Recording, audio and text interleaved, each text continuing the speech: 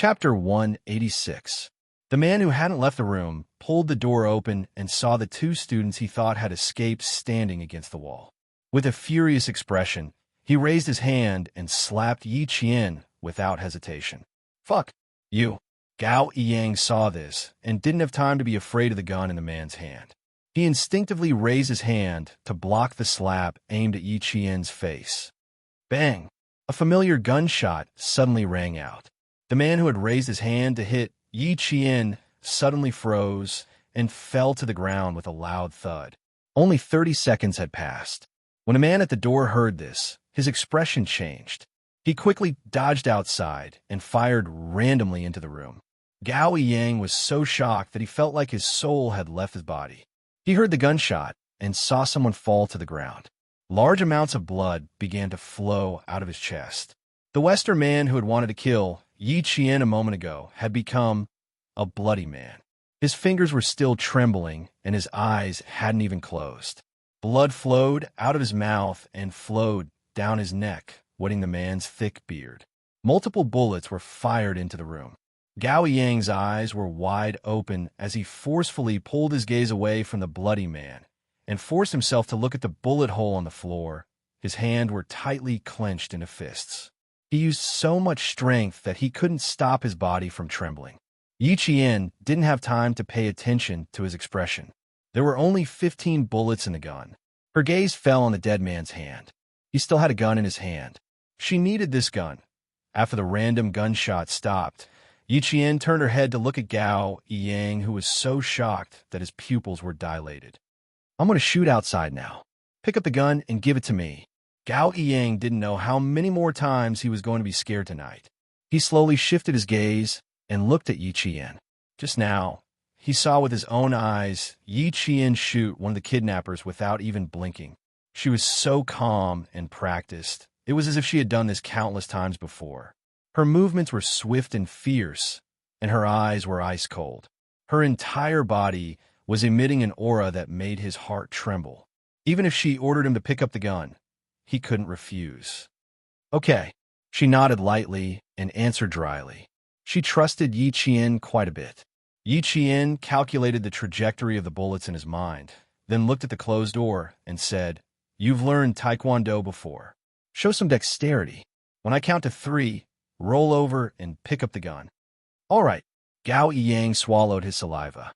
His cold expression had already cracked. Under Yi Qian's cold and sharp gaze, he nodded solemnly. "Okay." Shooting, killing. Yi Qian didn't give Gao Yang a chance to accept it. At a time like this, every second was the key. After counting from 1 to 3, she lifted her leg and kicked the door open again. At the same time, she dodged to the side of the door and fired 3 shots outside. The bullets pierced through the door and into the kidnapper's left shoulder. A scream came from outside. Gao Yang was so nervous that his palms were covered in cold sweat. He picked up the gun and rolled over to Yi Qian's side. Gunshots came from outside the room again. Chaotic footsteps passed through the bullet-holed wooden door and clearly reached Yi Qian's ears. Chapter 187.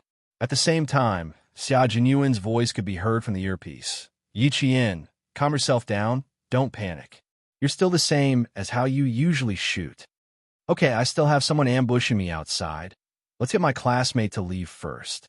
Yi Qian took the gun from him and replied calmly, "I can't leave for now. I have to cover the rear." He removed the magazine and took a look. Not bad. There were 13 bullets in it. He looked at Gao Yang, whose neck was dripping with sweat. Without waiting for Xia Jinyuan's reply, he pursed his lips and said to Gao Yang, "Get down from the windowsill. I'll cover the rear." "No." Gao Yang refused directly. "I can't be at ease if I leave you here."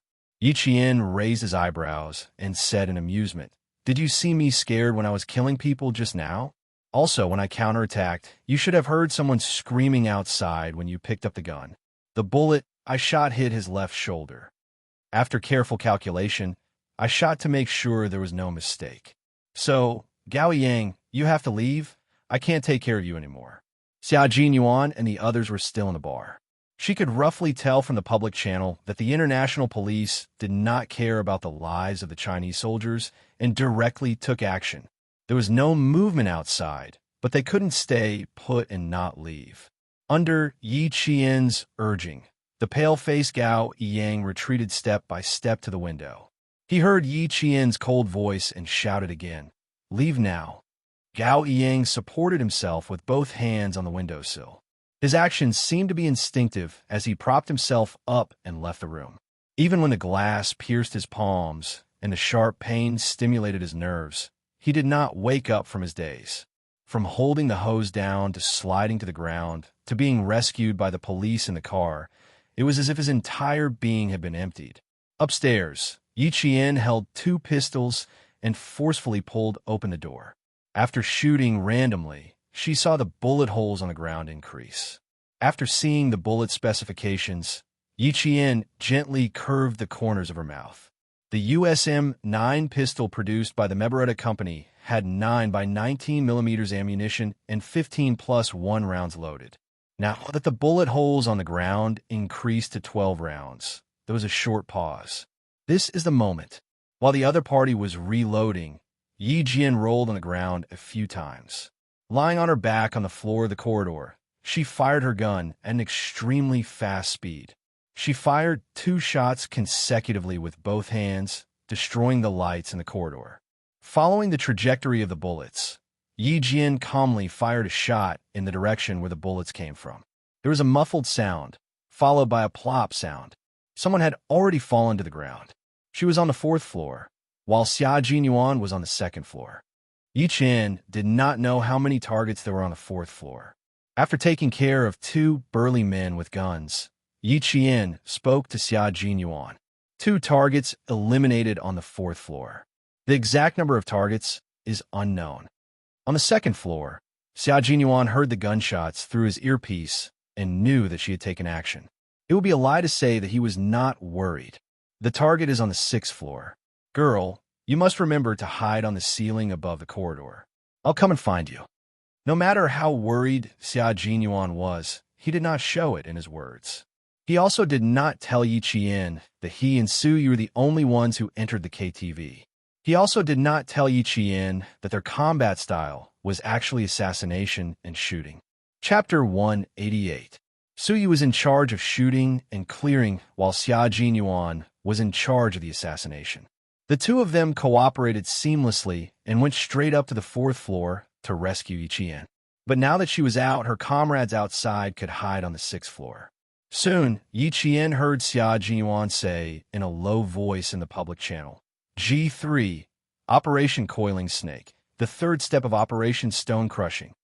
Coiling Snake." The snake here naturally referred to Red Scorpion. Coiling was equivalent to killing. The Vietnamese military didn't need to care if Red Scorpion was dead or alive, as long as he was captured in the end. News from the Vietnamese. 1 student was successfully rescued from the car, and the other student is still in the hands of Red Scorpion. G3's voice was different from Xia Jinyuan's low voice, but it also contained a hint of elegance. His voice was a bit hoarse, like the edge of a knife scraping against a whetstone. Just hearing it made one feel that this person was not to be underestimated.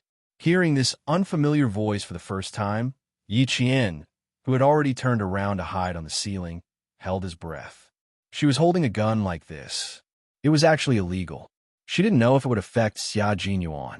Another person spoke, and it was also an unfamiliar voice. "Looks like we have to meddle in other people's business again. J5 received. Operation Coiling Snake commencing. G3, J5. Q King." Why was Xia Jinyuan the only one with Q King, which meant King of Elites? Is the little girl still there? If she is, say something to me. J5 style was a little different. It was less cold and hard, but more casual and bad. If you're still on the 4th floor, find a place to hide. You must remember your brother Xia's words. Hide well on the ceiling. Your brother Xia will come looking for you soon. Be good. Although it's cool to hold a gun, bullets will hurt a lot when they hit your body. J5 was an instructor. One day, he insisted on switching positions with the company commander. From then on, he no longer forced the soldiers to do ideological and political work. He was even more obsessed with the glory of the battlefield than the company commander. In his own words, it would be very cool for a man to run a lap on the battlefield. Super cool. Countless female soldiers bowed to him. When Xianxia heard that J5, who usually liked to tease female soldiers, was teasing the little fox that he had his eyes on, his dark eyes darkened. He said with a faint smile, J5, I heard that you got a 1 last week. I'd like to go back and spar with you. Please enlighten me. Student Yiqian, please be careful. Believe in the People's Liberation Army and believe in Captain Xia. They will definitely save you. Also, look for me if you don't have enough bullets. Over. The J5 style changed again. It was full of coldness, and the sharpness of a soldier was fully displayed in its words. As the subject of their conversation, Yiqian felt that there was no need for her to remain silent any longer. She hid her emotions well and smiled faintly. Thank you for your concern. They say that it's better to rely on yourself than on others. I've always liked to help myself. You have backbone. Not bad. G3 laughed. In the darkness, his and J5's hidden figures were like fierce beasts on the hunt. He threw out a climbing rope and hooked it onto a building. He gestured to J5. He grabbed the rope with both hands and agilely climbed up to the 7th floor in an instant. After confirming that the surroundings were safe, he replied to J5, who was covering the rear downstairs, with a strange sound that sounded like a rock falling on plastic. J5 put the submachine gun behind his back and nimbly climbed up to the 7th floor. Done, brothers. Wait for our good news. J5 was a soldier who was relaxed at all times. He had a small personality that was different from ordinary soldiers. After he finished speaking, he didn't forget to say to Yiqian, Student Yi, G3 rarely praises people. Q King was the first to be praised by him. You're the second. Not bad, good luck. Chapter 189. For some reason, Yiqian suddenly thought of the laughing J5 as the young people who liked to act cute on social networks in his previous life. Thinking about it, he shivered and couldn't bear to look at it directly. Xianxia had already quietly flanked the back of a gun-wielding bodyguard. While his left hand covered the bodyguard's mouth, the military dagger in his right hand silently cut across the bodyguard's neck. The sharp blade cut through the warm skin, cutting through the bodyguard's trachea and jugular vein without a trace of obstruction. Blood flowed onto the dagger, and the warm blood sprayed onto his wrist. The thick and strong smell of blood didn't stop Xianxia's footsteps. He dragged the dead bodyguard to a room on the 2nd floor, closed the door, and headed to the 3rd floor. Killing people was a very terrifying thing, but for them, they were on the front lines. It was either you die or I die. As they fought for justice, even if their hands were stained with blood, there was no turning back. Mercy wasn't used on the enemy. Clear. Walking to the 3rd floor, Xianxia, who had cleared out 2 hidden guards, lightly tapped the microphone. Su Yu, who had brought up the rear, climbed up the stairs and switched to him as the vanguard to continue clearing out the targets. After taking care of another drug gang member, Xianxia directly took off the bulletproof vest he was wearing and gave it to Little Fox.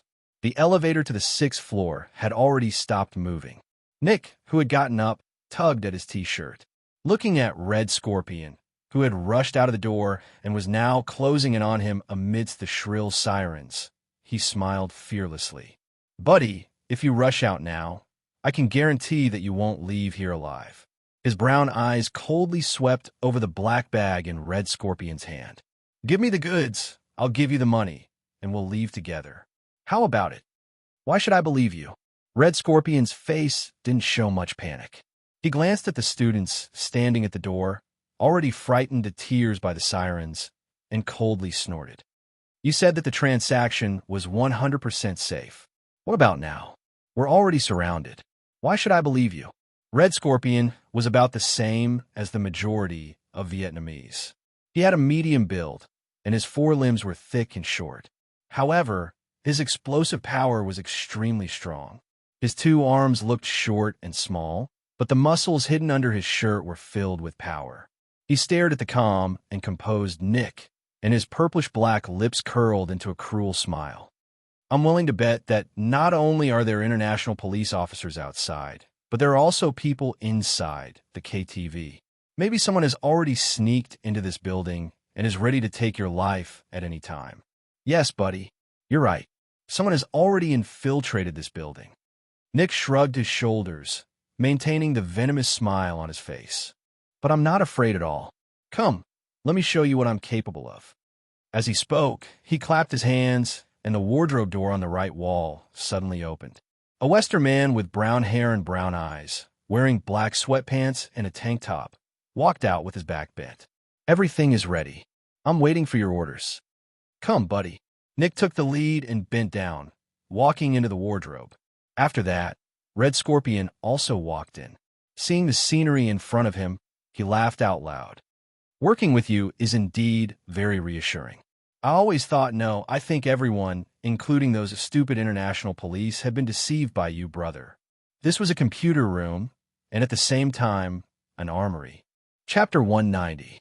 As Nick raised his hand, the 24 surveillance screens that had been black all this time lit up in unison. What appeared on the screens was nothing else but the situation of the entire building. They could clearly see the situation of the entire building, including the KTV and the kitchen.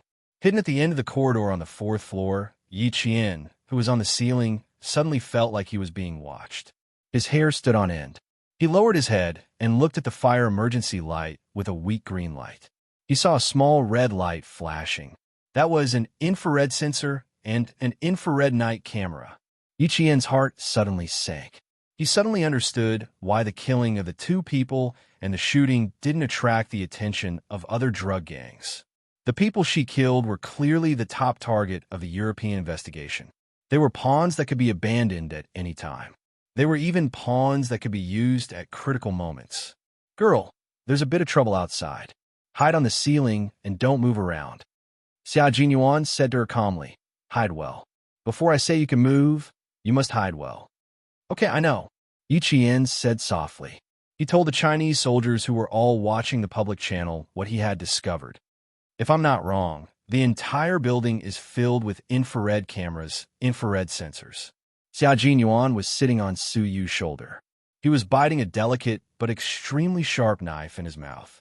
His slender hands, which were wearing half-finger combat gloves, were modifying an infrared sensor. After hearing her voice, Su Yu smiled and replied, I'm dealing with it. Don't worry, it'll be done soon.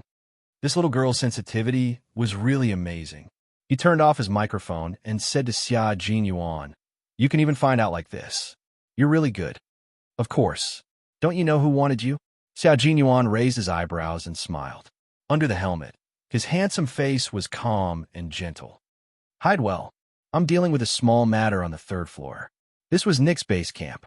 When the international police still insisted that Melbourne was his base camp, the Chinese side tried to persuade them to no avail. Fine. Forget it if you don't believe me. Let's do our own thing. If he really listened to the international police, his steel-like body would have dozens of bullet holes. Case 7, can you say something? I'm a bit tired from being hung up. I can feel the blood not only flowing to my head, but also to cough, cough, cough. J5's voice came again, but before he could finish, G3's fist landed on his chest. What he wanted to say turned into a low cough. He wanted to say that blood was flowing to a certain part of man. There's another case 7 with 26 English letters as its code name. Yijian didn't think too much about what J5 wanted to say. Instead, she focused on case 7, who hadn't spoken a word. About a minute later, case 7's voice came lazily. Hearing it, Yijian felt a chill run down her spine. Not only was it cold, but it also gave off a feeling of death. You live and they die. That was case 7's original words. J5 rubbed his chest and jumped down. He rubbed his arms and said softly, Every time I hear you talk, I feel like I'm a dead object on the dissection table, waiting for you to dissect me with a scalpel. Chapter 191. In front of them, several infrared sensors were still moving back and forth. J5 stuck close to the wall and completely ignored the sensors that could detect them. Since case 7 had given the order, they were free to pass. 2 black bodyguards were in front of them. After J5 and G3 made a hand gesture, they quickly approached the 2 black bodyguards. Their hands shot out at lightning speed, one on the left and one on the right, strangling the two bodyguards' necks. They exerted strength in their arms and lifted the bodyguards, who were at least 9 meters tall and had a strong physique, off the ground. Cracking sounds could be heard from their fragile necks. The black bodyguards struggled with their feet off the ground. Their hands were already clinging tightly to the two men's iron arms. In the end, their tongues were sticking out, and the whites of their eyes kept rolling up. In the end, their arms and legs were hanging limply. After finishing them off, they gently put them down, then dragged them up and hid them in a dark corner. It wasn't an easy task to get from the 7th floor to the 6th floor. They used assassinations to clear the way. In the end, they stood at the fire escape door leading to the 6th floor. J5 and G3, who were wearing combat uniforms, were already sweating profusely. Under the dim emergency lights, they saw two pairs of black eyes with the same expression. They were calm, fearless, and fierce. The 7th and 3rd floors were cleared almost at the same time. There was still a 5th floor that needed to be cleared by Xia Jinyuan and Su Yu. On the 4th floor, Yi Qian, who had been lying motionless, saw the fire escape door gently open. Then, a slender and imposing figure appeared in his line of sight. The familiar figure made Yi Qian's eyes shine in the dark like a meteor streaking across the night sky, bringing dazzling brilliance. "Captain Xia, I'm here." Without needing him to speak, she had already recognized the figure. A clear voice came from the ceiling above. Xia Jinyuan's gaze stopped at a certain spot in the dark. He smiled and said, "Do you want to come down, or do you want to stay here?" She was happy. Even though they were in the dark, Xia Jinyuan could feel it. There was a rustling sound from the ceiling. After a buckle was removed, Yi Qian jumped down from the ceiling and landed lightly in a half-squat. "Let's go together. It's not safe to stay here." She wasn't afraid of killing people, so she wasn't afraid to continue walking. "Then follow me." Xia Jinyuan chuckled and handed over a black bulletproof vest that didn't fit well. "Put it on. It doesn't fit well, but it's still good for you." Yi Qian didn't refuse. She had seen this kind of bulletproof vest on the two kidnappers she had taken care of earlier. If it wasn't for the fact that it was stained with blood, she would have taken it off and put it on. Outside, the sirens were still blaring. Someone stood out and shouted through the loudspeaker, "You've been surrounded. You'd better surrender and come out." If he really wanted to surrender, he would have come out a long time ago. Yi Qian sneered. He stuck close to the cold figure in front of him and approached the 5th floor. On the 6th floor, Red Scorpion listened to the voice that he loathed and said through gritted teeth, "I think we can teach them a lesson right now." Damned voice, it's so unpleasant to the ear. He stared at the surveillance screen, where he could clearly see the streets near the building. "Did you hear that, my weapons expert?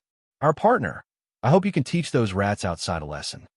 Nick enjoyed the feeling of making the international police feel helpless. Look at them, what a bunch of trash. He looked at the corner of the room. Only then did Red Scorpion realize that there was someone there. Judging from his back, he wasn't a Westerner. He probably had the physique of an Asian. His back didn't move. He only raised his hand and snapped his fingers as an answer to Nick. Chapter 192. All passers-by were prohibited from entering this area, and even the nearby residents were evacuated by the police. Only the small 7-story building was tightly surrounded, and there were even helicopters circling around on the top floor. The target was inside, and the international police were acting with the determination to capture all of them. Following Nick's loud laughter in the room, several loud boom sounds suddenly exploded from nearby. A police car was directly thrown into the air by the heat wave, and then smashed into another car with a bang. In less than a minute, countless explosions sounded in the surroundings. "This is my territory. Even though I won't be coming back, I still have to say that I really like this exciting and depraved place." Nick smiled cruelly in the midst of the blazing flames. "This is my territory. Even though I won't be coming back, I still have to say that I really like this exciting and depraved place." Red Scorpion sneered disapprovingly. "If we take everyone as hostages, we'll leave even faster." "No, I hate using hostages the most." "Ha ha. I prefer to directly confront those self-righteous fellows. Nick was not like Red Scorpion, who liked to act alone. He invested a lot of manpower and resources to tease the international police who were no different from rats in his eyes. The international police, who were originally full of confidence, were instantly shaken by the 4 explosions around them, and all of their faces tightened. The commander began to roar loudly, and the sound of ambulances filled the entire sky of Sydney. The entire city's police force was mobilized, and all of the entrances to King's Cross Street were sealed off, entering a state of high alert. Damn it! Where are the explosives experts? Hurry and get them here. God, there's still a bomb here. Hurry! A police officer began to call for help with his walkie-talkie, but before he could finish, the bomb was manually detonated, causing the officer who was on the phone to directly lie under the car door. Among the rocks that rushed into the air, his voice was distorted. Manually detonated. Can't get close. The international police had loudspeakers, and so did Nick. His voice was transmitted through the speakers outside the KTV, and he laughed loudly. I hope you like my present, cute rats. If you have fun, I don't mind giving you my present again. His voice was cold and cruel like a demon's, causing the faces of the international police officers hiding under the cars, behind the trees, and behind the buildings to turn the color of pig liver. This was humiliation. They were being humiliated by a criminal. Yi Jian didn't know why, but when she heard that, she felt quite relieved. K7's cold and emotionless voice came through the earpiece. He mentioned Yi Qian's name directly. Hey, Yi Qian, you're small. Go through the ventilation duct and give them a few smoke grenades. Then, without waiting for Yi Qian to reply, she told him the location of the ventilation duct from the 4th floor to the 6th floor. He then said to Xia Jinyuan, "This is a good arrangement. Does Q King have any objections?" K7, you're talking too much. Focus on your work. Be careful. You might expose your identity. J5's voice was no longer as casual as before. Instead, he cut him off coldly. Also, you have no right to assign a student to complete the mission for us. She's still a student. No matter how capable she is, she's still a citizen that we need to protect. In the past, as a political instructor, once he discovered that his comrade's behavior was out of line, he had to immediately stand up and stop him. Chapter 193. Case 7, who was hiding somewhere, was silent for a while before he said, "Sorry." Then he didn't say anything else. After secretly taking care of the 4 people on the 5th floor, Xia Jinyuan raised his hand and shielded Yi Qian behind his arm. Under Su Yu's vigilant gaze, he said calmly, "The 5th floor has been cleared. I agree with Case 7's plan, but I'll go over. This place is too small." Yi Qian was already standing at the vent. Xia Jinyuan walked over to take a look, then squatted down and patted his shoulder. He said to Yi Qian, "Come, sit on my shoulder and use it to pry open the seal." Yi Qian looked at Su Yu, who was holding a gun, then looked at Xia Jinyuan, who was already squatting down in his combat uniform and helmet. He bit his lower lip and didn't hesitate anymore. He took the military knife from Su Yu's hand, took a deep breath, and sat on Xia Jinyuan's shoulder. After prying open the seal, Yi Qian narrowed his eyes and said in a low voice, "You can go in. All 3 of you can go in." After saying that, she held the sides of the opening with both hands and leaped into the air like a fish entering the vent. K7, inform the international police. Let them do as they see fit. Grabbing Yi Qian's arm, Xia Jinyuan jumped up with 1 foot on the wall and climbed up the vent again. Su Yu go. After K7 tampered with all the infrared rays, the 3 of them disappeared right under Nick's nose. After 5 consecutive explosions, red flames could be seen rushing over King's Cross Street in the sky above the city. Gao Yang, who was struggling violently in the ambulance, was forcibly injected with a tranquilizer by the medical staff. He was directly pushed into Sydney's best private hospital, a private hospital that the Gao family owned 25% of the shares in. When Director Li, who was waiting in the hotel, heard about this, he clasped his hands together and prayed, "God bless." Now he just had to wait for Yi Qian, who was with the Chinese soldiers, to come back. Director Li was finally relieved to see him with his own people. Outside the KTV, Nick proposed a deal. It was very simple: leave safely. His request happened to be something that the international police could not agree to. They could only stall for time and quickly arrange for the team to enter the KTV. Smoke grenades were thrown in one after another, and the fire alarm continued to ring sharply without stopping. "Where are the soldiers from the Chinese side? Tell them to contact me immediately. Right away." The commander of the operation was a white man. At this time, he was so angry that he was like a mad lion. He roared, "Damn it, where did they go? Damn it, why let them get involved? God, let them go to hell."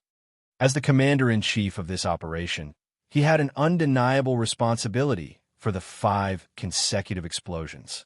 However, it was not over yet. The other party still had explosive points and extremely lethal weapons. Last time, who was the one who said that the damn Nick was active in King's Cross Street? His roars were transmitted from the walkie-talkie to the commander at the scene. Even through the line, he could feel his saliva flying everywhere. The commander at the scene was a European police officer. When he heard this, he puffed out his cheeks and sighed heavily. He said with a serious expression, "Yes, sir." The Chinese soldiers suggested it, but unfortunately, no one believed them, including you, who chose not to believe them. All the international police officers who could hear the conversation were silent. They all remembered. Now we need to contact them because they were the first to enter. Oh, wait a moment. There's an emergency call. The commander at the scene took the walkie-talkie. Before he could speak, a cold and emotionless voice came from the other side. It was K7 who had contacted him. At this time, Xia Jinyuan, Yi Qian, and Suyu had just entered the vent. Chapter 194. K7 was a soldier who didn't like to talk nonsense. No matter where he was, he always had a lifeless expression on his face. At this moment, the commanding officer only felt that K7 was extremely cute. "Okay, no problem. We will cooperate fully." "Okay, I will arrange for someone to send it over immediately." Okay, we understand. Now, let's start the operation immediately." The good news made the commanding officer's solemn expression disappear. After K7 ended the call, he handed the communicator to his officer. After the cross-section of the building was sent to the international police, the 30 vanguards directly cut into the 6th floor, while the 20 vanguards rushed in from the 7th floor. K7, who was still in contact with Xia Jinyuan, looked behind him and sent a message on his phone. "The sniping operation has begun." On the opposite side of the building, someone looked down at the message and whistled happily. He set up his sniper rifle and put his blue eyes close to the scope. The cross in the scope was aimed at a certain direction. As long as the main target appeared, he would immediately open fire. On the 6th floor, Yi Qian, who was lying on his stomach, could clearly see the number of people walking back and forth in the corridor through the ventilation blinds. He already knew the number of people, but now he had to wait for a very important item. He had to wait for the international police vanguards to send the gas masks over. Only with the masks could they throw down the smoke grenades and tear gas grenades. The elite vanguards moved very quickly. In addition, everything on the 1st floor had been cleared out. The 2 vanguards who were responsible for delivering the gas masks also carried a 30-round emitter submachine gun that was specially provided to the special forces. After Yi Qian received it, he suppressed his surprise and skillfully checked the gun. Under Xia Jinyuan's orders, he had already prepared 2 smoke grenades, 2 flash grenades, and 2 tear gas grenades. They were all thrown out at the same time. Q King, Broken Wing, G3, who had broken into the 6th floor, had a cold expression. They cooperated seamlessly and started the operation together.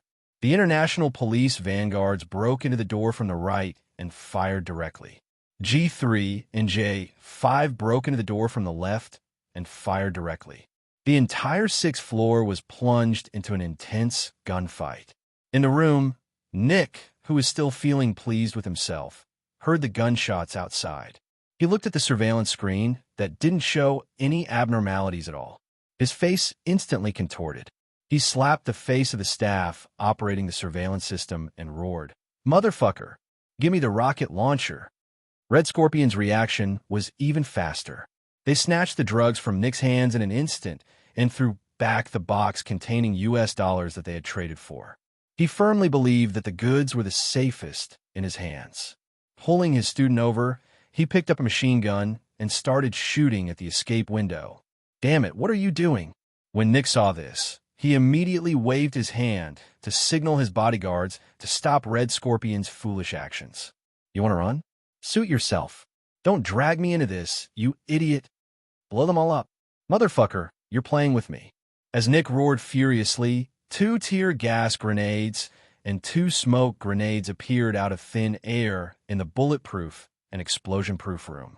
In an instant, the entire room was shrouded in thick smoke. The tear gas made everyone unable to open their eyes. "Up there, motherfucker! Shoot up there!" Someone shouted, but he choked on his tears and his nose kept flowing, and he even coughed. The people in the room were like living targets as countless bullets rained down. The international drug cartel's higher-ups, led by Nick, were almost completely wiped out in this encirclement. Chapter 195. Red Scorpion, where do you think you're going? After everything was cleared, someone appeared and pointed his gun at a cabinet. His cold voice was as calm as a pool of stagnant water. "Come out, Red Scorpion." Behind the cabinet was Red Scorpion, who had one hand tightly covering his student's head. He didn't move, as if there was no one hiding behind him. The cold eyes of the person who spoke didn't waver in the slightest. He didn't give Red Scorpion a chance to think, and directly fired 2 shots at the cabinet. "My patience is limited, Red Scorpion. Don't test my patience." This was K7's voice.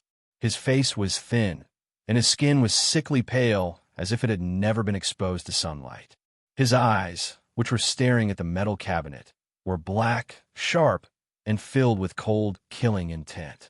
There was movement behind the metal cabinet, and Red Scorpion walked out with his student. When he saw who was standing in front of him, his pupils contracted. "It's you." It was Nick's weapon expert. After seeing who it was, he pressed the gun against his student's head even harder. He stared coldly at K7. "Who are you? You won't live no matter how many hostages you have."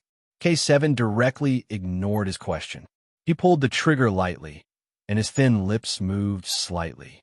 In his eyes, Red Scorpion was already a cold corpse. "Before you die, don't drag others down with you." It was standard American English. Surprisingly, K7 spoke much more elegantly when he spoke English than when he spoke Chinese. "Give me the student, and the rest is up to you." In return, Red Scorpion laughed contemptuously. He directly pressed his gun against the Vietnamese student's head, and the hole left a green crescent moon mark on the boy's temple. "Do you know who he is? The son of a big shot. Ha ha ha, you can talk to him right now. See if he wants his son back alive, or shipped back as a corpse." His words made K7 furrow his brows without leaving a trace. His thin but extremely delicate face became even colder. The hostage in Red Scorpion's hands is said to be the son of a big shot. They've hidden the identity of the Vietnamese student. "Fuck, I knew these bastards were unreliable," G3 sneered and said to K7, "The hostage is in our hands. Stay calm and wait for us to arrive." K7's black eyes stared at Red Scorpion without blinking. His hands that held the gun were also aimed at the center of his target's forehead. "No need. Clean up the weapons outside. Leave this place to me." This was the room where Nick had first made his deal with Red Scorpion. The tense atmosphere became increasingly tense under the boy's terrified gaze. Time ticked by, and after about 5 minutes, K7 heard the identity of the hostage. His brows were tightly knitted together. He seemed to be in a difficult position, but in fact his tense gaze had relaxed a lot. The vents of every room were connected. Yi Jian, who didn't jump down from the vents, moved her body gently under Xia Jinyuan's instructions and entered the central air conditioning vent that was so narrow that only girls could enter. "Continue forward, Yi Qian. Don't look back. I'll wait for you in front." The low voice, one word at a time, slowly, and with a penetrating force, came through the earpiece. Yi Qian listened to Xia Jinyuan's voice, and her eyes were filled with determination. His voice was like light, able to pierce through the darkness, piercing through the shade. It carried a warm force, encouraging her. Chapter 196. With him behind her, as well as the soldiers that belonged to her own country, she felt so at ease. Now, all she had to do was pass through the air duct in front of her, and she would be able to enter the room where Red Scorpion held the hostage. Yiqian only lightly tapped the side of the microphone rhythmically, telling them that she was fine and that they didn't need to worry. There was already sweat on her temples. Nervousness, excitement, and excitement. Under these three emotions, Yiqian's delicate lips lightly pursed. Then, she lightly breathed in the slightly turbid air and continued forward. She's fine. K7, keep a close eye on her, Xia Jinyuan said to everyone, including K7 who was currently confronting Red Scorpion. She's inside. I'll hand her over to you. Hearing this, K7 indifferently blinked his eyes, as if he had agreed. Red Scorpion had been uneasy for a long time. His elbow was tightly wrapped around the Vietnamese student's neck, strangling him to the point that the student's breathing suddenly became difficult. He wanted to gasp for air, but because of the lack of oxygen, his face was flushed red like a stranded fish. He didn't even have the chance to struggle. After 2 minutes, the hostage in your hands will die from lack of oxygen. As for you, Red Scorpion, you still won't be able to escape. K7 was indifferent to this, as if the hostage in the enemy's hands was actually a puppet. In the narrow air duct, Yiqian's back was already drenched in sweat as she crawled. Even though she was wearing a gas mask, she didn't stop. Using her shockingly flexible body to pass through a right angle, she paused for a moment to adjust her breathing. Then, she moved to the air duct where she could clearly see Red Scorpion's back. Outside, everyone was on high alert. The representative sent by the Vietnamese military was already so anxious that his forehead was covered in cold sweat as he prayed nonstop. The Vietnamese special forces that had already entered the building rushed in front of the international police, using their own bodies to prevent the international police from ignoring the only son of one of their country's military ministers in order to eliminate the drug kingpin. This was a battle of wits. For the Chinese military, they were fully prepared. Eliminating all of them in one fell swoop was definitely not a problem. Outside, the international police and the Vietnamese military watched through the thick smoke as they held their guns tightly and guarded the side of the engine room. In front of the hidden cabinet door that led to another room, a police officer stood up and said in a very troubled tone, "Right now, there's only one target left. We don't want to steal your credit, but we want to complete the mission perfectly.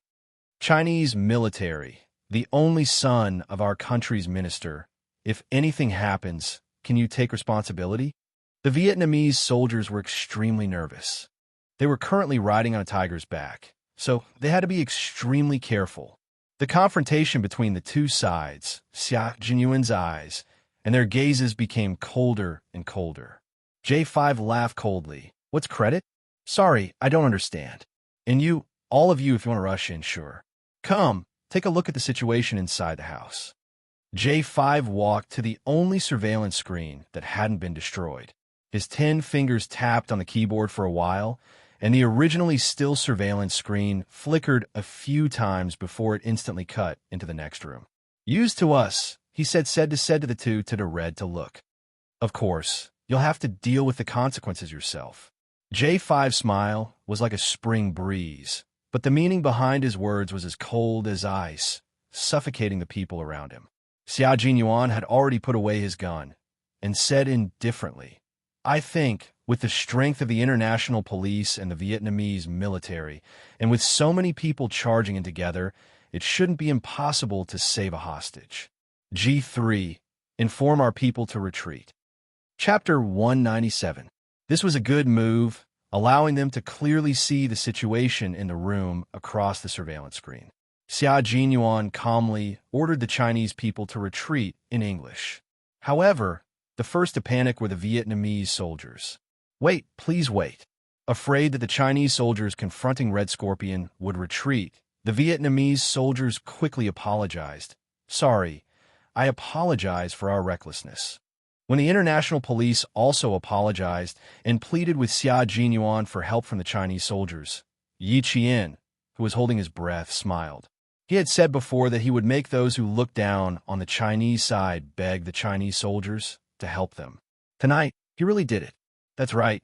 Not only were his words worth 1,000 pieces of gold, every single one of them was true. How could a great country be looked down upon by others? The dignity of the country, the dignity of the people, how could they be looked down upon by other countries? Yi Qian put away the faint smile on his face, the cold black bullet hole aimed at Red Scorpion's back through the slender gap in the ventilation net. There was no wind, the temperature was normal, the visibility was high. The distance was close, one bullet hit the heart, and the other hit the back of the head. Now is the time. Shooting at close range didn't require any scopes to observe. It relied on aiming and strength. When Yi Qian, who maintained a high level of calmness, fired the first bullet, the second bullet was only 30 seconds away from the first bullet, and the second bullet hit the back of Red Scorpion's head.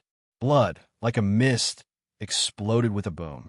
Even though there was clearly some distance between them, Yi Qian felt as if the blood had filled her eyes, and the entire world was blood red. It was as if she didn't know anything, but also as if she couldn't see anything. Only the mist of blood and the exploded head and neck kept brushing past her eyes. Close-range shooting. 2 consecutive shots. No matter how tough his life was, he should be dead by now. The international police and Vietnamese soldiers who were watching the surveillance screen were stunned, and then they all subconsciously looked towards a ventilation vent in the room.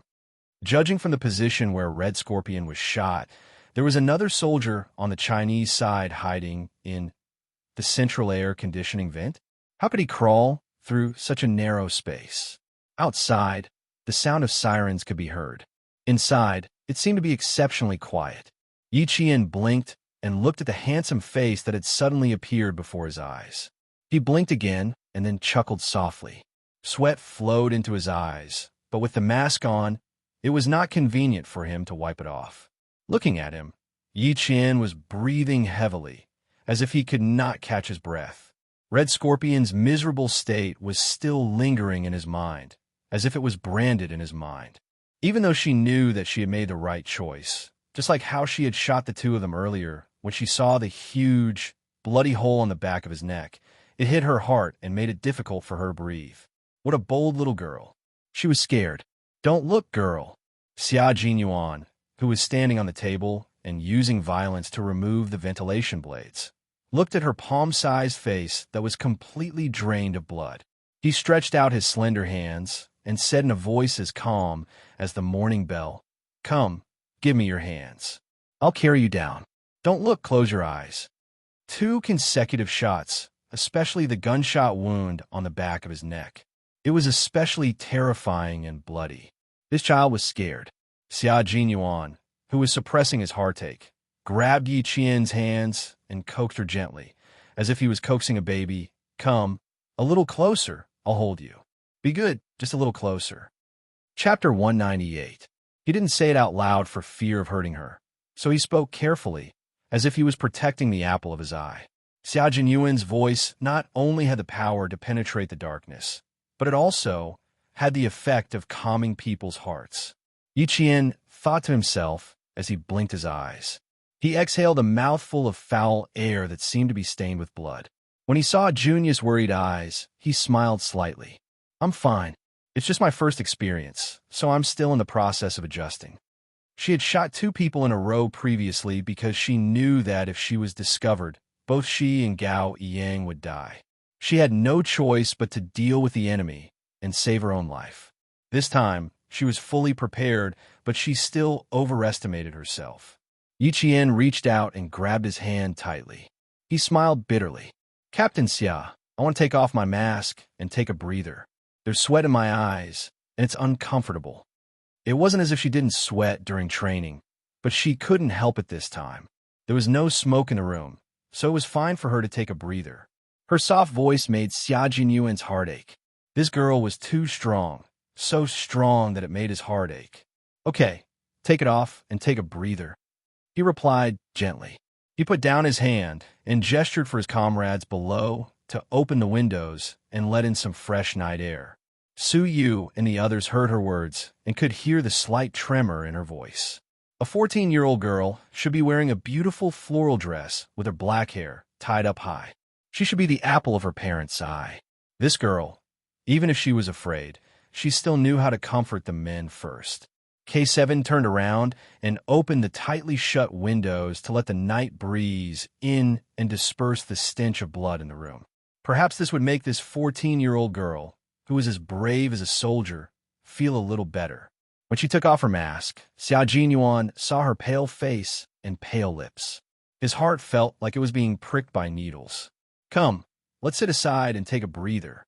The space here is too small, so it's not comfortable to lie down. Without the love and protection of her parents, how could she be so strong today? How could he not feel sorry for her? Yi Qian rubbed his eyes gently and breathed in for a while. After he felt a little better, he moved forward. As soon as he popped his head out, he felt several nervous gazes looking at him. Lowering his head, he saw a few young soldiers of about the same height, wearing the Army's Special Forces uniform, staring at him without blinking. While he was sizing up the room, the wardrobe door that was supposed to be closed suddenly opened. 2 Vietnamese soldiers walked over, and the smell of smoke grenades and tear gas filled the room. Yi Qian, who was not wearing a gas mask, felt a sharp pain in his eyes in just a few seconds. Then, tears flowed out uncontrollably, stream after stream. Xia Jinyuan's eyes turned sharp, and he said in a cold and sharp voice, "Back off." Not only did his voice carry the authority of a soldier, but it also carried an irresistible deterrence. The Vietnamese soldiers who came in carelessly shrank their necks and subconsciously shrank back into the room behind the wardrobe. K7 walked over, touched the wardrobe door, and fixed it in place. He said, "Take him down first, then send him to the hospital for a checkup." Chapter 199. He looked up at Yi Qian, who was tearing up because of the smoke from the tear gas grenade. A trace of pity flashed through his eyes. "I'm going to see Coach Joseph. I'll be back in 10 minutes. Coach Joseph was the Russian soldier who had set up the sniper rifle on the opposite building. He had come to the Chinese army to train the soldiers. Yi Qian, who was crying with her eyes closed, recognized K7's voice. When she could open her eyes, K7 walked away from the window. "You're so touched. Come on, let me give you a hug." J5, who was standing on his tiptoes, tried to stretch out his arms to signal Xia Jinyuan to carry the girl down and put her in his arms. Yi Qian knew it was J5 from his voice. She also heard Xia Jinyuan reply with a faint smile, "How many good sisters do you have? How many more brothers do you want to be?" He then whispered in her ear in a voice that only the two of them could hear, "Close your eyes and let out all your fear." Yi Qian, who had put on the gas mask again, didn't answer. She couldn't cry either. She was being held in his arms. The awkwardness now exceeded the discomfort she felt before. Downstairs, Su Yu, G3, and J5, who were standing by the table and looking up, raised their hands, ready to receive Yi Qian at any time. "No need. You guys clean up the scene. I'll take her out first." Xia Jinyuan, who was holding Yi Qian in his arms, didn't ask for help from his comrades. He jumped down steadily and left the scene without looking back. G3 looked up and said to J5, "Is he coming to our team?" "Yes, the king of soldiers." J5 pulled on his helmet and looked at the slender figure leaving. He said with interest, "That's right. I heard he's only 20 years old. His personal information is confidential. Other than the political commissar, no one knows.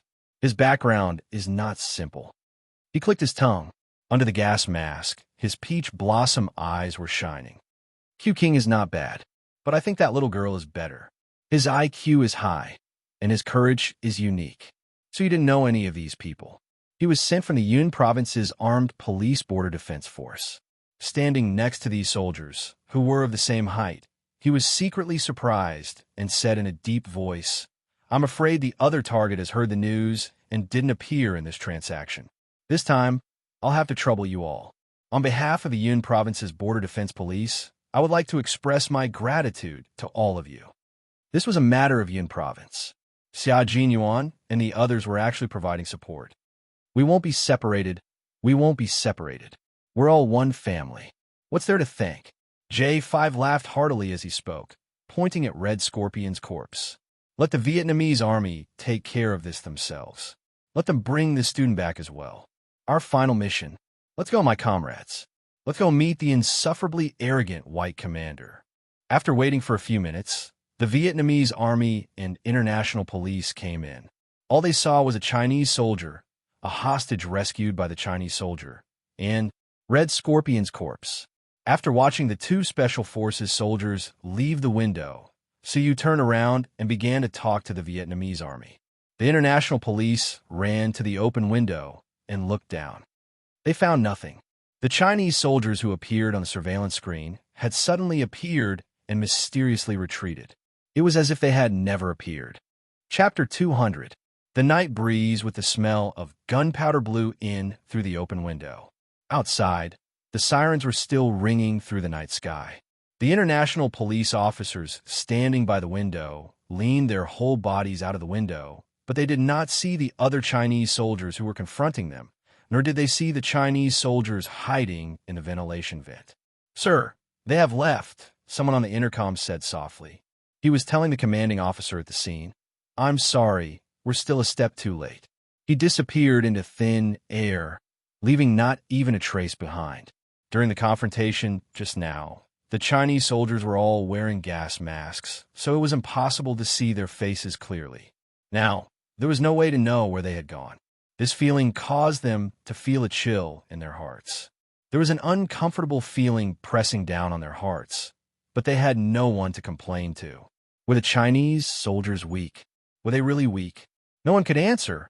Only they could answer themselves. The commanding officer at the scene was momentarily stunned. Disappeared? Disappeared? God, when did the international police officers become unable to find a few living people? Xianxia, who was carrying Yiqian, had already escaped several waves of police officers who had entered the building. He stopped by the side of the elevator that had started operating and saw a few Australian police officers who were investigating the scene walk out of the elevator. He hid in the dark and waited until they left before walking out. Little did he know that Yi Jian, who had been in his embrace all this time, had already become dizzy. Not only was her head dizzy, but her little face was also flushed red like a peach blossom, and it was crimson red. The air in the building was not very good. When the international police officers rushed in, they threw smoke grenades everywhere, as if they were free. Now that it was over, the air was still filled with smoke. Yiqian guessed that he had stayed in the building for too long and that the gas mask he was wearing was not working. Otherwise, why would he feel so dizzy? The dizzy Yiqian was like a little turtle hiding in its shell, using this method to hypnotize himself. When he was about to walk out, Yiqian calmed himself down and coughed softly. "Captain Xia, I can walk on my own. You don't have to carry me all the time. I'm not used to it. Are you sure your legs aren't weak?" Although he was joking, he still respected Yi Qian's wishes like a gentleman. He bent down slightly and put her down. "If you can't walk, just let me know. I still have the strength to carry you." She was very light and very thin. The first feeling he got when he held her in his arms was that she needed to be well-nourished. Yi Qian instantly felt that his breathing had become much smoother after leaving his embrace and losing the warmth of his body. His mind, which had felt like it had been stuffed with cotton, was no longer as dizzy as before. He gradually regained his clarity. As expected, a dangerous man really couldn't get too close. She was held in his arms like he was protecting a treasure. Her entire body was floating. When her feet landed on the ground, it was just as he said. Her legs were a little weak. However, it was absolutely impossible for her to admit that her legs were weak. He smiled. "If I really can't walk, I won't be polite with Captain Xia." She wouldn't be polite with him. That would be strange. This little girl was as cunning as a fox one moment, as a fish the next moment, and as pitiful as a little rabbit the next moment. It was really difficult to understand what she was thinking. "Okay, you're welcome to be polite at any time." Hearing that her tone had regained its usual indifference, Xia Jinyuan, who was slightly relieved, regained his sense of humor. "You must know that as a man, I'm born to serve beautiful girls. Little girl, I'm always welcome to be polite with you. Chapter 201. The humorous Xia Jinyuan is back. Yi Qian breathed a sigh of relief in his heart. His vigilance, which had gone off somewhere, instantly returned. The elegant and humorous Xia Jinyuan was the Xia Jinyuan he was most familiar with. Just as he secretly thought this, Major Xia, who had regained his humorous demeanor a second ago, became exceptionally serious in the next second. He took off his gas mask and stood under the faint light. His handsome face appeared exceptionally cold, and his eyes were like cold stars as he stared coldly at the exit in front of him. I'll cover for you later and divert their attention. J5 and the others have already left. It's not suitable for the members of our operation group to appear in public, and you, little girl, can't show your face either. Because all the international police outside think that you've already been rescued and sent to the hospital along with the other kidnapped Chinese student. After Gao Yang came out, the Chinese soldier told the international police in order to protect and hide Yi Qian. After all, Yi Qian was only a student who could inform the police of Red Scorpion's activities in the hotel. Moreover, no one would believe that Red Scorpion, which was a headache for the international police and the Vietnamese military, would actually die at the hands of a high school student like Yi Qian. It wasn't because they were afraid that others wouldn't believe them, but because they were worried about Yi Qian's personal safety. The entire building was filled with international police officers. Yi Qian, who was a few steps behind, saw Xia Jinyuan walk in and was stopped by the police officer standing behind the police cordon for routine questioning. He didn't say a word and directly stretched out his arm. A brightly colored miniature version of a national flag with 5 golden stars made the interrogating European police officer stand at attention, raise his hand, and salute. He didn't ask any more questions and let the interrogating officer in. He also had a walkie-talkie hanging in front of his chest. Xia Jinyuan pointed to the walkie-talkie and smiled politely. I need to borrow your walkie-talkie to say a few words to your commanding officer. Of course. The police officer didn't hesitate at all. He looked at the Chinese soldier with admiration in his eyes and handed the walkie-talkie over. After Xia Jinyuan thanked him, he took it and leaned to the side to block the police officer's view. At the same time, he was able to see Yi Qian's movements. He restrained his polite smile and no longer spoke in a warm tone. Instead, it was filled with an inviolable coldness. It was the hard and cold expression of a Chinese soldier.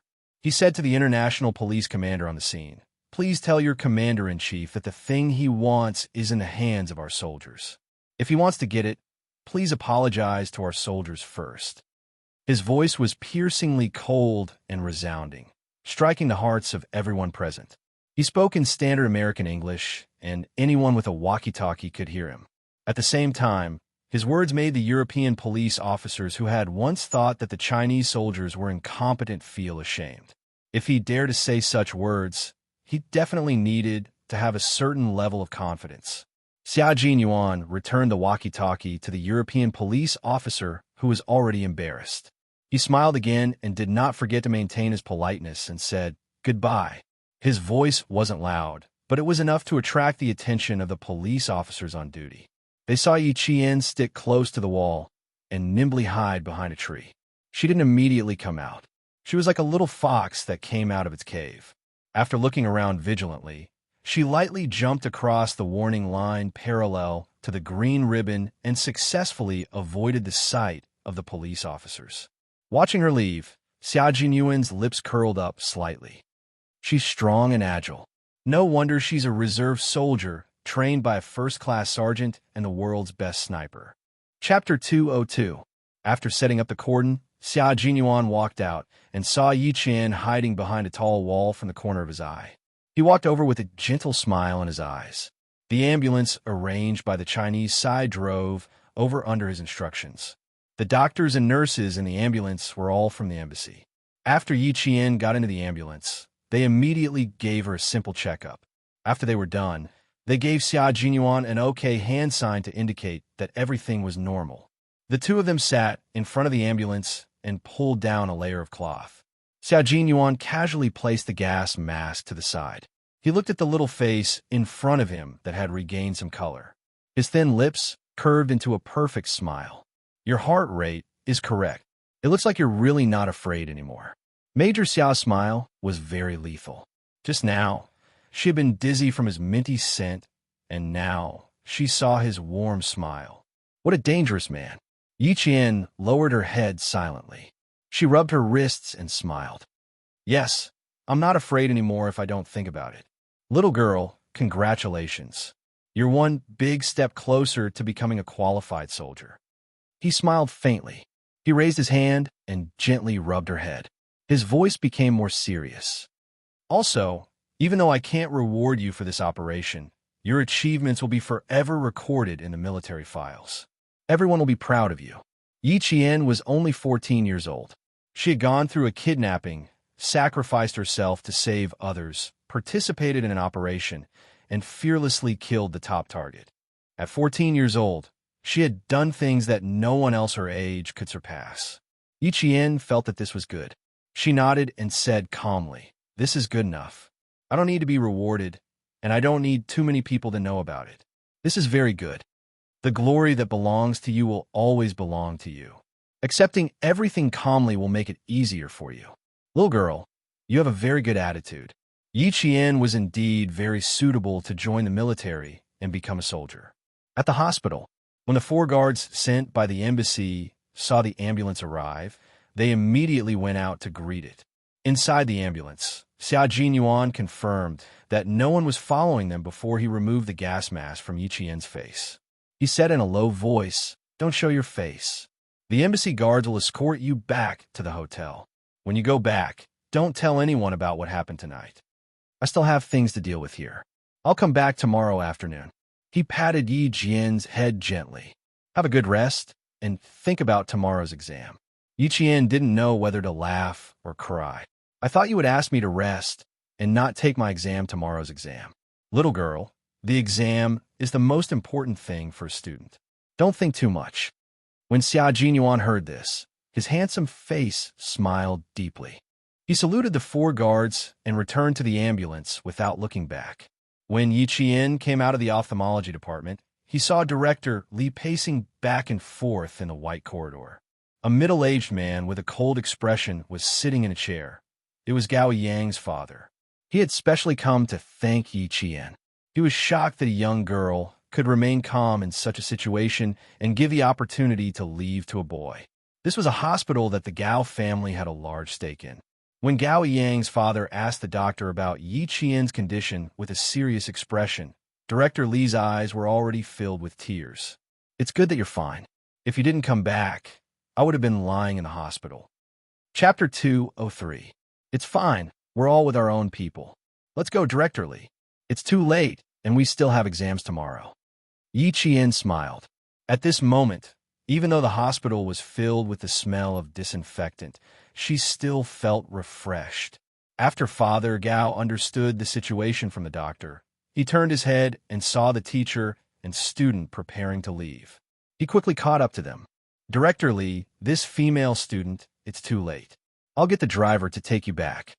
It was almost 1 in the morning. No matter what, he couldn't let the female student who saved his son's life leave by herself. This time, Director Li didn't refuse. Father Gao seemed to be relieved. His cold gaze fell on Yi Qian's face, and he revealed a gentle smile. "You're willing to give life to others and leave danger to yourself. I want to ask for money to express my gratitude. To you, it's a form of humiliation. But if I don't express my gratitude properly, I'll feel uneasy. Student Yi Qian, how about this? I'll use your name to provide a scholarship of $1 million to a middle school student in a disadvantaged area. What do you think? A scholarship of $1 million. Director Li faintly sucked in a breath of cold air. A scholarship of $1 million multiplied by 8 times the current exchange rate. Director Li, who had finally calmed down, felt like she had to take another heart-strengthening pill. The exchange rate in July 1995 was 1 million. It was a lot of money. After calculating in her heart, Yi Qian, whose eyes were already curved into crescents, said generously, "Actually, I also need money. After all, the amount you're offering is quite tempting." However, it's pretty good as a scholarship. I'm very grateful for your generosity. I think I should also study hard for your scholarship." Her gaze was open and her eyes were clear. Even though she said she needed money, he still felt that she was natural and unrestrained. This made Father Gao's impression of Yi Qian even better. He let out a rare laugh and sighed. People die for money, and birds die for food. This has never changed since ancient times. But a gentleman who loves money has a right way of obtaining it. Not only do you have a good character, but you're even better. Okay, Uncle will set up a scholarship for you. As long as you do well, this scholarship will be yours. You're thinking too highly of me. Yi Qian really didn't expect Father Gao to think so highly of her. She smiled politely and replied, "There are many outstanding students in our country who can't go to school because of tuition fees and family burdens. I think they need the scholarship you set up." After a brief moment of shock, Father Gao said, "How about this? I'll set up a charity organization that provides scholarships for outstanding and impoverished students in the country. We'll mobilize the overseas Chinese to contribute to the future of our country. What do you think?" This was indeed for the best. Our country does need such a charity organization. We also need the help of overseas Chinese from all over the world. Yi Jian reached out her hand like an adult and said with a sincere expression, "Thank you very much for your help. With your help, more students will be able to enter the school." An important matter was settled just like that. Director Li, who had not interjected at all, was dumbfounded. Gao Yang was still under the effects of the tranquilizer. Gao Yang's father promised to send him to the hotel at 7:30 a.m. sharp the next morning. After that, Director Li left with Yi Jian in the car. Chapter 204. Don't think about anything when you get back. I asked Teacher Yu to warm some calming tea for you. Drink it when you get back. Mr. Gao had been present just now, so Mr. Li had restrained himself a little. But now he began to nag. He was still worried that something would happen to his student, so he kept comforting him. "Everything's over now. We came back safe and sound. You just treat it like a dream. When you wake up tomorrow, nothing happened." Yi Qian didn't interrupt, but listened with a smile. Occasionally, she would obediently say, "Okay." She didn't have the coldness of a gun-wielding girl anymore. She was completely an obedient girl. When they returned to the hotel, they didn't disturb the other students. Whether it was the Chinese students or the students from other countries, they didn't know that Yi Qian and Gao Yang had gone through a disaster. What happened in the middle of the night didn't affect the contestants who went to bed early. The next morning, Yi Qian appeared in front of her classmates, as usual. No one knew that she had returned to the hotel at 1 in the morning. When Yang Yi saw her, she immediately came over. "Dear, can I sleep with you tonight? I found out that I'm sleeping in the same room as Teacher Yu. Why do I have insomnia?" "You don't have freedom and romance anymore, do you?" Yi Qian smiled and saw through her thoughts. "The first night I slept with you, I helped you pick up your books twice in the middle of the night. You're quite relaxed. Tell me, where did you hide them?" Before coming to Australia, the 4 teachers had specially checked the students' luggage, afraid that the students would bring books that had nothing to do with them. In the end, there were still some that slipped through the net. Yang Yi, who was startled, looked around guiltily and pulled Yi Qian to a corner. "Oh my, you even found out. Good sister, I'll definitely thank you when I get back to the capital." The students hadn't all arrived yet, so the 2 of them huddled in the corner and whispered. Hurried footsteps sounded, and they heard Gao Yang ask the other students, "Did Yi Qian come down? Did you see her?" "Yi Qian? No, I didn't see her after I came back from looking for you last night." Wouldn't he be suspicious if he looked for her in such a big way? Yi Qian leaned over to take a look. Seeing that he was about to ask the other students, she quickly raised her voice. "I'm here. What's the matter?" "This Gao Yang, looking for you early in the morning, is like looking for his mother. TSK, TSK, TSK. I'm afraid there's something urgent. I'll go eat breakfast first." As Yi Qian snickered, Yang Yi waved at Gao Yang, who was striding over. Come, come, come. Over here, over here.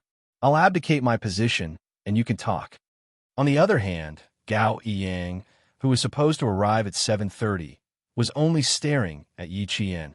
He didn't even spare Yang Yi another glance. After he hurried over, he lowered his voice and said, You came to the hospital last night, but I didn't know anything. I'm sorry, Yiqian. His eyes were still red, as if he had just cried. His expression was also somewhat haggard, as if he had not slept well the entire night. I'm fine. It doesn't matter if you know or not.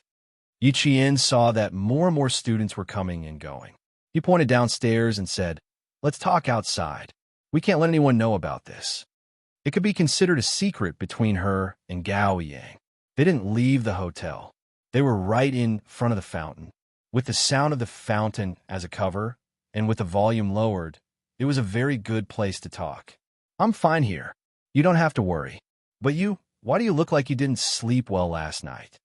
Perhaps it was because of last night's experience, but when Yiqian looked at him again, he wasn't as cold as before. He could even stand and talk to him calmly. It's not a big deal. Yesterday's matter should be fixed on yesterday. Take me, for example. If I don't think about it, it won't affect me. Chapter 205. Under the sunlight, her eyebrows and eyes shone brightly. Her skin was so fair that it seemed to glow like a pearl. What made him unable to look away were her bright eyes. Just like last night, they carried a coldness that he had never seen before. Her gaze was like an arrow that pierced straight into his heart. He couldn't help but listen. He couldn't resist. Yiqian was so unfamiliar that it was as if they were meeting for the first time. Also, the way she held the gun made it seem like she was used to holding a gun, no different from a police officer or a soldier. Skilled marksmanship, shooting without hesitation. Calm response, nimble handling. She was not the Yiqian that occasionally bickered with Ying in school. After the sedative wore off, he woke up and didn't sleep again. He thought a lot and recalled a lot. In the end, he came to the conclusion that she had been hiding her true self in school. There were so many things he wanted to ask, but every time, he couldn't get them out. After pursing his lips for a while, Gao Yang said in a slightly hoarse voice, "I don't have anything to do. I just came over to thank you. Last night, if it wasn't for you, I don't even know if I would have made it out alive." After a slight pause, she looked at her distant face and sped up her speech. "Thank you, Yijian. I was too reckless in the past and like to take things out of context. I misunderstood you again and again.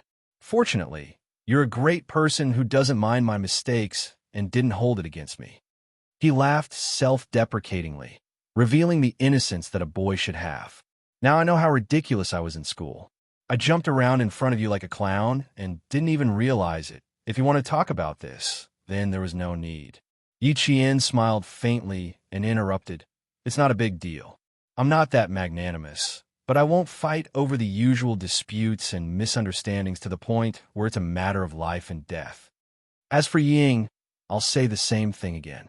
Don't mention her in front of me in the future. I really can't like her." When she mentioned Ying, her tone was cold. It was obvious that their relationship was quite bad. The only difference was that she never gossiped about Ying. Just as her father had said, sometimes it wasn't just about looking at a person, but also about thinking with one's heart. As for Yiqian, if she didn't like someone, she would say that she didn't like them. She had never heard her talk about others behind their backs. She finally understood that such a person was rare and valuable. Smiling, his inexperienced, handsome face had a trace of soaring spirit. His unperturbed eyes lost a trace of coldness and gained a bit of color. "Okay, I won't mention it again. You haven't had breakfast yet, right? Let's go." Putting aside her previous prejudice, Gao Yang was indeed a friend worth befriending. Oh, this would explain why Gao Yang did not get together with Yi Ying.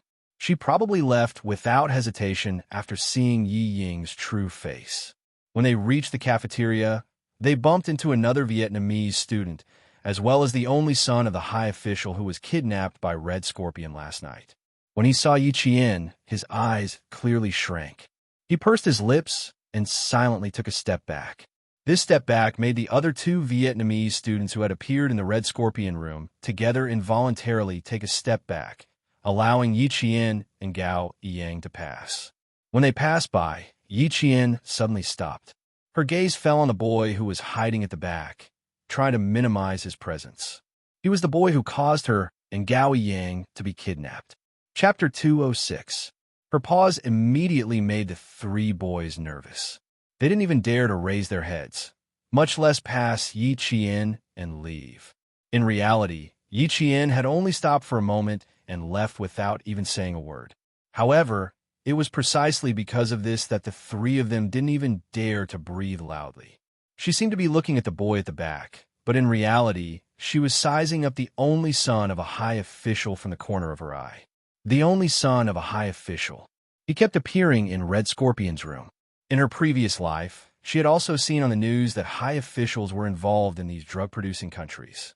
That pair of hands that seemed to be protecting one side was actually dirtier and darker. Xia Jinyuan and the others should know a little about it. However, this was a matter of the Vietnamese and had nothing to do with outsiders. There were 3 days of exams in a row, and the competition in the final exam today was even more intense. Everyone competed to answer the questions, and the entire process was broadcasted live by Australian television. This allowed the Australians who were paying attention to the mathematical Olympiad to see the elegance of the students from each country. The Vietnamese students were not doing well today. Sometimes, even if they managed to grab the questions, they would lose due to a small mistake and end up at the bottom. The competition was the fiercest in China, America, England, and Korea. The students from these 4 countries were all fighting as if they were wearing armor. They were all calm and collected. If there was even the slightest mistake in the middle, the other students would immediately snatch the points back. When it came to mental arithmetic, the gap between them was immediately widened. The first to lose was England, then Korea. In the end, only the Chinese and American students were competing on the stage. The situation suddenly reached an unprecedented level of tension. The atmosphere in the audience was like the air had frozen. Even the announcer who was reporting the live broadcast had a serious expression on her face. Unfortunately, although the Australian contestants tried their best, they were eliminated in the end. However, we're all proud of them because, to be honest, I believe that at least 90% of the people in the country can't do those questions. Up until now, our broadcast room has only received 4 correct answers, and they were all answers provided by adults. The announcer's expression was serious, but her hosting style was humorous. Even if it was her own country's students being eliminated, she still felt that it was a great thing. Below the stage, the teacher's expressions were solemn. Watching the final confrontation between the Chinese and American students, they all held their breaths, waiting to see what the final outcome would be. Theory and mental calculation were carried out simultaneously. Even if the adults watching the live broadcast were confused, they could still feel how fierce the competition in the examination room was. The Chinese and American students did not give in at all. The students' mental calculations and answers were like calculators. Their verbal and logical abilities were extraordinary. The calmness and confidence they displayed when they defeated their opponents pushed the entire competition to the climax. Director Li sat on the stage with his arms crossed. His expression looked very calm, but in fact, his hands were clenched tightly under his armpits. His palms were already sweaty. Our country's Olympiad started relatively late. We only joined this competition in 1985. Team competition has always been our country's strength. This time, we came with the determination to win the team gold medal. Therefore, when the rest of the opponents were defeated and only one opponent was left, Director Li did not even dare to blink. He stared at the stage, afraid that he would miss the slightest bit. 5 hours later, when the time was up, the Americans shrugged their shoulders regretfully. The Chinese team had won 3 gold medals, while the Americans only had 2. Chapter 207. In this mathematical Olympiad, the Chinese team once again stood out. The individual gold medal and team total score were among the best. When the results were announced, Director Li stood up with a whoosh and strode to the examination room to give all the contestants who had persisted for 5 hours a warm hug. The audience also applauded continuously. This was for all the students. Regardless of success or failure, the spirit of the students' hard work was worthy of praise.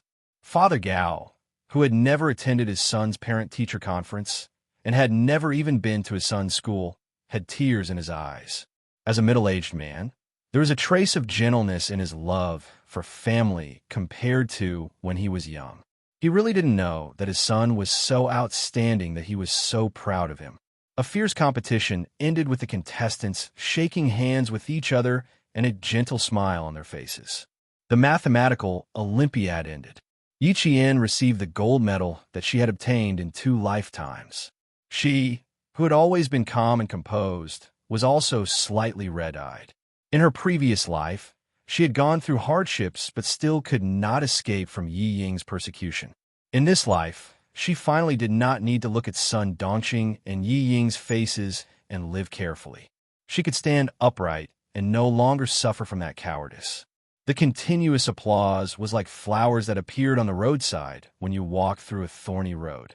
You could stop to feel the joy, but never forget that a wonderful life could not be stopped because of this. Yi Qian, Yang Yi, the 2 girls stand in front. The boys stand on the left and right. Take a group photo together. Below the stage, Director Li, who had a face full of pride, and the staff sent by the embassy took the first group photo of all the students in Australia.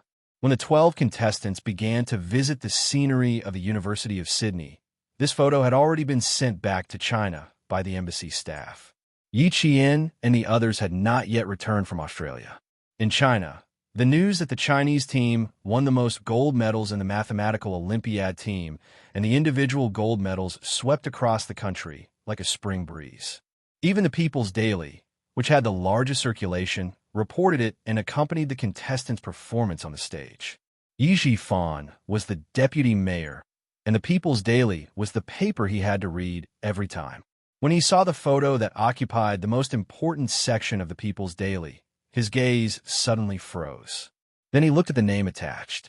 His originally relaxed brows suddenly furrowed, and his expression had changed greatly. He had just arrived at work. He picked up his briefcase from his desk, clenched the newspaper in his hand, and strode out of the office. A government worker saw that he seemed to have left in a hurry and asked kindly, "Deputy Mayor Yi, there are still 10 minutes before the meeting. What are you?" "Postpone the meeting for an hour. I have something urgent to attend to." How could he be in the mood for a meeting? Yi Zhifan didn't even look back. He left the office building with a gloomy face and sped home on his motorcycle. After breakfast, Sun Dongqing took Yi Ying to the streets to buy groceries. When they came back, they happened to meet the villagers of Shuku village. At this time, they were already proudly talking about Yi Ying's results in the midterm exam. It's not that I want to praise my Ying, but this child is very sensible. Old Yi and I have never had to worry about her studies. As a matter of fact, he was one of the top few students in the entire cohort during the final exam. Everyone says that all things are inferior and only education is good. My Ying is not a boy, but in what way is she inferior to a boy?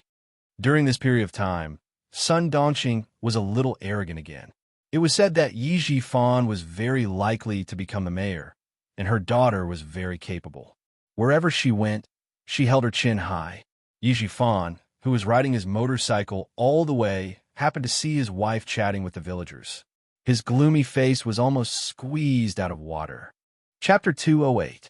The women from the same village would more or less interact with Sun Dongqing. After all, she was the wife of an official.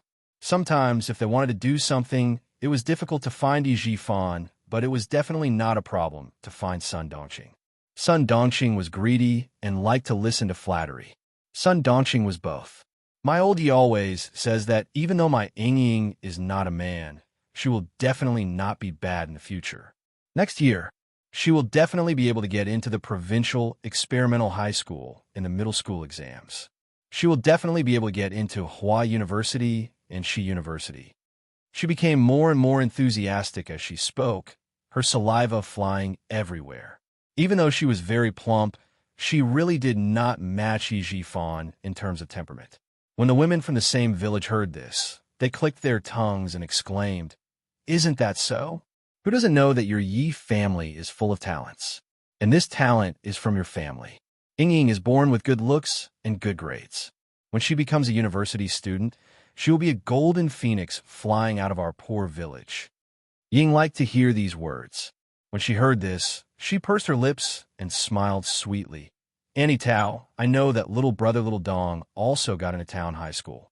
In the future, little brother Little Dong can look for me in class if he needs anything. If he doesn't know where my classroom is, just ask around and a classmate will bring him here. When Annie Tao met her, she first mentioned that little brother Dong got into town high school and that he would have to worry about something in the future. Ying immediately knew why she was here. Since Yi Qian, that damn girl, made her life in school even more difficult, then she had to think of a way to make everyone in the same village stand by her side. Let's see if she has the face to return to the village in the future. Rumors and slanders killed people. Since she had failed to seduce teacher, she would have to take her time.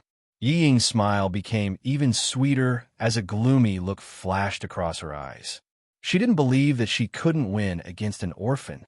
If 1 year wasn't enough, then 2 years. If 2 years wasn't enough, then 3 years. As long as that damn girl returned to the village, she would have a chance. When Annie Tao heard this, she immediately heaved a sigh of relief. Of course not. I say, Dongxing, your Ying is really sensible. No wonder everyone in the village said that the one who had become a demon in the Yi family was actually Yi Ying. Looking at it now, wasn't it true? Yi Zhifan had been listening for a while. If it weren't for his status, he would have walked over and taught the mother and daughter who didn't know anything a lesson. His hands tightened on the handle of the motorcycle.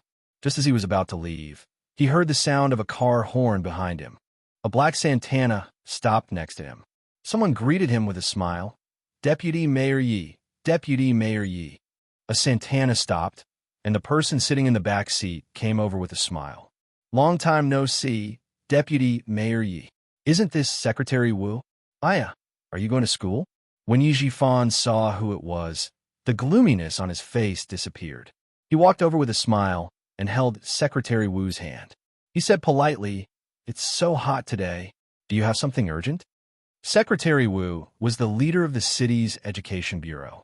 Annie Tao heard it too. When she looked over, she clicked her tongue and said, "Old Yi is really a busy man. That person looks like an official. TSK, TSK, TSK. Dongxing, you're really lucky. Wasn't he a blessed person?" Son Dongxing smiled arrogantly. "I have to go take a look. You're busy. If you don't return to the village at noon, come to my house for lunch." After that, she pulled Ying over. Chapter 209. Aunt Tao, who had wanted to get closer to her, did not dare to make her stay. Seeing the mother and daughter walk over, she stopped for a while and left. "I just found out that you're Yi Qian's uncle."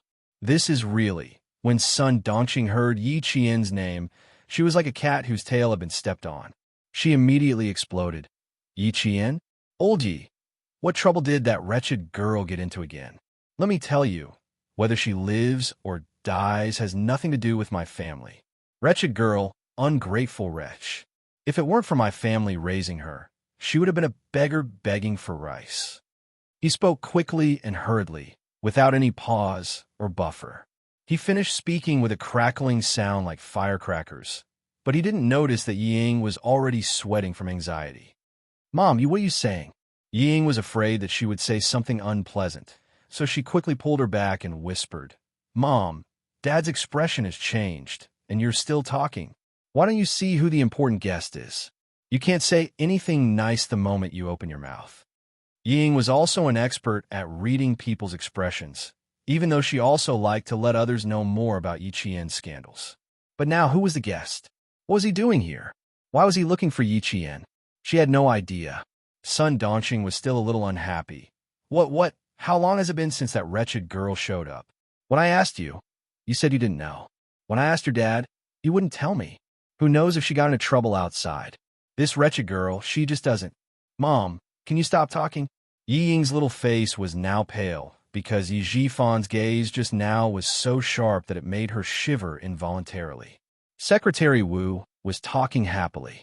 With son Dongxing's reprimand, he could tell that something was wrong. He did not show it on his face, but he smiled and asked, "This is Sai. I've embarrassed myself in front of you. This is my wife. She doesn't know anything. All she knows is to take care of her 3 meals a day." The children like to spread rumors about the slightest mistake. It was impossible for him to teach son Dongxing a lesson in front of outsiders. People who worked in the officialdom were good at smoothing things over. They didn't need to explain anything, but they could explain everything clearly. Secretary Wu's expression softened a little. He had wanted to say a few more words, but now he was not in the mood. It seemed that he should wait for Yi Qian to come back. He smiled and said, "So it's Madame Yi. That little classmate must be Deputy Mayor Ye's daughter." "That's right. Come, Ying, say hello to Secretary Wu." How could Yi Zhifan not see the change in the situation? The other party was clearly here for Yi Qian, but he could not bring himself to mention it. He had to smooth things over first. In terms of social interaction, Ying had always been polite and appropriate. With Sun Dongxing's previous offense, Yi Ying's actions and words were very dignified. "Hello, Uncle Wu. If my mother offended you just now, please don't take it to heart. She was just worried about my sister, so she spoke without thinking. Please don't take it to heart." Yi Zhifan, who was suppressing the anger in his heart, saw this and calmed down quite a bit. His daughter was still sensible, but she was still a little narrow-minded. He would teach her slowly in the future. It's normal for a family to be worried. Then I won't disturb you. Deputy Mayor Yi, let's chat again next time. Secretary Wu saw some clues, but for Yi Zhifan's sake, he naturally wouldn't embarrass his wife. He said a few words of courtesy, which was considered as giving face to her. Chapter 210. Yi Zhifan knew that he couldn't persuade him to stay, so he smiled and said, "That's good. You came to the village on such a hot day. You must have something urgent to attend to. I'll have a drink with you when I'm free." After watching Secretary Wu get into the car, Yi Zhifan's smile immediately disappeared. He glared at his wife and said to Yi Ying, "Look after your mother. I'll deal with you when I get back." It was time for the meeting, so he had to rush back. Yi Ying was always afraid of him. Hearing this, her back broke out in a cold sweat, and she nodded timidly. Suppressing his anger, Yi Zhifan didn't even have the mood to attend the meeting. Whenever he thought of his wife's complacent look outside, he felt his heart burn fiercely. He had a belly full of anger that he couldn't vent. Yi Qian, the wretched girl she kept calling, had already gone abroad and won an award. People's Daily even published a photo and highlighted the students who won the gold medal in bold. Yi Qian was one of them. They even used the phrase "turning the tide" to describe Yi Qian's performance in the exam. Let's see if he still has the face to talk about Ying Ying's exam results. Let's see if he still has the face to talk about how amazing his daughter is. Let's see if he still has the face to step on Yi Qian's face and make himself look good. Originally, he wanted to come back after work to scold his wife, who knew that after the meeting, he would call Yi Zhifan to go to the city. The matter that had been hanging in the air for half a year finally had an answer. He was promoted from deputy to official. On the same day, he had to report to the city and study for half a month. He could only come back when school started. The success of his official career made Yi Zhifan temporarily put this matter aside. He packed his luggage and rushed to the city. In Shuku village, Uncle Jin and Principal Chun came back from fishing early in the morning. Both of them were full of smiles. They knew about Yi Qian's results before Yi Zhifan did. At the same time, they also knew about the dangerous incident that happened that night. Although it was dangerous, when they thought about how the military knew about it and recorded Yi Qian's achievements in the file, the two elders were pleasantly surprised. Little Yi is brave and careful. Once she sets her mind on something, there's nothing she can't do. Old Man Jin dealt with the big grass carp that he had caught early in the morning and laughed out loud. Even the deep wrinkles on his face looked like blooming flowers. "I feel at ease now." Ever since Principal Chun returned from the province, he and Uncle Jin to live in Shuku village and go to the military once a week or so. Hearing that, a smile appeared on his wrinkled face. He sighed and said, "A 4-year plan is a long time, but half a year will pass in the blink of an eye. Little Yi will only be with us for a year. The rest will have to wait until the winter and summer holidays." There was no high school in town. If there was a high school, with little Ye's talent, she would not be held back if she went to high school in town. She was smart and eager to learn. No matter where she went, she wouldn't be bad. Uncle Jin was already laughing. Children grow up. Sooner or later, she'll fly high. She can see further. She just has to come back to visit us occasionally. Don't restrict her. Although the time is short, we'll teach her strictly. If she studies seriously, she'll be admitted to school sooner or later. They removed the scales, dug out the innards, and washed the fish clean. Their lunch of braised fish was inevitable. Chapter 211. The two elders usually talked about Yiqian. Other than that, they also talked about the training of some soldiers in the army. For the two elders, this kind of topic was their hope and spiritual sustenance. In the hotel, Yiqian had already packed her luggage. She sat on the bed and looked at the letter that the front desk had just handed her. After a while, she finally tore up the envelope and the letter inside and flushed them down the toilet. It was from Xia Jinyuan. It wasn't a letter, just a few words. He said that he wanted her to rest in Jing City for 2 days and that he could only go back to China after 2 days. So what if he went back to China? Dangerous men were like poison. She couldn't touch them, especially when this dangerous and poisonous man liked to show signs of ambiguity from time to time. This made her even more unwilling to have too much contact with him in her life. Without any hesitation or consideration, Yiqian maintained her original attitude and insisted on staying away from Xia Jinyuan in her life. After shaking hands with the local Australian students one by one, the Chinese students finally embarked on their journey back to China under the guidance of Director Li and the other 3 teachers. It was 11 a.m. when they arrived in Jing City. Yiqian didn't plan to stay in Jing City for too long. Her plan was to fly back to the province at 2 p.m. If time didn't allow for it, she would rest in the province for one night and take the train back to the city early the next morning. Not only did she have to travel back to town from the city, but she also had to take a bus back to town. Don't think it's over. From town to the village, she still had to take a bus. Old people would probably feel their scalps tingle when they heard this. But for Yiqian, she couldn't wait to take the train back to the city as soon as she arrived in the province. She was anxious to return home. Director Li tried her best to persuade her to stay in Jing City for a few more days and visit their school, but was rejected by Yiqian. This made the eloquent Director Li so worried that her hair turned white. "You little girl, why don't you understand?" Teacher Li took a big gulp of water. He wanted to persuade Yiqian to come down, but when he saw the sly smile in her eyes, he didn't know whether to laugh or cry. "Good girl, are you pretending to be confused in front of your teacher?" He was smart and well-mannered, and he handled the relationship between students quite well. He was not arrogant, and he was not arrogant because of his strengths. He really did not want to give up on such a good seedling so easily. When Yiqian heard that he wanted to continue, he stopped feigning ignorance. He smiled and said, "Director Li, to tell you the truth, if there was a high school in our town, I would have studied there as well." Why was that? Everyone is racking their brains to get into a top school.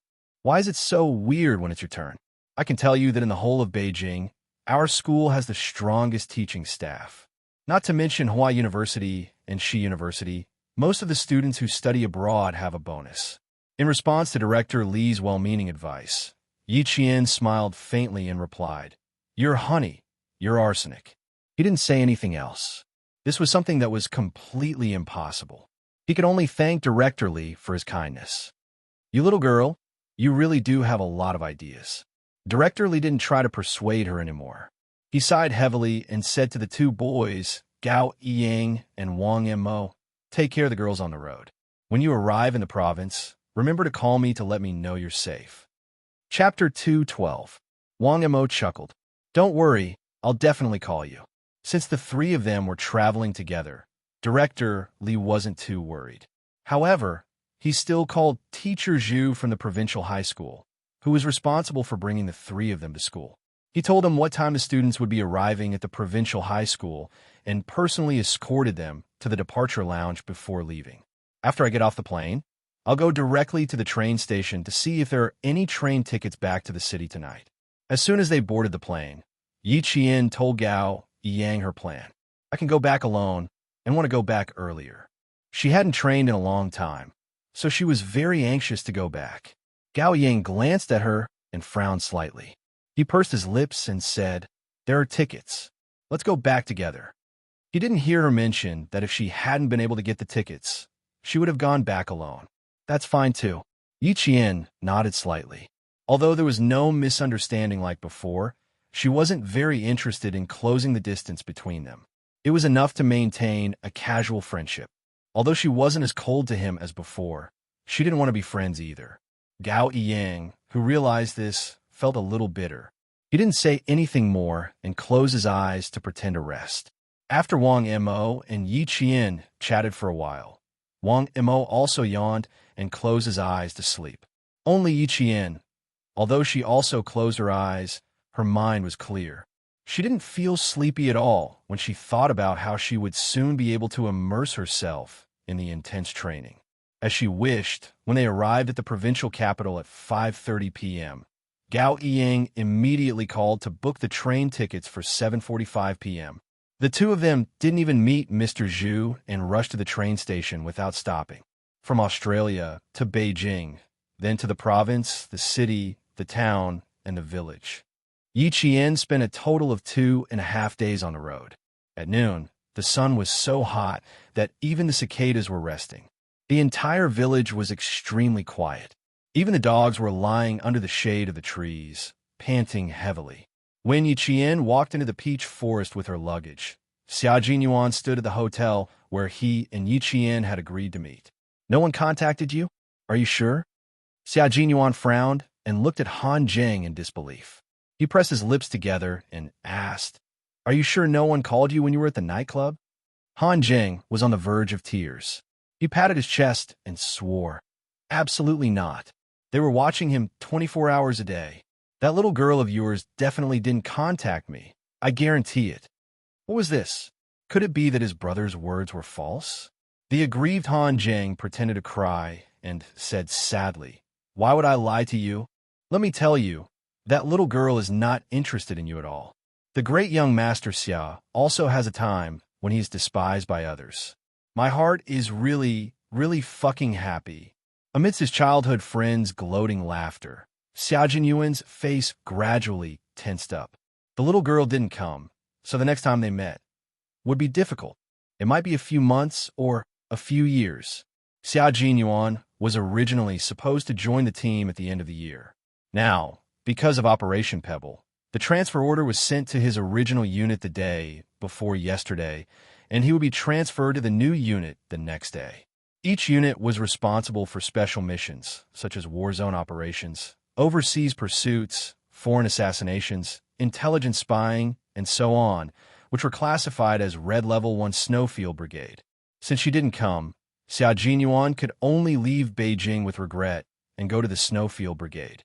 Chapter 213. Before leaving, Xia Jinyuan wrote a letter to Yi Tong's school, hoping that she would receive his letter when school started. He left without saying goodbye. Only the little girl was familiar with this kind of thing. He didn't want to learn from her. The letter arrived at school 2 days before school started. After returning to the mountains and arriving at the army, Yi Qian fought with the soldiers all day long. She didn't even miss her daily exercises and training. When she looked up from the target, the days passed by like flipping through a book. In the blink of an eye, it was time to report back to school and usher in the 3rd year of middle school. She still couldn't bear to leave the army, causing the soldiers in the army to laugh and tease Yi Qian, who was like a little sister to them. It was noon when she left. Dozens of people sent her off at the same time. The scene was so spectacular that the regiment commander laughed out loud. He said to the political commissar, "This little girl was born to be a soldier. How can you tell that she's a little girl?" For the sake of training, she cut her silky long hair just like that. Now, she looks just like a boy. He paused and added, "It's just that her skin is a little too pale. She's been under the sun for more than 20 days, but I don't see her tan. If the little girl really turns into a coal under the sun, she'll cry." The political commissar laughed. There wasn't a single female soldier in the army. Even the military doctor was a man. With Yi Qian, the little girl's arrival had the effect of balancing yin and yang. Although ordinary people weren't allowed to enter the military grounds, Yi Qian was different. Even the military took note of her. When they found out that she was here, they even called and told her to teach her well. The little girl had a good temper and was hardworking. She was like a piece of gold in the army, shining wherever she went. Any army would be willing to open their doors and welcome such a talent. More than 10 days passed by quickly. Looking at this group of soldiers, he knew how much they couldn't bear to see her leave. Not only the soldiers, but even he, the political commissar, couldn't bear to see her leave. They walked all the way to the entrance of the barracks. Only then did the soldier, who couldn't go out, pass Yi Qian's luggage to her. He patted her shoulder as if she was a comrade and said with a smile, "Come back on Saturday and Sunday. There are a lot of pheasants in the mountains in autumn. When the time comes, we'll carry the company commander and roast some pheasants." "Okay, then I'll have to bring a few more bags of cumin powder. Sprinkle a handful of cumin powder on it when it's cooked. That's called fragrant." Yi Qian had cut his hair as soon as he entered the army, revealing his exquisite and flawless facial features. His eyes were as dazzling as the stars in the sky, and his smile was as bright as the morning sun. "Wait for me. See you on Saturday morning." Compared to the colorful life outside, Yi Qian loved this blood-boiling land more. When she walked out of the barracks, she turned back to look at the tall figures dressed in army green who seemed to blend into the mountains. Even the corners of her eyes were smiling. One by one, they stood ramrod straight like rows of spears at the entrance of the barracks. Even if it was resting time, they were always ready. In the army, the most common saying was, "Soldiers are trained for 1,000 days to be used in an hour." The most discussed topic was protect the country. No matter what era it was, those rows of army green figures would always be the most adorable people of that era. After leaving the army at noon, they took a village car to town in the afternoon. The people in the car were either from the same village or from the neighboring villages. They talked about their hometown all the way to town. Chapter 214. My chickens are hanging outside. They can't run away. I have to give them away. When the bus stopped midway, some villagers, under the urging of the conductor, didn't forget to remind them that they couldn't let anything happen to the chickens they brought into the town. The ticket seller was actually the driver's wife. She took the money and said, "Who wants your chickens? They're hanging in the back. It smells like chicken poop. Who can smell it in the summer? Get on, get on. Don't dawdle." It was common to see chickens and ducks when visiting relatives in town. There were many students on the bus. They chatted and chatted all the way to town. The buses driving into town were not good cars. They were all old minibuses that had been eliminated by the city. There was no air conditioning in summer and no heating in winter. Everyone sitting in the bus hated that they could not tear down the windows. Gao Yang had been waiting for a long time. There were only 3 buses from Shuku village to town. One in the morning, one in the afternoon, and one in the afternoon. The first 2 buses did not see Yi Qian, so it had to be this bus. Soon, a shabby minibus came from afar. Gao Yang put some money on the counter of the canteen and bought 2 mung bean popsicles. He pushed the bicycle with one hand and walked over, but after a few steps, he stopped.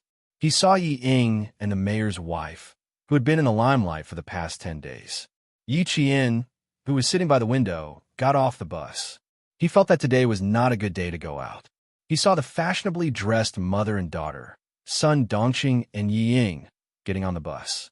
They were talking to a woman who said that she wanted to take care of her chickens. It turned out that the woman's sister was giving birth at the town hospital. The mayor's wife, Sun Dongqing, had helped a little.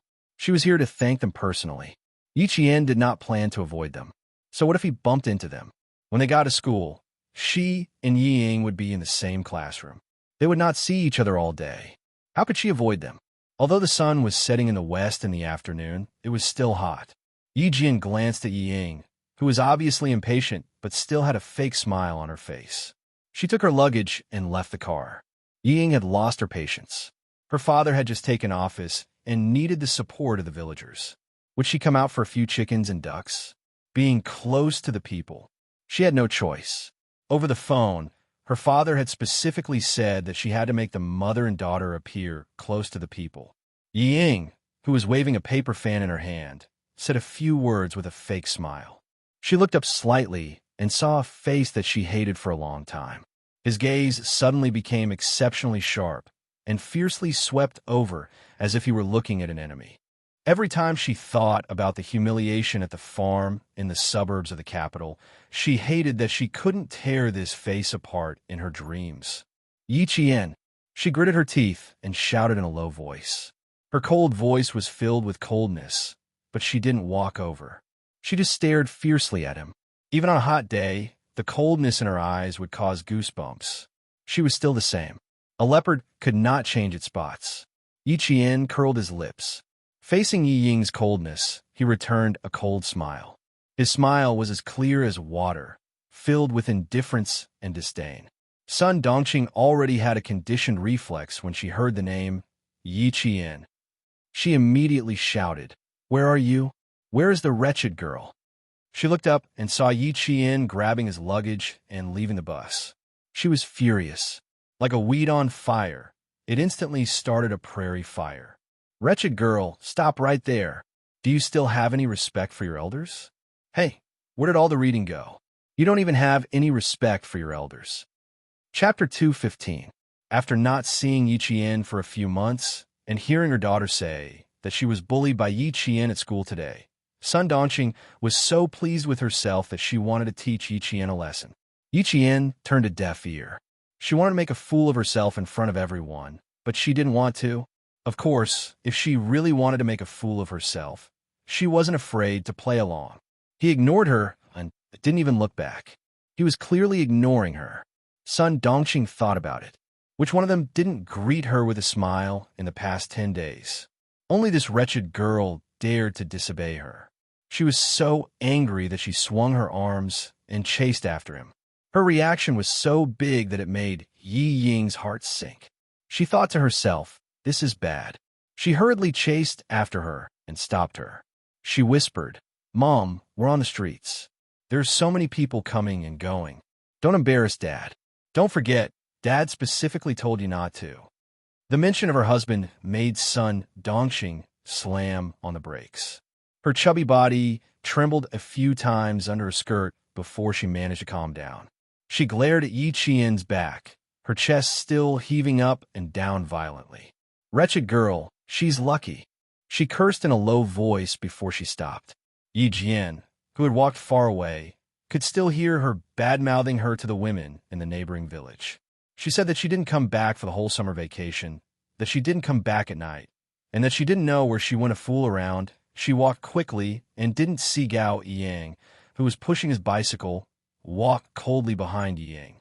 In the past, she only saw one side of it, but now she heard it for real. She saw it with her eyes, heard it with her ears, and felt it with her heart. Only then did she realize that some things were so unbearable. For example, this mayor's wife clearly didn't know anything, but she was still shamelessly talking nonsense and bad-mouthing Yi Qian. No matter how bad Yi Qian's relationship with your family is, at least I've never heard her talk behind her back. He spoke coldly, but his words were like thunder that exploded in Yi Ying's heart. Yi Ying's mind spun rapidly. How much did he hear, and what did he know? No, she had to divert his attention. Last time in the suburbs of the capital, he was especially cold to her. This time, she had to salvage her image no matter what. She restrained the shock on her face and slowly turned around to let her eyes be filled with surprise. Using a kind of natural joy that was just right, she said with surprise and joy, "When did you come back? Today? Why did you come back so late?" Usually, whenever Gao Yang came back from the holidays, the first thing he would do was look for Ying. In the past, I was indeed stupid. Gao Yang looked coldly at Ying, who had pretended that nothing had happened with just a turn of her body. His eyes were filled with mockery, both toward himself and Ying. Hearsay is false, but seeing is believing. For you, I don't only need to use my ears and eyes to verify, I also need to use my heart to observe you. The girl who had handed him a handkerchief when he was at his most embarrassing. Perhaps she had been kind at that moment, or perhaps she had just happened to pass by. She had handed him the handkerchief in order to improve her reputation in front of her classmates. Truth and falsehood, falsehood and truth. He couldn't see through Yi Ying like this, and he didn't want to see through her. The incident at the farm in the suburbs of the capital had already clearly seen her character. Now that she was saying these things, Did she expect him to say something to make her apologize to Yi Qian? Chapter 216. She was afraid that even if she apologized, Yi Qian would not accept it. Sun Dongxing was confused. This boy was tall, good-looking, and fair. From the way he dressed, she could tell that he came from a rich family. Why couldn't she understand a single word he said? Gao Ying looked at the mayor's wife, who was looking at him suspiciously. She didn't seem to understand what was going on. He pursed his lips and suppressed the words he wanted to say. He said to Ying coldly, "You're on your own now." Pushing the bicycle, Gao Ying didn't look at Ying, whose eyes had turned red because of what he said. His cold eyes no longer had the faint joy he had when he saw Ying, because the last trace of love he had for her had been wiped clean by the incident at the farm in the suburbs of the capital. The love between a boy and a girl was always unavoidable. Perhaps only through such experiences would one gradually grow and mature. "Gao Yang, what right do you have to say that to me? You bastard." Ying felt wronged. Seeing that he still didn't say anything to her, she couldn't continue to be dignified. She cried out, "What do you know? You don't know anything. What right do you have to say that to me? What right do you have to say that to me?" Yi Qian was so arrogant in class. He stole everything that belonged to her. Why didn't he stand up for her? Why did he participate in a mathematical Olympiad? He could have helped her deal with Yi Qian, but he didn't. Now, he even helped Yi Qian teach her a lesson. Who did he like? Ying was so angry that she started crying, which made Sun Dongxing panic. Gao Yang. Wasn't this the boy that Ying always talked about when she came home? Even old Yi didn't say anything when he found out. It was as if he had silently agreed to the relationship between the two children. It was said that he came from a very, very rich family. Sun Dongxing, who didn't understand what was going on, didn't even know how to comfort her. She wondered if she should bring the boy back. She looked over and saw Gao Yang catch up with Yi Qian and hand him the popsicle. Great. If she still didn't understand what was going on, she would have eaten for decades in vain. "Don't cry, Ying. Mom will stand up for you." Damned hoof. His guts were about to reach the heavens. "You shameless thing. Just wait for your mother to clean you up. She's so young, and she already knows how to snatch men." Sun Dongxing, who had misunderstood, cursed in a low voice. For a moment, she forgot about the woman who was still holding the chicken in her hand. At this moment, how could he still remember? If not for Ying crying, she would have chased after Yi Qian and Gao Yang. Ying, who didn't dare to cry out loud on the street, turned around and ran back home. Sun Dongxing wanted to chase after her, but the woman with the chickens in her hands cried out a few times and stood there awkwardly, not knowing whether to leave or not.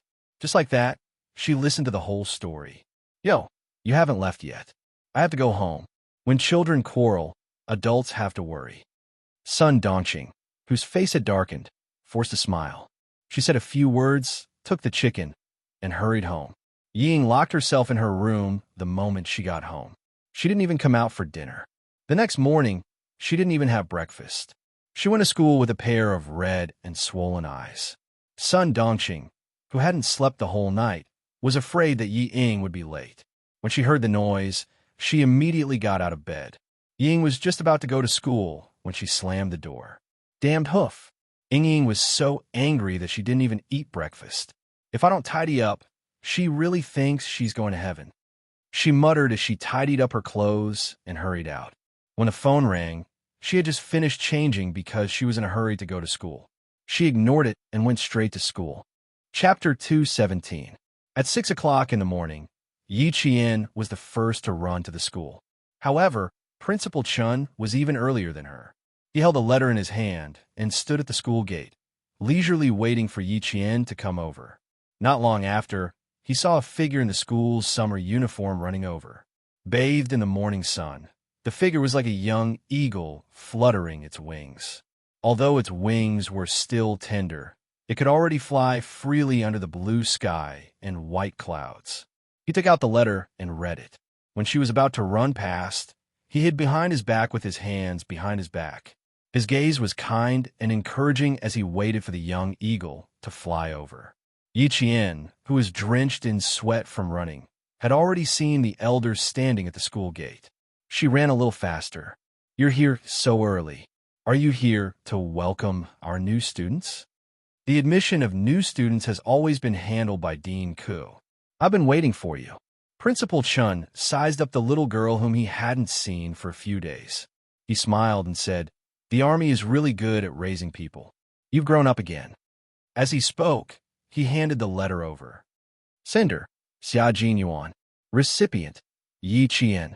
Little girl, have you become pen pals with Major Xia? His words were strong and clear, yet he knew how to restrain himself. His words were like his person. This Major Xia seemed to treat little Yi differently. Yi Qian was a little surprised. He wrote to her. She took the letter and read it. It was indeed Xia Jinyuan's handwriting. She couldn't figure out why he would write to her out of the blue.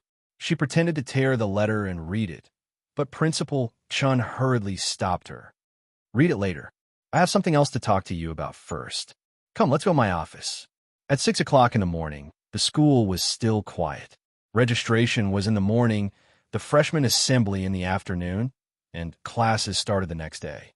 The registration time was very tight, which was in line with Principal Chin's style of doing things.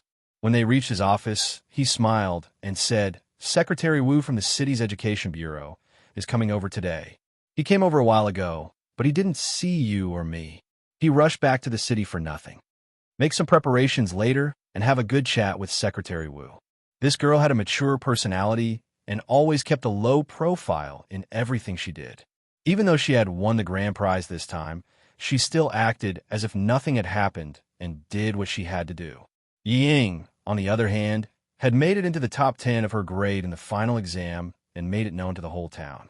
That child, if she didn't properly educate and nurture him, he might really be ruined by his mother. Yi Qian nodded and said with a smile, "All right, is there anything we need to pay attention to? That way, I could be mentally prepared." She had never experienced these things in her previous life. Even if she had to do it all over again, she had to learn it all over again. Moreover, if there was no need for them to meet, Principal Chun would definitely decline on her behalf. Now that he had personally told her about it, she had to be cautious. No need. It's because of your award in... Principal Chun paused for a second, then the smile in his eyes deepened. Also, it's about setting up an outstanding student scholarship in our city. The organizer, Mr. Gao, specifically mentioned your name to the mayor, saying that you were the one who suggested it. Speaking of this, Principal Chun felt proud. She was able to think of things that others couldn't. She was broad-minded, had a deep sense of righteousness, knew how to refuse, and was able to act appropriately. How could he and Uncle Jin not be proud of such a girl? However, this girl was able to keep her composure and didn't mention a word about it when she came back. No one knew that she had done something big without saying a word. Chapter 218. Yi Qian did not expect Father Gao to act so quickly. She joked, "Then I have to work harder and aim for the scholarship.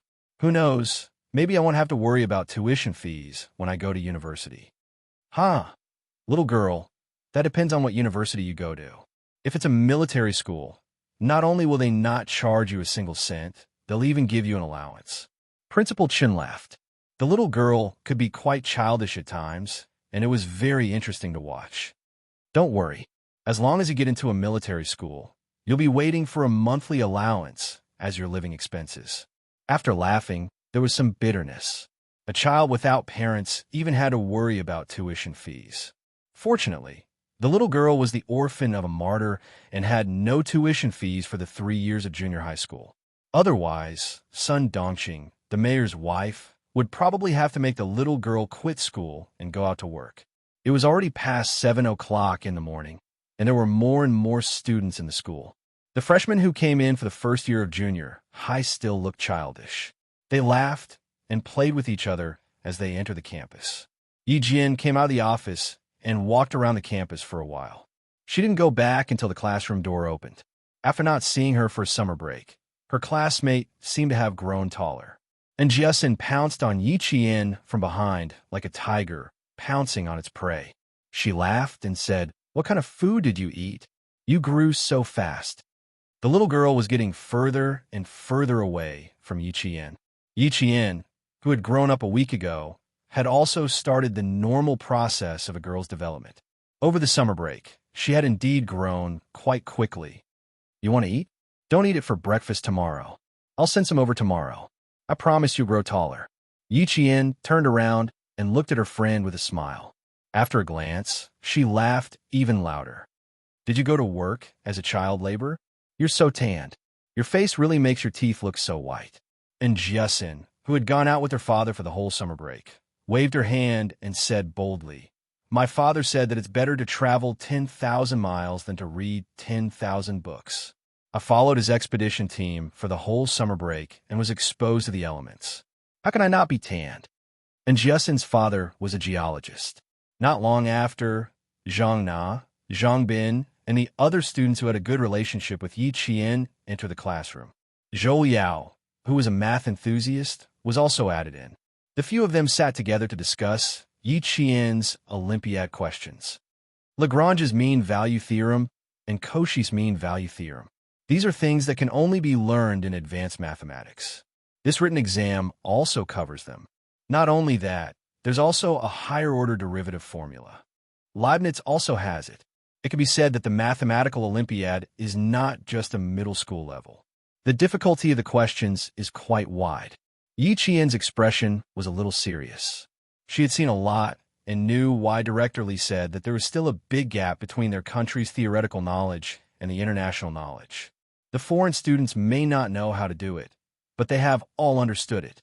As for our own students, looking at the shocked faces in front of him, Yi Qian sighed and said, So, there is still a gap between us and them. Oh my God, this is too difficult. I've never even heard of it. TSK, TSK, TSK. No wonder he was eliminated in the exam. Luckily, he was eliminated. Otherwise, he would be a disgrace abroad. And Jiasin was very emotional. Although her math results were not bad, it was only middle school math. As for high school, advanced. Ha! Ha ha! Sorry. She did not understand any of it. Zhou Yao pushed up his glasses and sighed heavily. That's what I thought too. Fortunately, I was selected. It's fine if I lose face in my own school. But if I really lose face abroad, I'll be a sinner. Chapter 219. Go, go, go. You want to be a sinner of the country? You don't have the ability to make the whole country remember your crimes. Zhang Na rolled her eyes and put her chin on the table dejectedly. She said sullenly, I'm not good at math. What will I do when I get into high school? Yi Qian, you're going to take the provincial high school entrance exam. I'm afraid I can't even afford to take the city's high school entrance exam. There was only 1 year left until the general entrance exam. Although everyone was smiling, the students with good grades were actually feeling a certain amount of pressure. Yi Qian flicked her forehead with his finger and smiled. You're worrying too much. There's only 1 year left until the general entrance exam. Work hard and get into high school first. Then work hard for the next 3 years and get into university. Easy for you to say. It's easy to get into high school, but getting into university is difficult. While Jiasin was wailing, Ms. Ku and Ying walked into the classroom together. Someone said, Ms. Ku is here. The noisy classroom quieted down instantly as the students sat at the nearest table. Although Yi Ying's eyes were a little swollen, her complexion was still good. She glanced coldly at Yi Qian's seat and saw a boy in the class. She gritted her teeth and didn't look again. She walked to the seat below the podium and sat down with her back straight. There was no formal class. Ms. Ku started with a bunch of rules and regulations, just like in previous years. When it came to the students who didn't take the exam last semester, she habitually said sternly, Yi Qian, stand up. Before she could react, she had already called out his name. Yi Qian also stood up quickly. There was a hint of a smile in his eyes. This slip of the tongue. He probably talked about her a lot. You did well this time. Sit down. Ms. Ku didn't expect to be called out like this. Her expression was stiff, and she was quite unhappy. However, she had no choice but to praise Yi Qian vaguely. And Jiasin snickered secretly. Being a teacher like Teacher Ku, it was amazing. Teacher Ku, who already knew that Yi Qian had won the grand prize in the mathematical Olympiad, didn't want to mention it at all. It was as if she could cover up the truth by not mentioning it. Fortunately, Yi Qian did not care about these things. He allowed Teacher Ku to loudly praise and commend Yi Ying from the podium. He even called on the entire class to learn from her, to have a proper attitude, and to not cause trouble for the teacher all day long. Sun Dongqing had deliberately chosen to come during school hours. She was about to rush into the classroom when she heard teacher Ku praising her daughter. She shrank back and waited outside. Principal Chun, who came with Secretary Wu, immediately recognized that the woman standing outside the classroom was the new mayor's wife.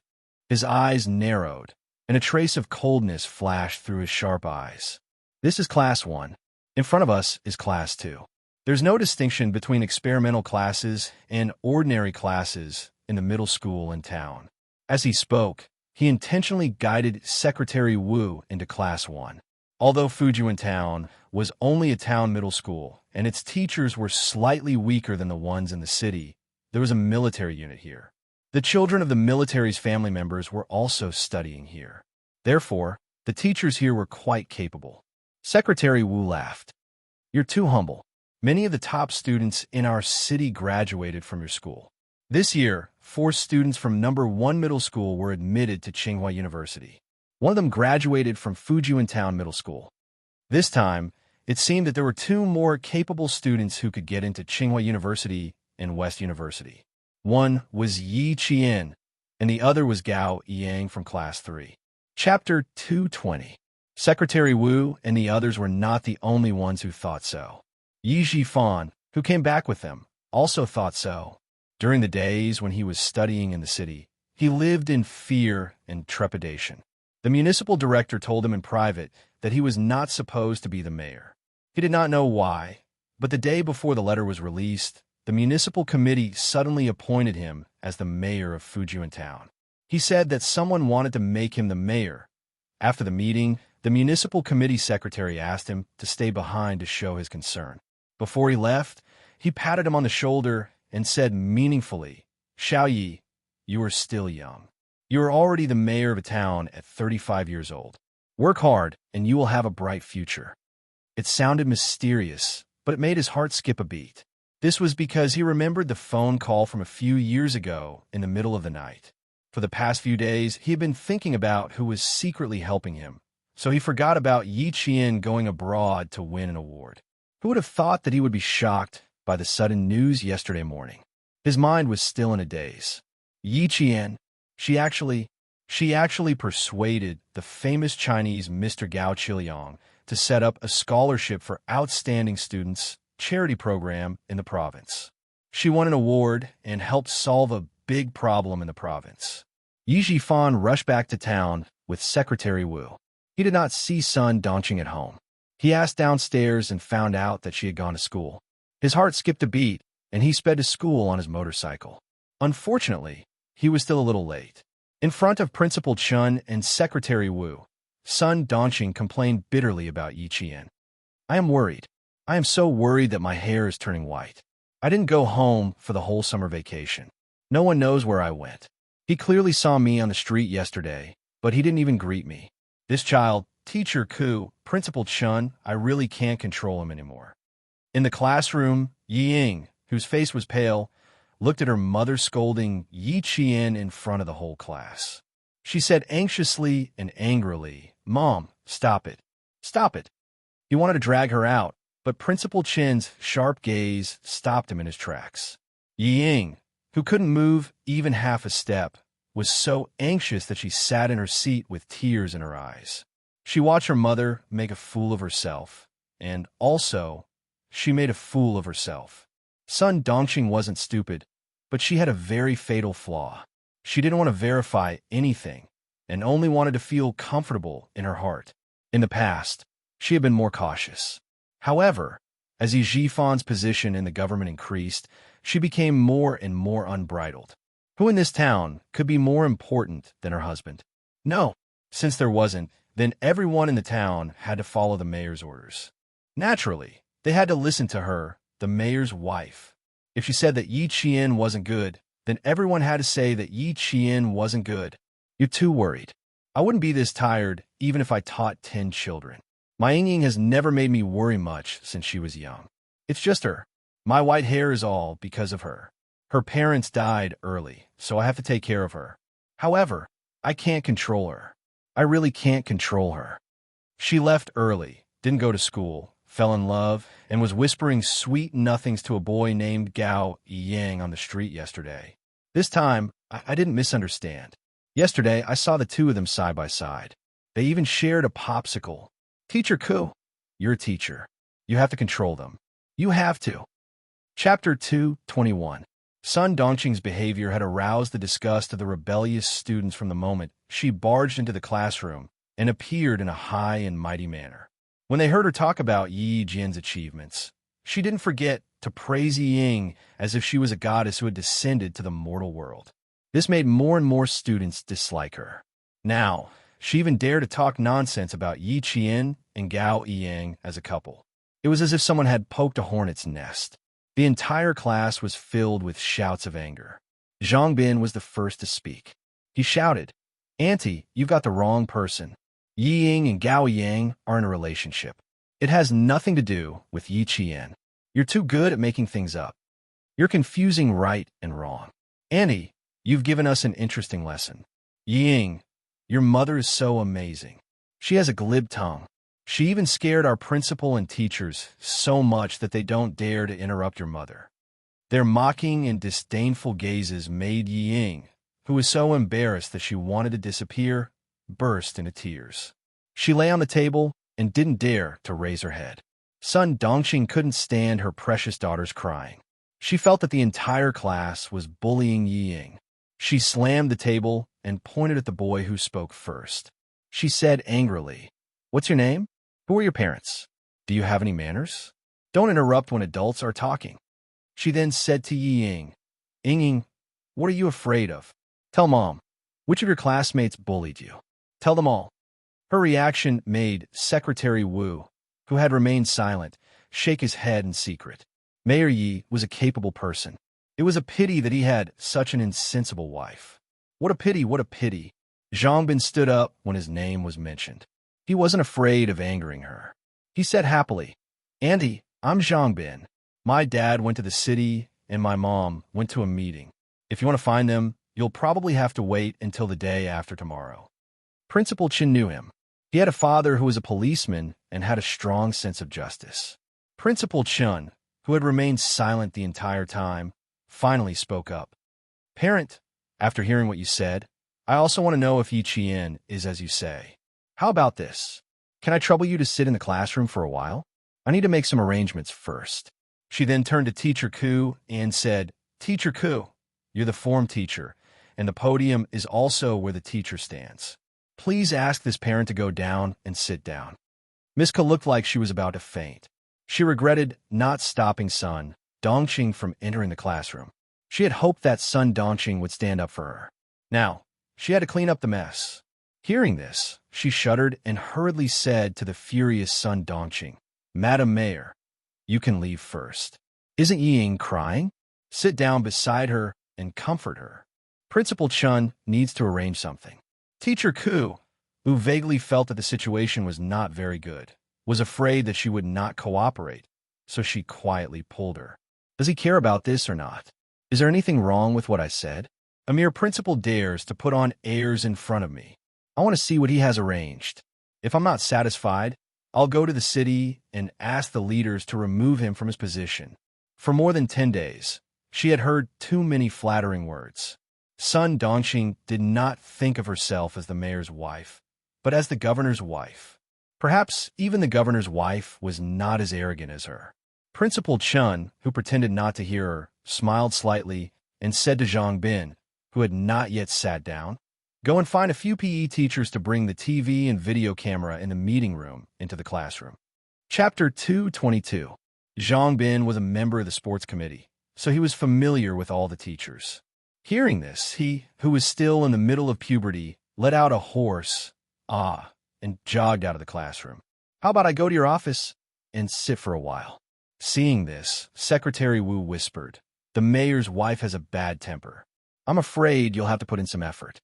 Principal Chen smiled and said, "Secretary Wu, you don't have to leave. Just treat it as attending an open class. Last time she just made a scene, and now she's starting again. The mayor's wife is not only bad-tempered, she's asking for a beating. Does she think that the teachers and students are afraid of her? Huh, Unfortunately, Chen Dongfeng isn't afraid. This matter also involved another student, Gao Yang.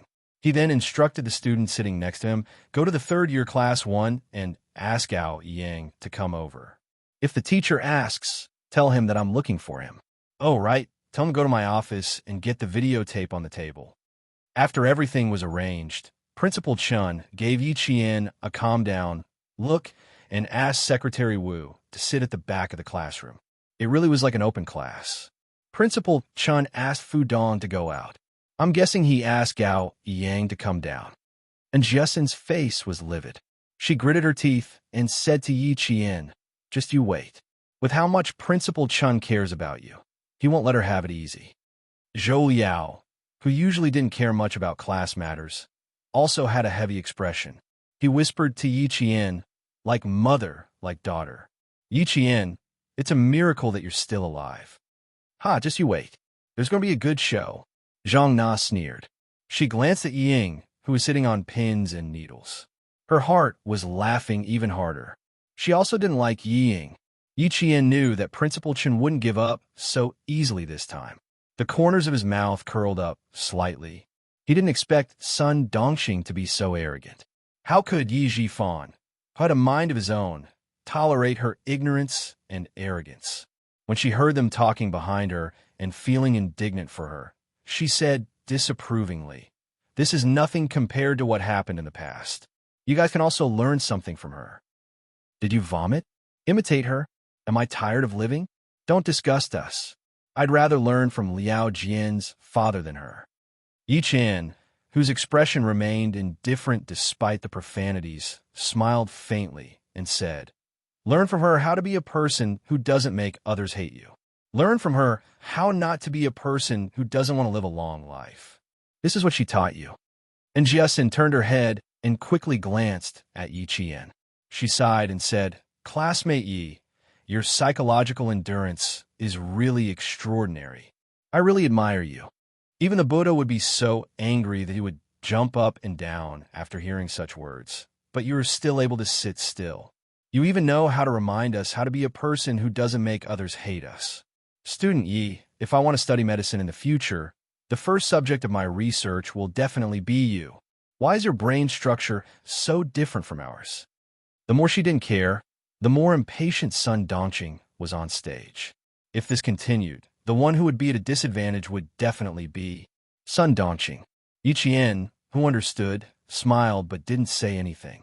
When she saw Gao Yang walk into the classroom with a videotape in his hand, the smile on her delicate lips deepened.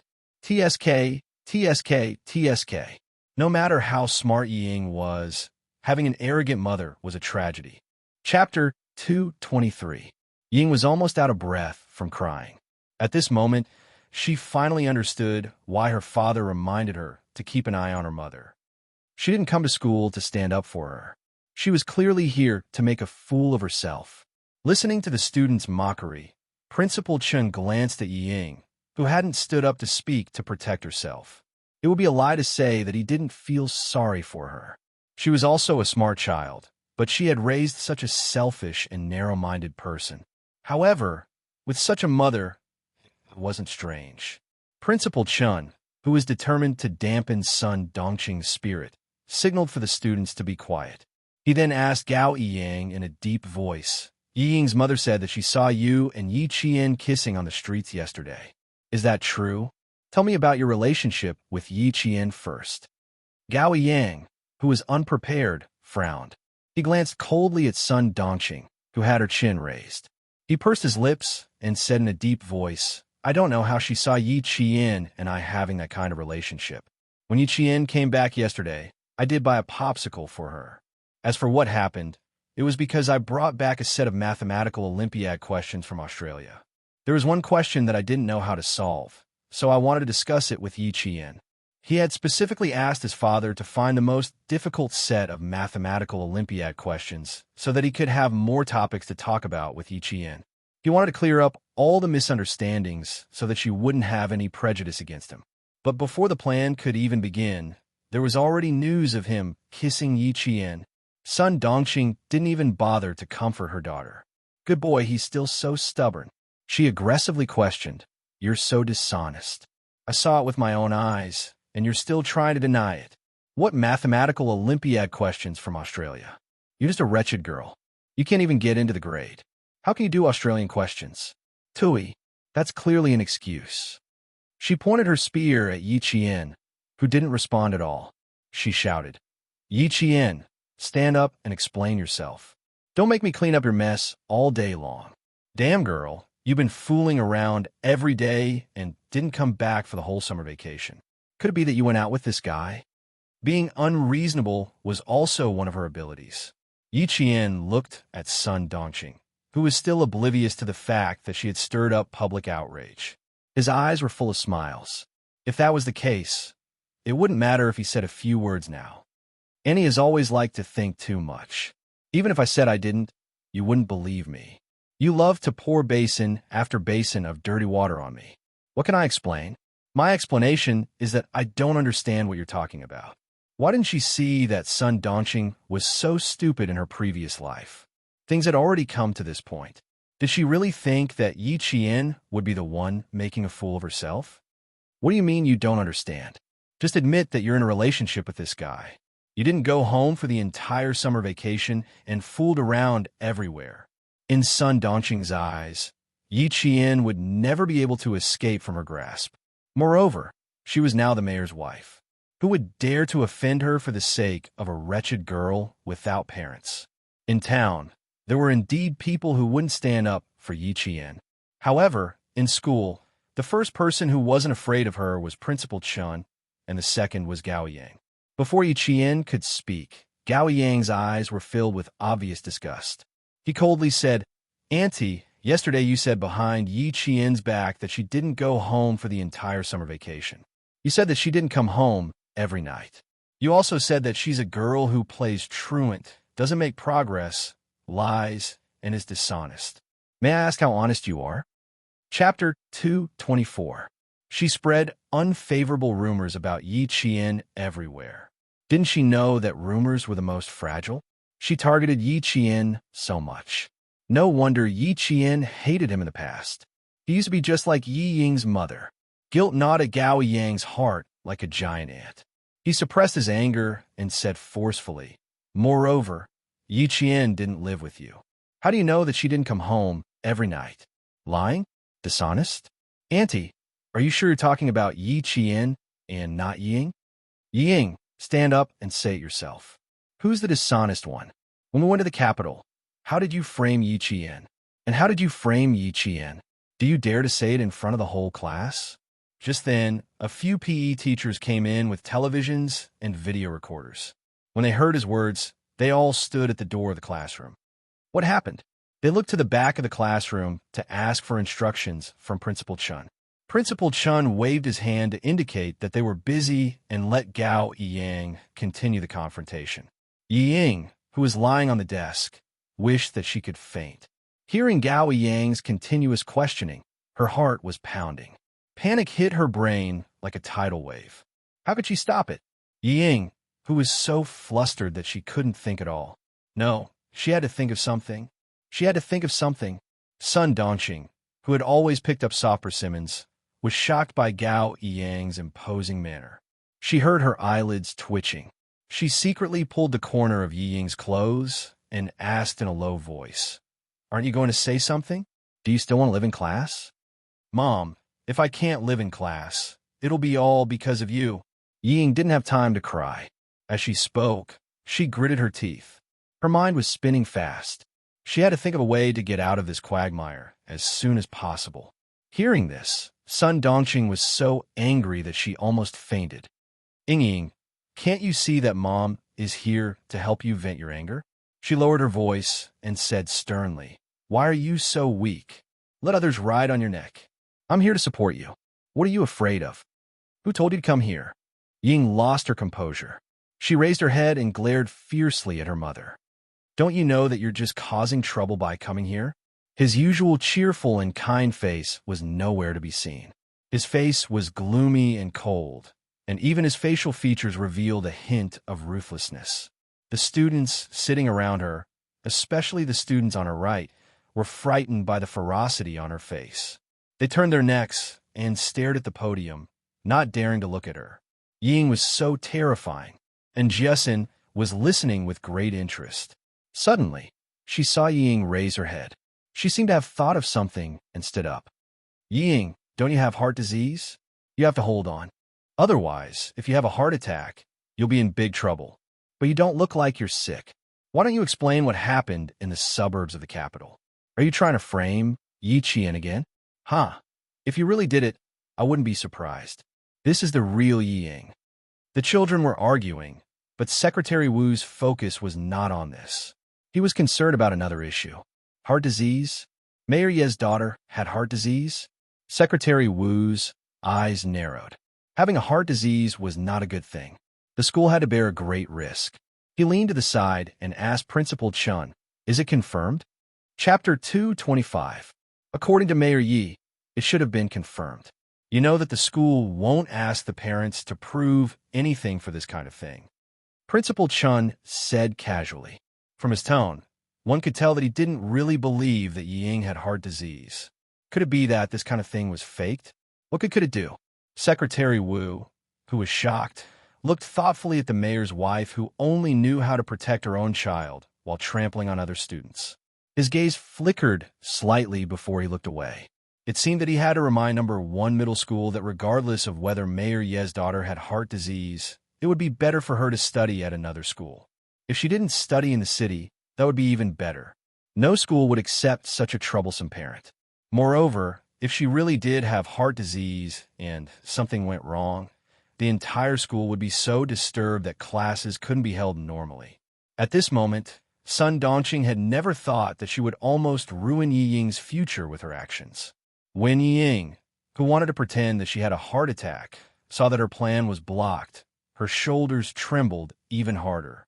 She replied, "You can ask Yi Qian yourself. Why are you forcing me?" She lowered her head and didn't say anything else. She bit her lower lip until it was bleeding. She didn't dare to face Gao Yang's questioning, nor did she dare to quarrel with Jiasin. Yi Qian looked up slightly and glanced at her. He said to Jiasin, "Miss, you're more agitated than I am. Sit down. We've already dealt with the past. This isn't the main point now." At this point, was there still a need to harp on the past trivial matters? No, there was no need at all. Making a scene like this would not only embarrass Yi Ying, but also embarrass Sun Dongqing. Of course, it would also embarrass Yi Jifan. If that was the case, why did she have to add insult to injury? Gao Ying wasn't a man who would force Yi Ying. He didn't force Yi Ying to answer. Instead, he looked at Sun Dongqing. "Annie, why don't you go back and ask Yi Ying what happened when we went to the capital to study?" Went to the capital school? What else could they do when they went to the capital to study? Wasn't it just studying? The problem was Yi Qian, that wretched girl, was also there. Why didn't Ying mention it? Sun Dongqing only knew that her daughter had excellent grades and was going to the capital to study and participate in the competition. Other than that, she didn't know anything else. She also didn't know that Yi Qian was also going. This was because Yi Ying had never told her parents that Yi Qian was better than her and had even been selected to compete overseas. How could Sun Dongqing not understand her daughter? After being interrogated by Gao Yang, she quickly understood that her daughter had concealed the fact that Yi Qian had gone to the capital to study. From the looks of it, it would not make sense for him to say that the wretched girl did not return home during the summer vacation and fooled around outside. Fine, since he couldn't win this argument, he would talk about something else. And this kid from the Gao family is also a playboy. He was clearly with Ying, but in the blink of an eye, he was seduced by that wretched girl. Little brats, if this old lady wants to take care of one, it's the same as taking care of two. Today, she won't let this pair go. Sun Dongqing, whose expression was cloudy, slammed her hand on the desk and accused him. "Principal Chun, look at how the school teaches the students. Each and every one of them has no respect for their elders. How can I be at ease sending my Ying to the school if all of you are like this? Teacher Ku, you are a teacher. You know best what kind of person Yi Qian is. I'm not lying." Chapter 226. Besides, if the adults find out that the two of them are in a relationship, they won't admit it. I don't care, as long as it doesn't affect my Ying. Now, it was up to teacher Ku to deal with it. Sun Dongxing's mouth felt dry. If Ying wasn't still crying, she would have gone downstairs to buy a bottle of water and watch how the wretched girl would embarrass herself in class. Her words made teacher Ku's body sway slightly. She was about to be killed by the mayor's wife. Gao Yang thought that even the stupidest person would know that they were wrong after what he said. Who would have thought that she was still twisting words and forcing logic, trying to pin the groundless accusation on Yi Jian? He, who had always been calm, suddenly felt that his internal organs were burning with anger. Madam Mayor, who is the one who got one of the gold medals that only 6 middle school students in the world can get? Gao Yang, who didn't waste his breath, slammed the table and shouted angrily. Sun Dongxing was indeed a genius to be able to force a person who always had a cold expression to show his emotions. Gao Yang, who had never lost his temper, suddenly shouted. In addition, Gao Yang also had such a strong aura. Sun Dongxing was so scared that she jumped up and her heart trembled. You, who are you challenging? Don't you have any manners?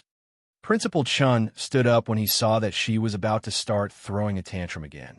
He said in a dignified voice, "Now you can all be quiet. Xianxia is right. Li Si is also right. Let's see who is right. Madam Mayor, you are an adult. Don't be so calculative with a child." Sun Dongxing was indeed shocked. What did Yi Qian, that wretched girl, get? What gold medal did only 6 middle school students in the world get? Why did it sound like? It was very impressive. Ying, say something to Mom. What's going on? I'm going to die because of you, Mom. I'm going to die because of you. Ying, who was about to break down, was as pale as snow. Of course, she knew what was going on. Because she knew, she didn't want too many people to know that Yi Qian went abroad to get a gold medal. How was she inferior to Yi Qian? In the past, she had always been superior to Yi Qian. But now, she was inferior to Yi Qian in every way. How could she accept this? How could she admit defeat? But the more it was like this, the more she couldn't get the results she wanted. Gold medal. Yi Qian had won the gold medal, but she had nothing. Even Gao Yang, who used to stand by her side, no longer helped her. Everything had changed. Everything was different. She hated this wretched girl to death. If it wasn't for her, he wouldn't have ended up like this. Her daughter was crying nonstop, which made Sun Dongxing anxious like an ant on a hot pan. What if she cried her eyes out? Yi Qian, that wretched girl. How could she act like an older sister? He had clearly told her to help her younger sister in school. Look, she only knew how to gang up with her classmates to bully Ying. The more she thought about it, the angrier Sun Dongxing became. Her expression darkened. She turned around and pointed at Yi Qian. Stupid girl, can't you see how sad your sister is? How could she act like an elder sister? Get over here and admit your mistake. Quick. That wretched girl was becoming more and more disobedient. When old Yi came back, she would have a good talk with him. As an uncle, disciplining his niece was a matter of course. Chapter 227. This time, even Secretary Wu was flabbergasted. How could there be such a woman? This. How could Mayor Yi like someone like her? He even married her as his wife. Wouldn't he be harming his career? Yi Qian almost laughed out loud. Annie, are you smart or stupid? Do you think this school is your home? Do you think you can show off however you want? She didn't even need to say anything, and the entire class was already on her side. Tan Wei, Xie Sifeng, and the others who were close friends with Ying were also dumbfounded. They couldn't accept how Annie's son, who was usually so nice to them, became like this. Xie Sifeng wanted to stand up and say something, but she didn't dare to do so now. She was also afraid of being despised by the entire class. Auntie, how can you be so shameless? You're too shameless. Who do you think Yi Qian is? A slave? Auntie, you're Yi Ying's stepmother, right? Yeah, only a stepmother would do something like this. If she was Yi Ying's biological mother, she wouldn't cause a scene in school. This was an embarrassing thing. When Yi Zhifan rushed in, his wife became the target of public criticism. When the students saw that the teacher didn't stop them, they all spoke up for Yi Qian. Even so, it didn't target Yi Ying. At this point, Yi Qian felt that it was only right for her to stand up and say something back. She just stood up and raised her hand slightly. The students who were speaking up instantly quieted down.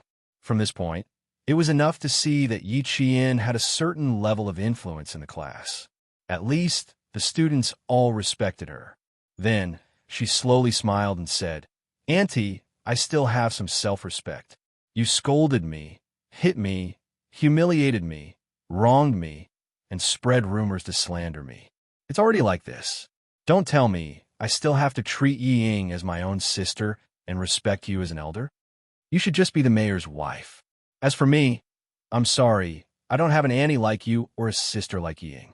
After saying that, she sat down. Secretary Wu nodded in secret. She was natural and generous. Her every move was open and above board. There was no trace of despicable behavior. Her character could be seen at a glance. He said to Principal Chun, "She is indeed a good student. She has a strong tolerance. It's a pity that she has such an auntie. Adversity makes people grow. Yi Qian, this girl has her own principles. Listen, this isn't over." Principal Chun purposely didn't. If he didn't come, she, as a teacher, would have to go to the hospital. She picked up the blackboard brush and slammed it on the podium a few times. Using her authority as a teacher, she made the students who had been chattering the moment Yi Jian sat down quiet down. She said sternly, "Quiet down. Everyone quiet down. If anyone dares to speak again, go outside and memorize for an hour." After the classroom quieted down, Teacher Ku said to Principal Chun, who didn't stand up to preside over the situation, "Principal, Mayor Yi is here. What do you think? Then let's invite the mayor into the classroom." Since the mayor was here, he naturally couldn't leave. Principal Chun was quite willing to invite the mayor into the classroom. He then ordered Gao Yang, who didn't leave and had a cold expression, "Student Gao, put the tape away. Let's invite Mayor Yi to watch it together." Chapter 228. Did Yi Jian go out to fool around like the mayor's wife said? Or what happened? It's all in this videotape. Students, you are all a group of students who want to find out the truth. Now, let's applaud and invite Mayor Yi into the classroom to find out what the truth is with us. Applause. What kind of applause is this? This is a slap in the face. The number of people who clapped was equal to the number of people who were slapping their own faces. Yi Jifan, who had never been so embarrassed, still had to pretend that he didn't know anything. He had to shamelessly say, "Thank you," before going to the back of the classroom and sitting next to Secretary Wu. After sitting down, he heard Secretary Wu say meaningfully, "Mayor Yi, your wife is a master. I admire her, I admire her." Compared to the children's undisguised contempt, the real masters, like Secretary Wu, made Yi Jifan suffer unspeakably. He took the initiative to shake hands with Secretary Wu and said with a bitter smile, "Sorry to make you laugh. Sigh, I also have a headache." Then he shook hands with Principal Chun and apologized repeatedly. "I'm really sorry. My wife has caused trouble for the school again. It's not the first time. I'm used to it. Mayor Yi, please sit down." Principal Chin smiled. His words also made Yi Jifan so embarrassed that he couldn't even maintain the calm expression on his face. When Sun Dongqing saw her husband come in, she was very happy at first. She thought that he came to support the mother and daughter. However, she threw a few glances at her husband, but he didn't look at her. While muttering in her heart, she faintly felt a little scared. "I didn't cause any trouble this time. I came to the school because I saw with my own eyes that the wretched girl was in a relationship." The classroom quieted down and no one spoke anymore. As the video played, the first scene that appeared was the blue sky and white clouds of Australia. A plane flew over and the scenery of the University of Sydney was shown. About a minute later, the camera began to turn to a bus that drove into the campus. Students got off the bus one by one. Under the guidance of the teacher, the students, who only had a pencil box in their hands, neatly walked into a spacious and bright classroom in an orderly manner. The camera fell on a horizontal curtain with the words "Mathematical Olympiad" written in English, and the Chinese translation also appeared on screen. Throughout the entire process, no one explained anything, nor was there an announcer. The camera was only focused on the Chinese student, and Yi Qian's figure appeared the most in close-up shots. "This is our first day participating in the Mathematical Olympiad. The time limit is 5 hours, but Yi Qian only used less than 4 hours to solve all the questions and get the highest score for the day. He also got the highest score for the team. Gao Yangyi became the live commentator. The boy's slightly hoarse voice spoke slowly. There wasn't much emotion in his introduction, but it made the students inexplicably excited. It was unknown when the applause started. Especially when the accompaniment of the national anthem played on the television, the applause was even louder. Even if the palms of his hands were red and in pain, he did not stop. Damn, Yi Qian, you're too awesome. That's awesome. Look at that Vietnamese guy. Damn, he's about to cry. He can't beat our Yi Qian, so he's crying. Isn't that embarrassing? The video was already showing the third day of the oral calculation competition. Yi Qian stood alone in front of the examination table, calmly and quickly explaining the process of solving the questions and the answers. At the same time, the contestants from various countries were so nervous that they were wiping their sweat because of the speed at which he answered the questions. At the end of the competition, Yi Qian and another boy almost took the lead. They fought fiercely for the questions, and their accuracy reached 100%. Chapter 229. When one of the students made a mistake while answering the question, Yi Qian immediately took over and accurately matched the student's answer to the question. When she finally answered the correct answer, the entire class heard applause from the television. Good. Very good. Endless praises were heard. At this point, the screen froze Yi Qian. Everyone saw that compared to the other students who were sweating profusely, Yi Qian did not even have a single drop of sweat on the tip of her nose. She maintained absolute calmness throughout the entire process. She was calm all the way to the end. That kind of calmness, that kind of confidence, that kind of confidence, that kind of confidence, that kind of confidence, that kind of confidence. From her eyes, from her demeanor, you could tell that she was definitely not the Yi Qian sitting in the classroom right now. It was as if she was a completely different person, especially when she spoke fluent English. Her classmates had never heard her speak it before. Who knew that she could speak English? No one knew. All the students stared nervously at the television. Even though the competition had already ended, they could still feel how nervous they were through the television. Every one of them secretly clenched their fists, waiting for the final result. Sun Dongxing was already dumbfounded. The one who spoke a foreign language was Yi Qian, that wretched girl. She even went overseas to compete? Why did it feel like it wasn't real? How could she not know what that wretched girl was capable of? Ying, this must be fake. She raised her head suspiciously and gently nudged Ying, who was no longer crying. Why does it feel like it's fake? If there's a winner, you should be the one standing at the top. Ying did not reply. She was completely dumbfounded as she kept muttering. How could it be?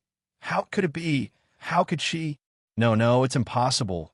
It's definitely impossible. Something was wrong with her. It was as if she was having a nightmare. The television finally reached the end. When the Chinese team was announced as the winner, thunderous applause rang out. Sun Dongxing, who had called out Ying several times but did not get a response, was so scared that her hands and feet went cold. She stood up and shouted at the back, Zhifan, come and see your daughter. Something happened. Something big happened. She only had this one seedling, so nothing could happen to her. Ying was not a person who was easily defeated. After being yelled at by her mother, she quivered and came back to her senses. She stared intently at the television until the end of the broadcast. She saw all the Chinese students hugging Yi Qian, saw the smiles on their faces. Those smiles pierced her eyes deeply. The applause was much louder than Sun Dongxing's. Her roar only woke Ying up from her stupor. Mom, I'm fine. Don't say any more. Ying's face was cold as she clapped along numbly. Go back with Dad and see if he can find a way to transfer me to another school. I can't stay in this school anymore. Sun Dongxing, who was scared out of her wits, finally heard her daughter speak normally. However, after hearing her daughter speak, she frowned. What are you talking about? Transfer to another school? Where? Read it here. It's all fake, yet you believe it. Do you think I don't know how capable that wretched girl is? She did not know how many cold glares Yi Zhifan had given her in the dark. She was a woman who could not do anything but spoiled everything. She refused to listen to him when he told her to stop. This time, she even came to the school. He did not know what she had done. After the recording ended, Gao Yang turned off the power and said in a low voice, "This is why Yi Qian was not in town for the entire summer break. She went to study. After passing the municipal, provincial, and national exams, she went to Sydney, Australia." Chapter 230. Madam Mayor, your slander of Yi Qian is baseless. I don't know why you can speak ill of Yi Qian so confidently. Is it because you are the mayor's wife? Do you think you can do whatever you want in town and accuse whoever you want?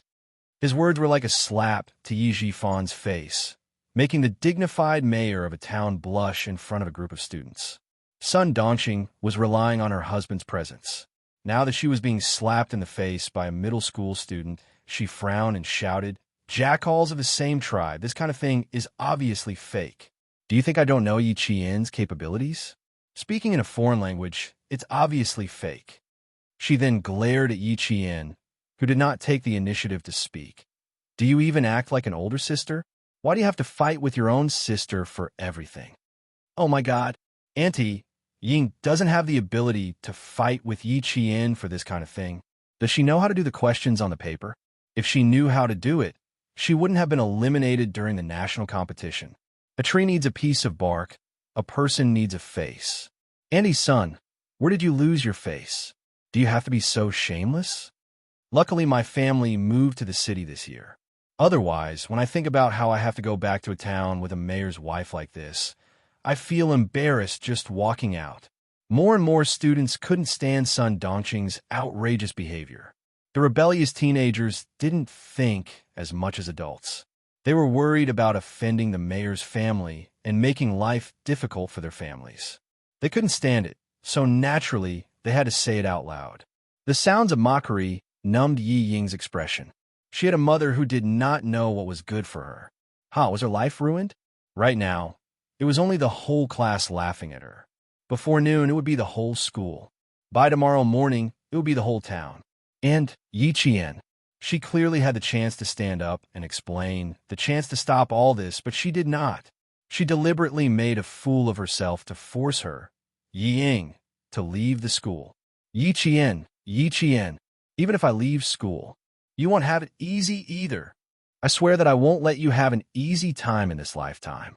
With her head lowered, Yi Ying's expression was as gloomy as an evil witch's. Her eyes were shrouded in a thick fog that refused to disperse. Her eyes were heavy, deep, and filled with resentment. She did not raise her head to look at Yi Qian.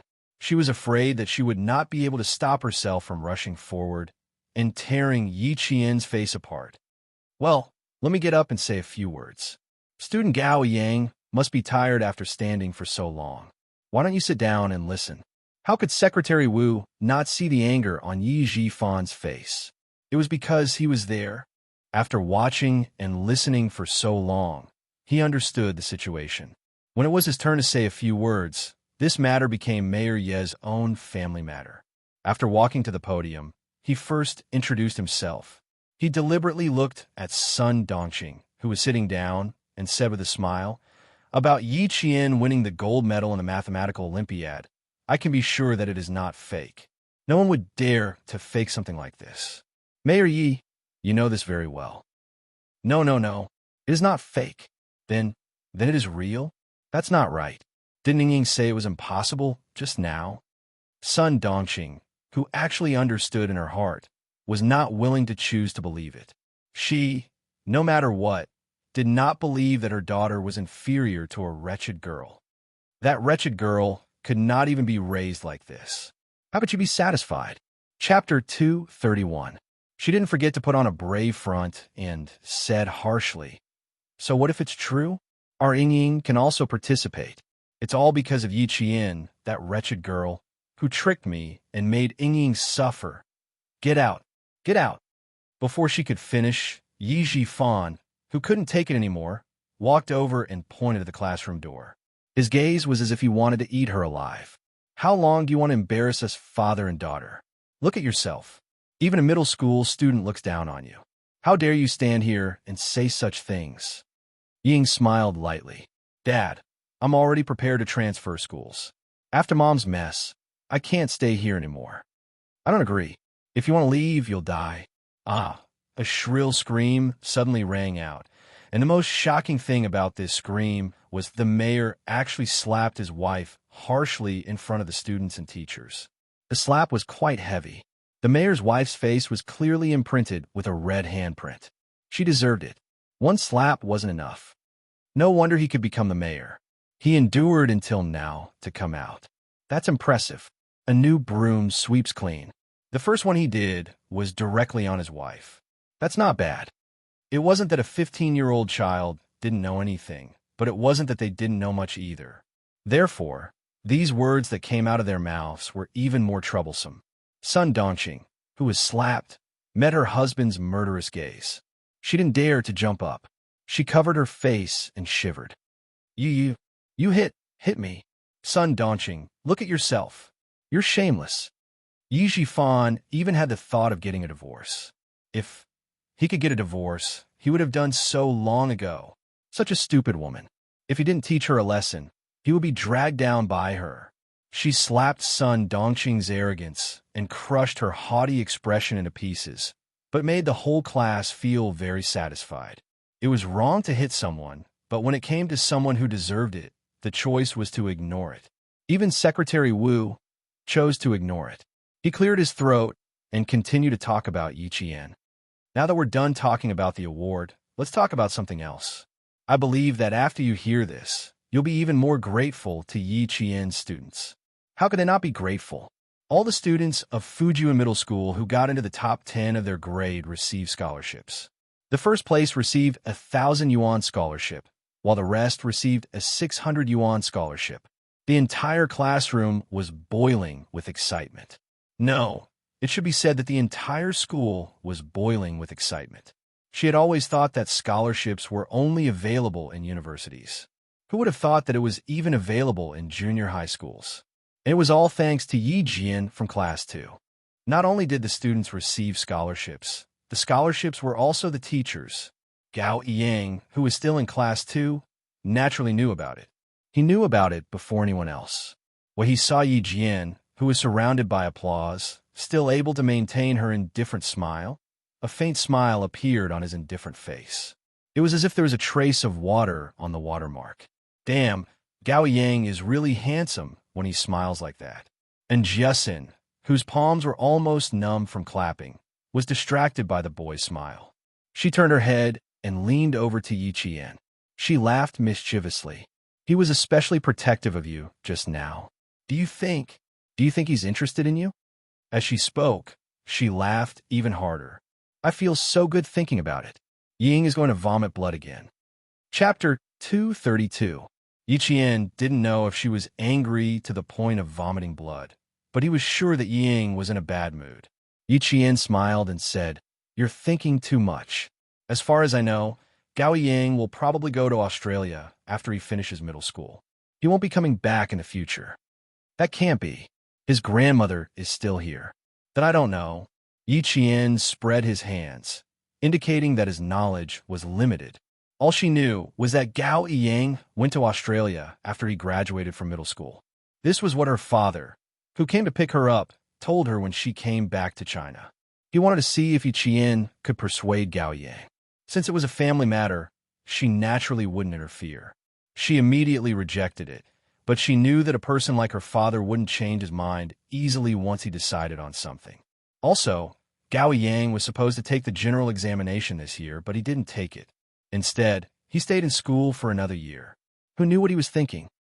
The Provincial Education Committee has decided to award Yi Qian the Outstanding Youth League member. He will be awarded the Certificate and Medal of the Outstanding Youth League member at the Provincial People's Great Hall on October 1st. On the stage, Secretary Wu's words were followed by thunderous applause. This meant that Yi Qian would have to go to the provincial capital on October 1st. Secretary Wu, who had finally explained everything, shook hands with Principal Chun, who was walking up the stage. He smiled and said, "Principal Chun, Yi Qian has won glory for the country and the province. Thank you very much for nurturing such an outstanding student. When the time comes, you will have to accompany Yi Qian to the provincial capital. Thank you, Secretary Wu. I will definitely accompany you. Principal Chun smiled as he led Secretary Wu out of the classroom. After taking 2 steps, he returned to the classroom as if he was worried.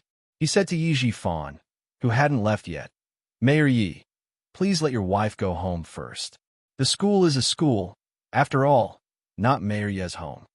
Yi Jifan was still standing there because of Secretary Wu. He immediately sighed and said, we have to give Yi Qian an explanation for this. My husband has caused trouble for the school today, but my daughter is really fine. She was just implicated by her mother. She then looked coldly at son Dongqing, who was being held tightly by her daughter, and said in a deep voice, go and apologize to me right now. Apologize to Yi Qian. Yi Jifan had already thought of a countermeasure. He could not implicate his daughter in this matter. Secretary Wu was a member of the Municipal Education Commission. No matter what, he had to protect his daughter first. He lowered his head and gave Ying a look that only the father and daughter could understand. It seemed that they had already discussed something. Sun Dongqing's expression changed drastically. She raised her hand and pointed in the direction of Yi Qian and screamed, you want me to apologize to this wretched girl? I can't wait to beat her to death. Ying just said that she wanted to transfer schools. She doesn't want to study at this school anymore. Mom, what else do you want?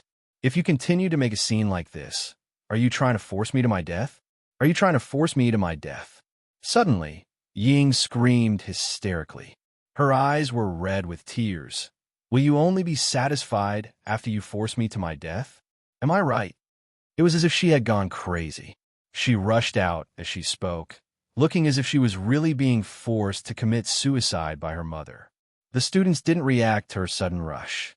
Yi Qian glanced at her indifferently. Then his cold gaze landed on Yi Jifan's face. Chapter 233. Coincidentally, Yi Jifan was also looking in her direction. When the calm Yi Qian saw this, the corners of his mouth gradually curled up. There was a slight smile in his cold, star-like black eyes. With a dignified mayor here. Sure enough, big problems could always be turned into small ones, and small ones into nothing.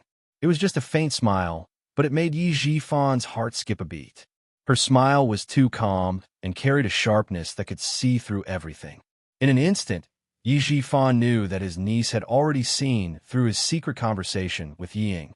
She also knew that Ying was just putting on an act. His niece was not simple. He had underestimated her in the past. With a vicious glint in his eyes, Yi Jifan sneered in his heart. He did not evade and revealed the smile of an elder as he walked towards Yi Qian. Niece, you see that this matter is getting out of hand. As the elder sister, you should come out and say something. And Jiasin had been watching all this time. When she heard this, she looked at Yi Qian with a worried expression.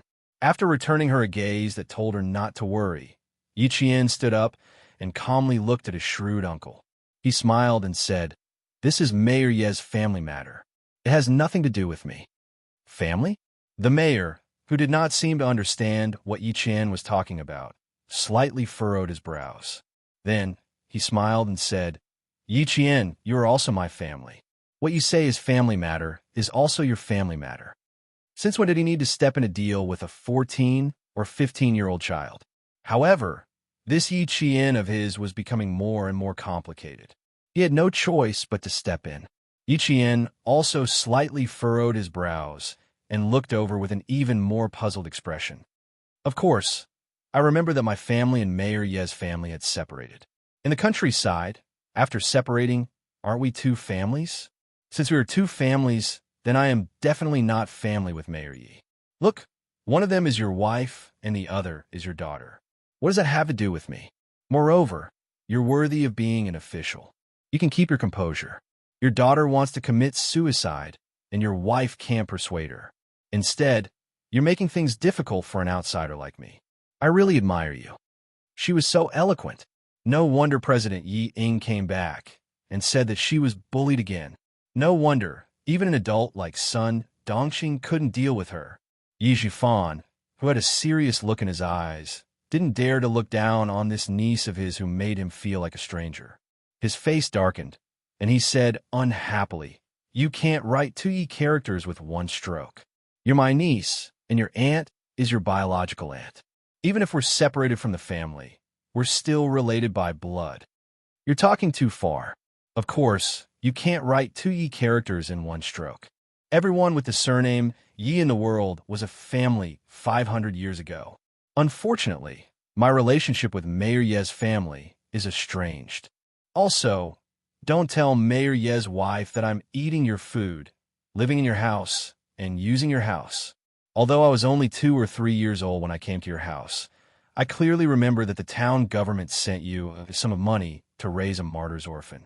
Also, the fields and land were all given to me in advance and handed over to your family for safekeeping. When my mother sacrificed herself, she brought back a piece of glass dragon jade.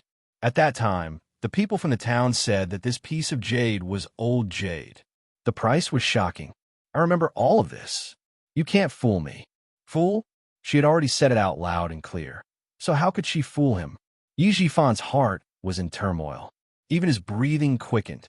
That year, when the people from the government came to give him compensation and the piece of hornless dragon jade from the Qing dynasty, there was no one in the house when they handed it to him.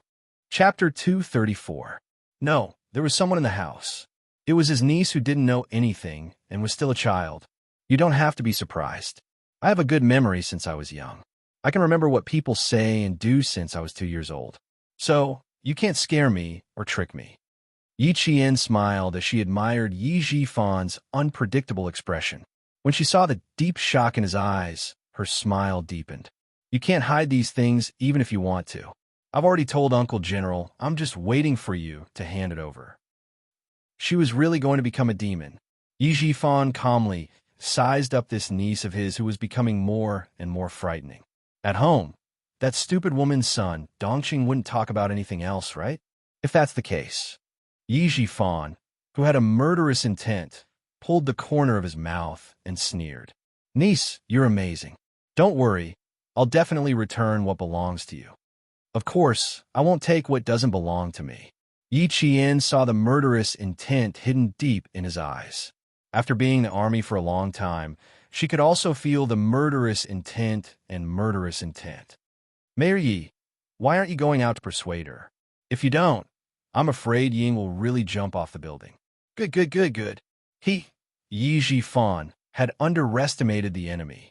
He didn't expect that after scheming for so many years, he would be bitten back by a wolf cub. This was really good. Staring at his unfamiliar niece, Yi Jifan put on a fake smile and exhorted her. But in reality, there was a hint of threat in his words. Niece, it's not a good thing to be too smart. Those who use their brains too much will not live long. Uncle would like to remind niece that you have to be careful since you are so smart. Thank you for the reminder, but I also have to tell Mayor Yi that there's always someone better than you. There are some people you can't touch or threaten as you wish. As a mayor, you should think twice before you speak in the future. Disaster comes from your mouth. Just as she finished speaking, a powerful voice filled with deterrence sounded. Well said. There's always someone better than you. How could the mayor not be as knowledgeable as a child? The voice shook Yi Jifan so much that the expression on his face instantly froze. A trace of panic flashed through his eyes, which contained a hint of ferocity, and he hurriedly turned around. He saw Uncle Jin and a military officer in his early 30s with 1 bar and 3 stars standing behind him. Uncle Jin's face was cold and gloomy. He stared at Mayor Yi with his sharp eyes and sneered. I came at the right time. I didn't expect to hear Mayor Yi threatening a child. Hearing this, Yi Jifan's face no longer had the coldness from before. It was full of respect. Uncle, Grandpa Jin, why are you here? Yi Qian, who was as light as a swallow, lightly walked past Yi Jifan. Her beautiful eyes were full of smiles as she said, I came yesterday, and you came today. If I had known earlier, I would have come with you. Perhaps this morning's incident wouldn't have happened. The military officer who accompanied her was not happy. He pretended to be angry and said, Girl, do you only have your father in your eyes? Uncle is a living person standing here. Didn't you see him? Of course I didn't see him. Yi Qian's laughter was like a silver bell. Her dark and lively eyes were filled with a bright light. I didn't see you this time. I heard that you were on vacation with your chubby son. Congratulations on becoming a father, Uncle Yu. Also, did you bring my red eggs? Chapter 235. He was a company commander in the army. He had been married for 5 years before he had a chubby son. When Yi Qian mentioned him, he couldn't hide the smile on his stiff face. Silly girl, I won't forget about your red eggs. Didn't I ring them for you? His left hand really was holding 10 or so red eggs, while his right hand was holding a document with the army serial number. As he spoke, he raised his head and lightly patted her head. Silly girl, you didn't even take your living allowance. Because of you, I couldn't sleep well last night. Early this morning, I bumped into you and wanted to give you your living allowance. Who knew that they would coincidentally overhear a middle-aged man threatening Yi Qian? Everyone in the army treated Yi Qian as their own family. How could they not be angry when their own family member was threatened with not having a long life? Yi Zhifan didn't dare to interrupt. The chaos in his heart wasn't any less than Yi Qian's memories of his childhood. It was even more so. He was so shocked that his palms were sweating. When did she have such a good relationship with the army? No, wait. Ying had mentioned this to him before. She said that Yi Qian was close to the army and even knew a major. At that time, he didn't take it to heart. He thought that they were just friends from running into each other in the village. He definitely didn't expect that they were so close that Yi Qian would call him uncle. Moreover, this wasn't a major that his daughter was referring to, but a captain. Old man Jin didn't have a smile on his face. He waved at Yi Qian and said sternly, "Come over to Grandpa. Go quickly, old man is sad." Company commander Yu gently reminded Yi Qian. His tall and cold body directly blocked Yi Zhifan's line of sight. His gaze was cold and ruthless. Under this kind of gaze that was filled with cold metal, even if Yi Zhifan was the mayor of town, his heart still trembled slightly. The army was the best place to cultivate a man's aura, and company commander Yu had participated in all kinds of actual combat exercises, both big and small, in the army.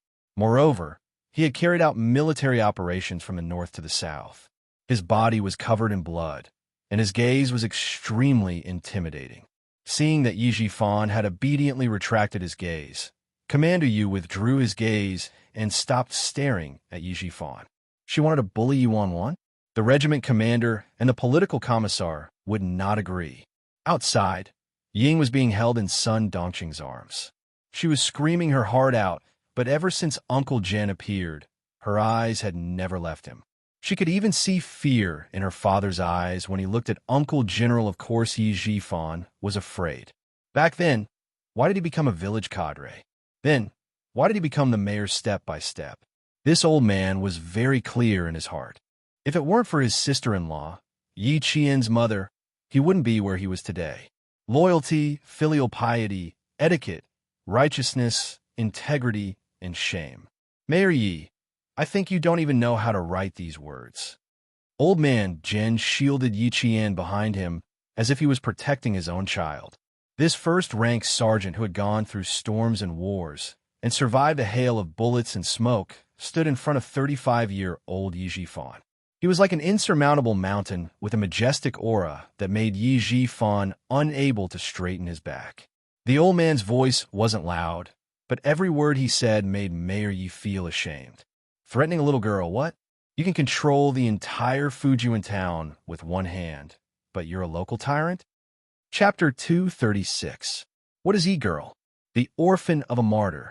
Her mother's body was personally sent to the crematorium by the premier. Her pension was personally sent to the town by the head of the military commission. The prime minister had personally instructed that Yi Jian, the orphan of a martyr, must be raised into a talent. You say she's smart? But of course, with a smart mother, how can a daughter not be smart? It's because she's too smart and too kind that she tolerated your family time and time again. The vigorous voice had a great penetrating power. The surrounding students and teachers all heard it clearly. They really didn't expect Yi Qian to be the daughter of a martyr, and even more so that she even knew the premier. Yi Qian's heart felt like it was being pierced by thousands of sharp needles at that moment, piercing thousands of holes and dripping with blood. In her past life, Grandpa Jin came looking for her. She was blind and rejected him. Later, when she escaped to the village, Grandpa Jin came looking for her again. She was immature and thought that everyone would laugh at her, so she secretly ran away that night. In the end, she never returned to Shuku village and lived the life of being persecuted by Yi Ying until her death. Now that she thought about it, not only did she let herself down in her past life, she also let down the people who had high hopes for her. Uncle, let's talk outside. Yi Jifan, who had become the most disgraced mayor in history, bowed slightly and didn't dare to act rashly. The bell is ringing. Let's not disturb the students in class. If there's anything, let's talk outside. He had lost a lot of face today. If this matter was blown out of proportion, the mayor position that he had been in for less than 15 days might very well be gone. The bell rang urgently. The surrounding students had no choice but to return to class under Teacher Ku's yelling. Girl, go back to class. Grandpa is here. Let's see who dares to touch you. Uncle Jin didn't want to disturb Yi Qian's studies.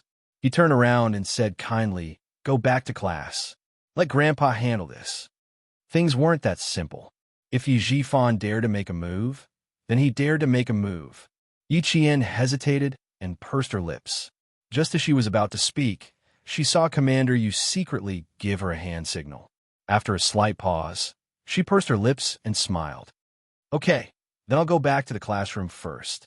Please don't be angry. I'm really fine.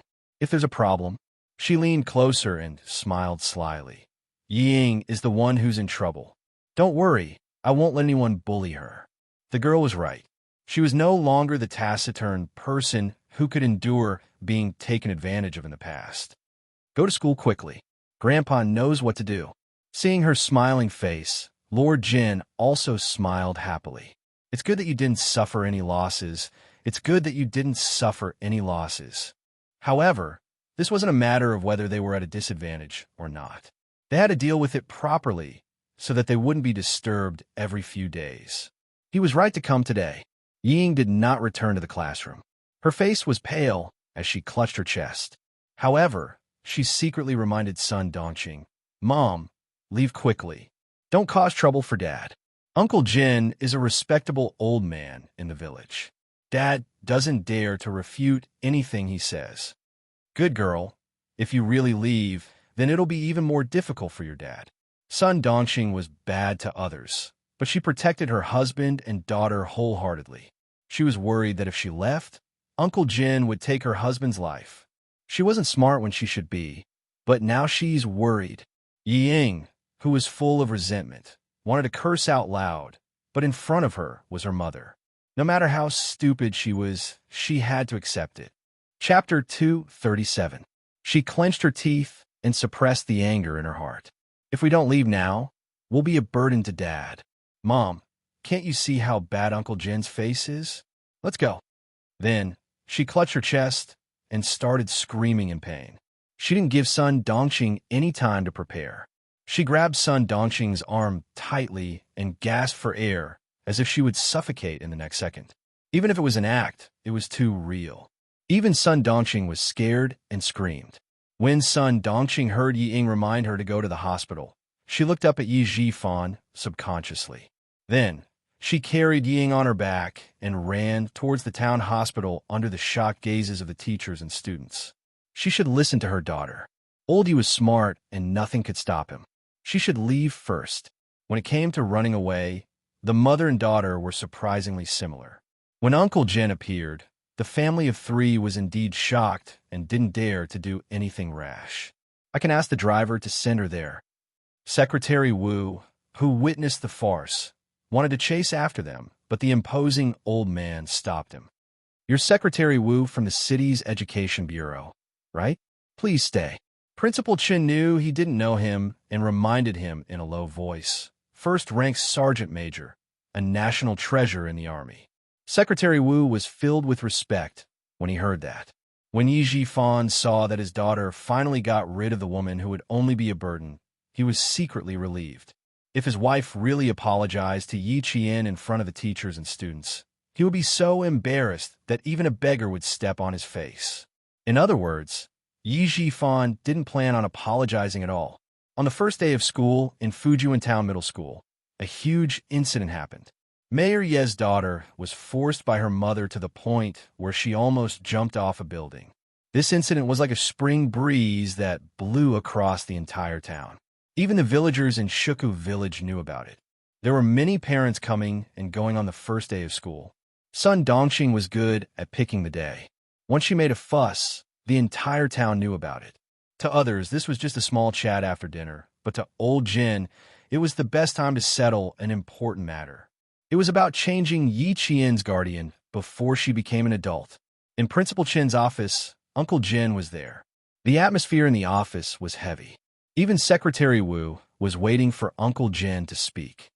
Logically speaking, this matter should only be handled by little Yi. However, it's class time now, so we shouldn't delay her studies. Jin Laogan's words didn't break the tension in the air.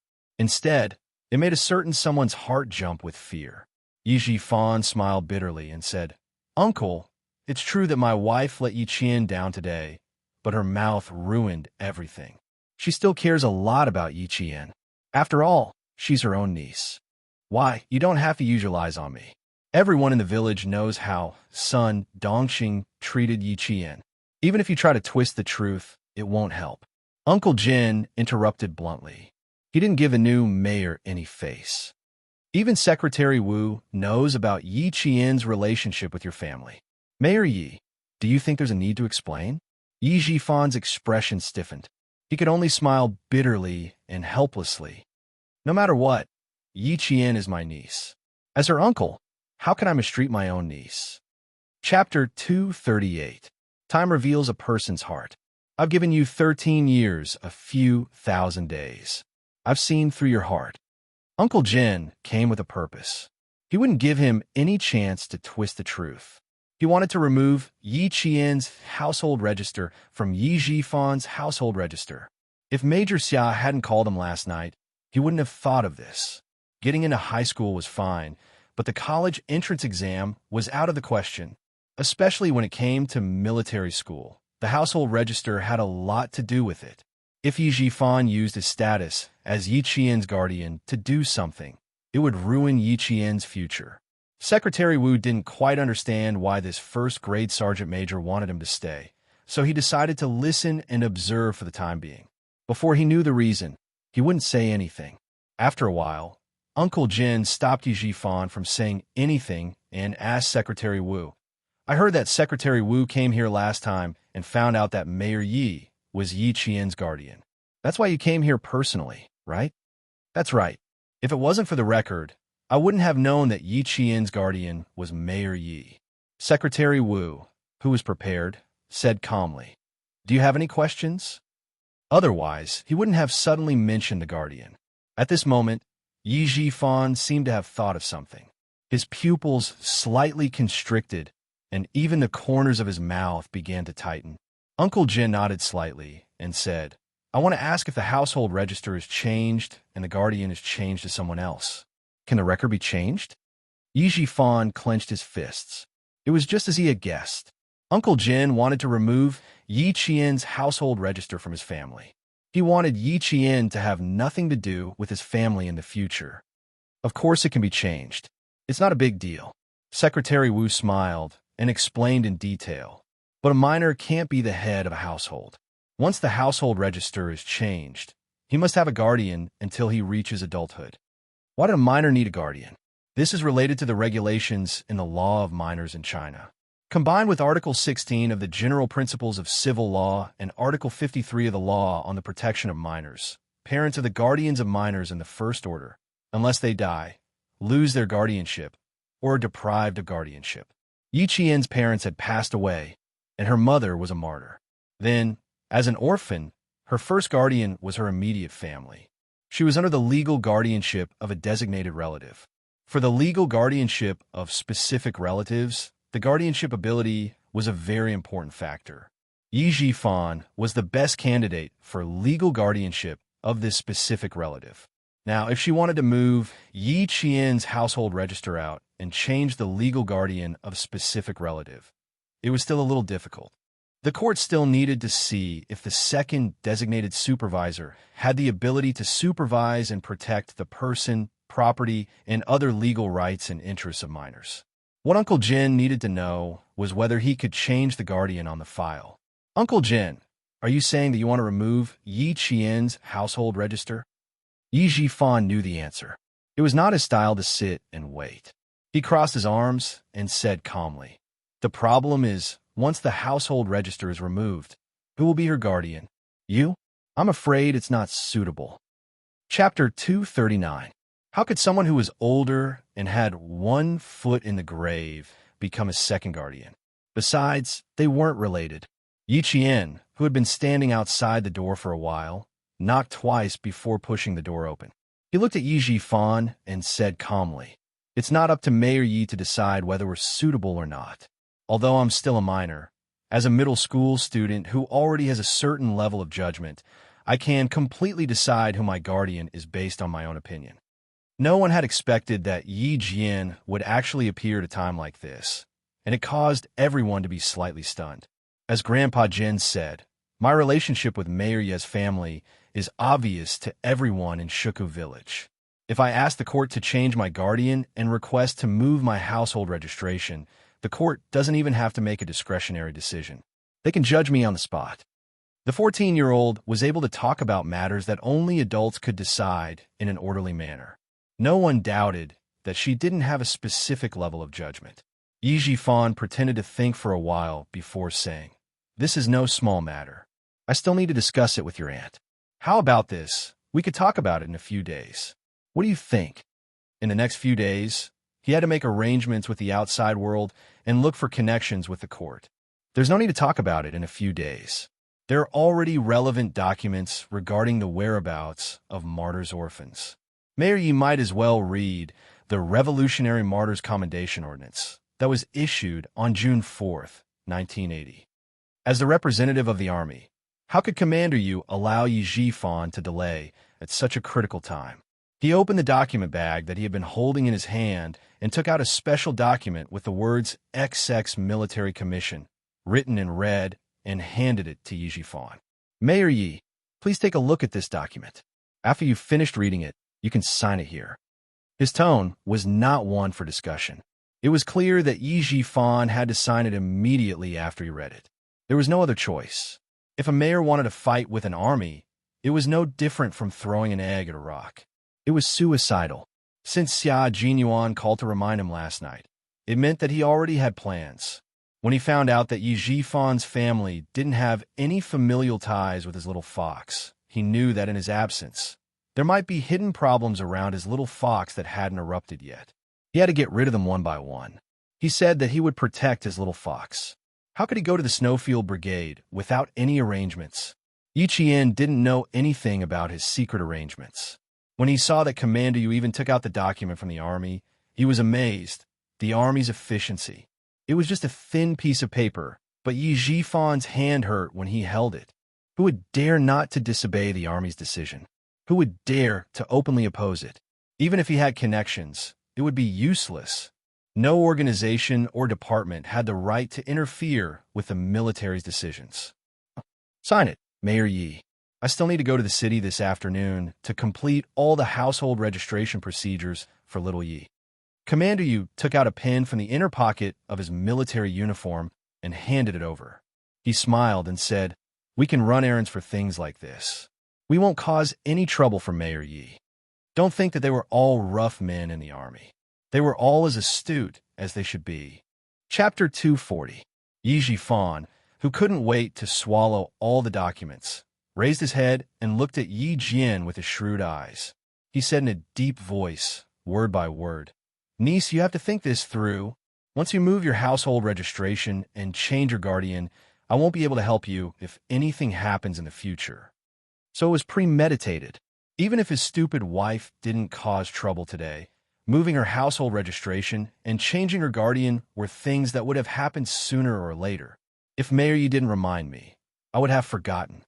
Facing his persistent questioning, Yi Jian smiled faintly and said, "If something really happens in the future, I only hope that Mayor Yi won't stand out to help me or anything. I'm really worried that you won't stand out to help me, but will instead hit me when I'm down." Yi Qian didn't quite understand why Uncle Jin suddenly proposed to move her household registration, but she knew what she should do at this time. No matter what Yi Jifan said, she wouldn't do as he wished. She would obediently listen to him and keep her name in his household registration booklet. She didn't have any objections to moving out. Moreover, Uncle Jin came prepared and came at such a good time. If she didn't settle the matter today and give Ji Fan time to breathe, it would be difficult to do it again in the future. Her words made Yi Jifan's face even more pale and ugly, but Yi Qian ignored it. Speak slowly? Of course, I won't give you the chance to kick me when I'm down. Just like today, the mayor's wife insisted that I acted inappropriately just because I didn't come back for the summer and met with a male student who was taking the exam with me yesterday. I was originally fine, but Mayor Ye's family just had to cause trouble for me. Yi Qian usually didn't speak much, but when he opened his mouth, his words were like knives. It was like a white knife going in and a red knife coming out. It hurt Yi Jifan so much that his internal organs were bleeding. No matter how unwilling he was, Yi Jifan had no choice but to sign. As soon as the last stroke of the name was written, Commander Yu took back the letter before the ink was even dry. He used a piece of paper to gently dry the ink and said with a smile, "Mayor Yi, don't worry. Other than Uncle Jin, all the soldiers in our troop are guardians. Even if something happens to little Yi, it will be our army that will take responsibility. We will definitely not trouble Mayor Yi.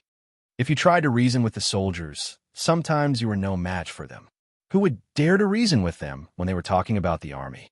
Looking at Yi Jifan's angry footsteps as he left, Yi Qian's eyebrows curved into crescents. His eyes were like the water in the moonlight, clear and clear with a hint of relief. In her previous life, it was precisely because her household registration was Yi Jifan's that she became a pitiful person without any identification. She couldn't find a good job and couldn't go to any night school. How could he not be happy now that such a huge matter had been resolved? Little Yi, from now on, you have nothing to do with his family. After today's incident, Ying won't be able to hold her head up in school. Just focus on your studies and don't let irrelevant people ruin your future. Uncle Jin, who was leaving, also said the same thing. They all hoped that Yi Qian would choose the right path and not let bygones be bygones and let bygones be bygones. This was also what Major Xia Jinyuan hoped for. Looking at the endless snowy mountains, his eyes were like snowflakes under the effects of altitude sickness. They were dazzling and cold, with a hint of majestic fighting spirit. This was the Snowfield Brigade's first training base. He would have a year of difficult, high-intensity, and high-risk training here. Chapter 241. While Yi Jifan was signing the papers, Xia Jinyuan, who was sitting in the truck, was jolted by the bumpy mountain road. He opened his eyes, which were slightly dazzled by the light from the snow. There was a 2-hour time difference between Beijing and the Snowfield Plateau, which was covered in white snow. Under the sunlight, everything was dazzling and bright. "Do you want to take some oxygen?" Someone turned sideways and asked calmly. His deep voice was so calm that there was no trace of anger. "The sea level is just over 5 kilometers.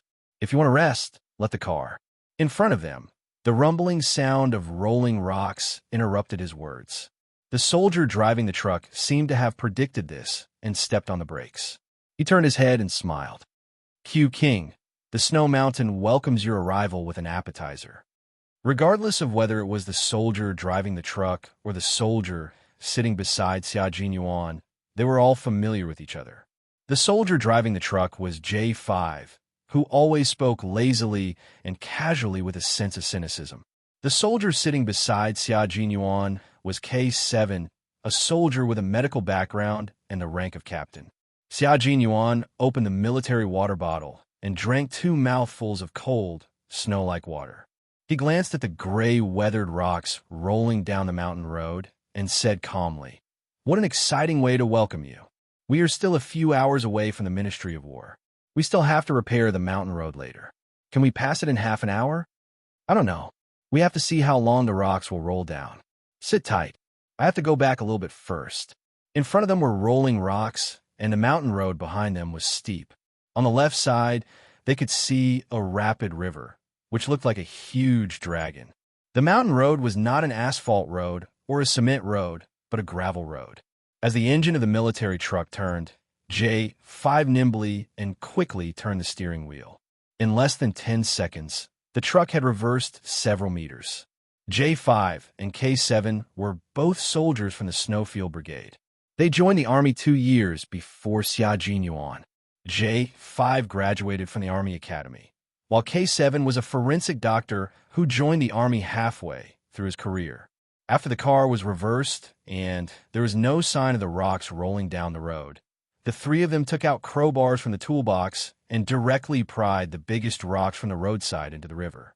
Listening to the sounds of the rocks rolling down the road, J5 secretly glanced at Xianxia, who was expressionless, and a hint of appreciation flashed across his eyes.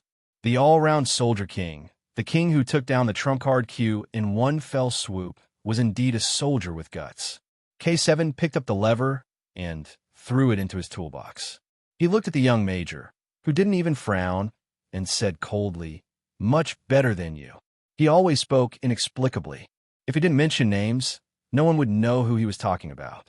Other people didn't know, but his comrade, J5, knew. "I'm much better than you. I still remember that you started vomiting on your first day when you were less than 5,000 meters above sea level. Your little face was so pale that it really made my heart ache." J5 smiled slightly and patted Xianxia's shoulder. He sighed and said, "Q King, I have high hopes for you. This kid has always been arrogant in the Army. Before the brigade leader retired, we could still suppress him a little. Now, we're hoping for someone better to suppress his arrogance." As a new recruit to the Snowfield Brigade, even if Xianxia was a major, he couldn't put on airs in front of them. The Snowfield Brigade was a very special unit. The soldiers in it were nameless. No one knew where they came from, and no one knew where they were going. Even if they died, they were nameless heroes. Their codename was their name until they retired. Chapter 242. J5 and K7 only knew that Q King's surname was Xia. They didn't ask or care about his full name. Their code names were their names. No matter where they were, they could only contact their code names. Xianxia didn't know their names either. When he heard them, his thin lips curled up slightly. "I want to keep a low profile." That one sentence instantly turned J5 into a quiet, handsome man. As for K7, he revealed a smile thinner than the breeze. He turned his head to look at Q King, who was indeed keeping a low profile. His lifeless voice fluctuated slightly. "We all like to keep a low profile, unlike J5, who acts so high profile that he has to write a 3,000-word self-reflection letter tonight. I only spoke 3 sentences to a girl at the foot of the mountain. Which one he got jealous and secretly snitched on me. Now I have to write another 3,000-word self-reflection letter. Damn it, I've already written a 12,000-word self-reflection letter this month." At this point, J5 had an innocent look on his face. Even his tone was full of resentment. He glanced at Q King, put a faint smile on his face through the rearview mirror. His eyes dimmed slightly as he sighed. "What a pity. You're worse than a monk once you enter the team. A monk can even say Ba to a female benefactor." As he sighed, Xianxia narrowed his handsome eyes slightly. Then he said with a faint smile, "Don't worry, I'm still single. My family says that I'm too young to fall in love. I don't want to be cheated of my money and lose my virginity. So, I'm just like you, continuing to live the life of a monk. In the future, I don't think I'll be like J5, writing a 3,000-word self-reflection letter every now and then. Writing so frequently, it's more like I'm in heat." It was very quiet in the car. J5's face was wooden and expressionless.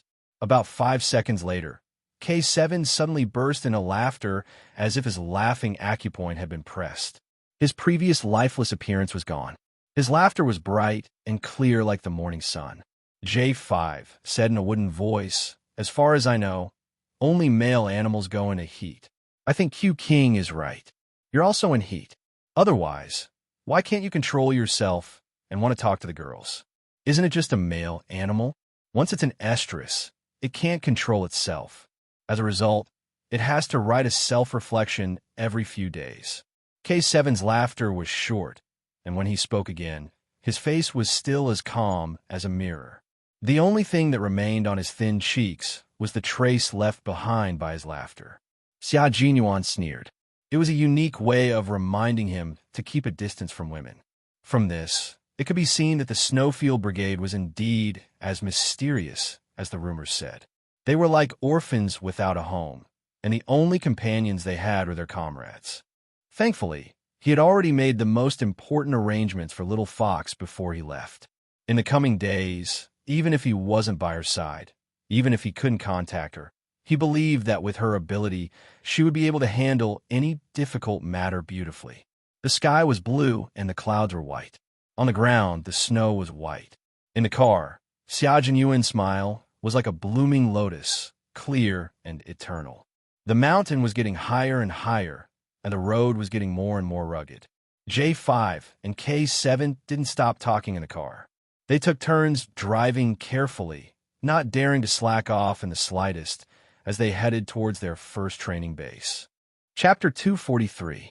The only scenery that could be enjoyed in Fujian Town and the snowy highland was the bright sun in the sky. Yi Jianyan, who was standing under the shade of the tree, was a little stunned.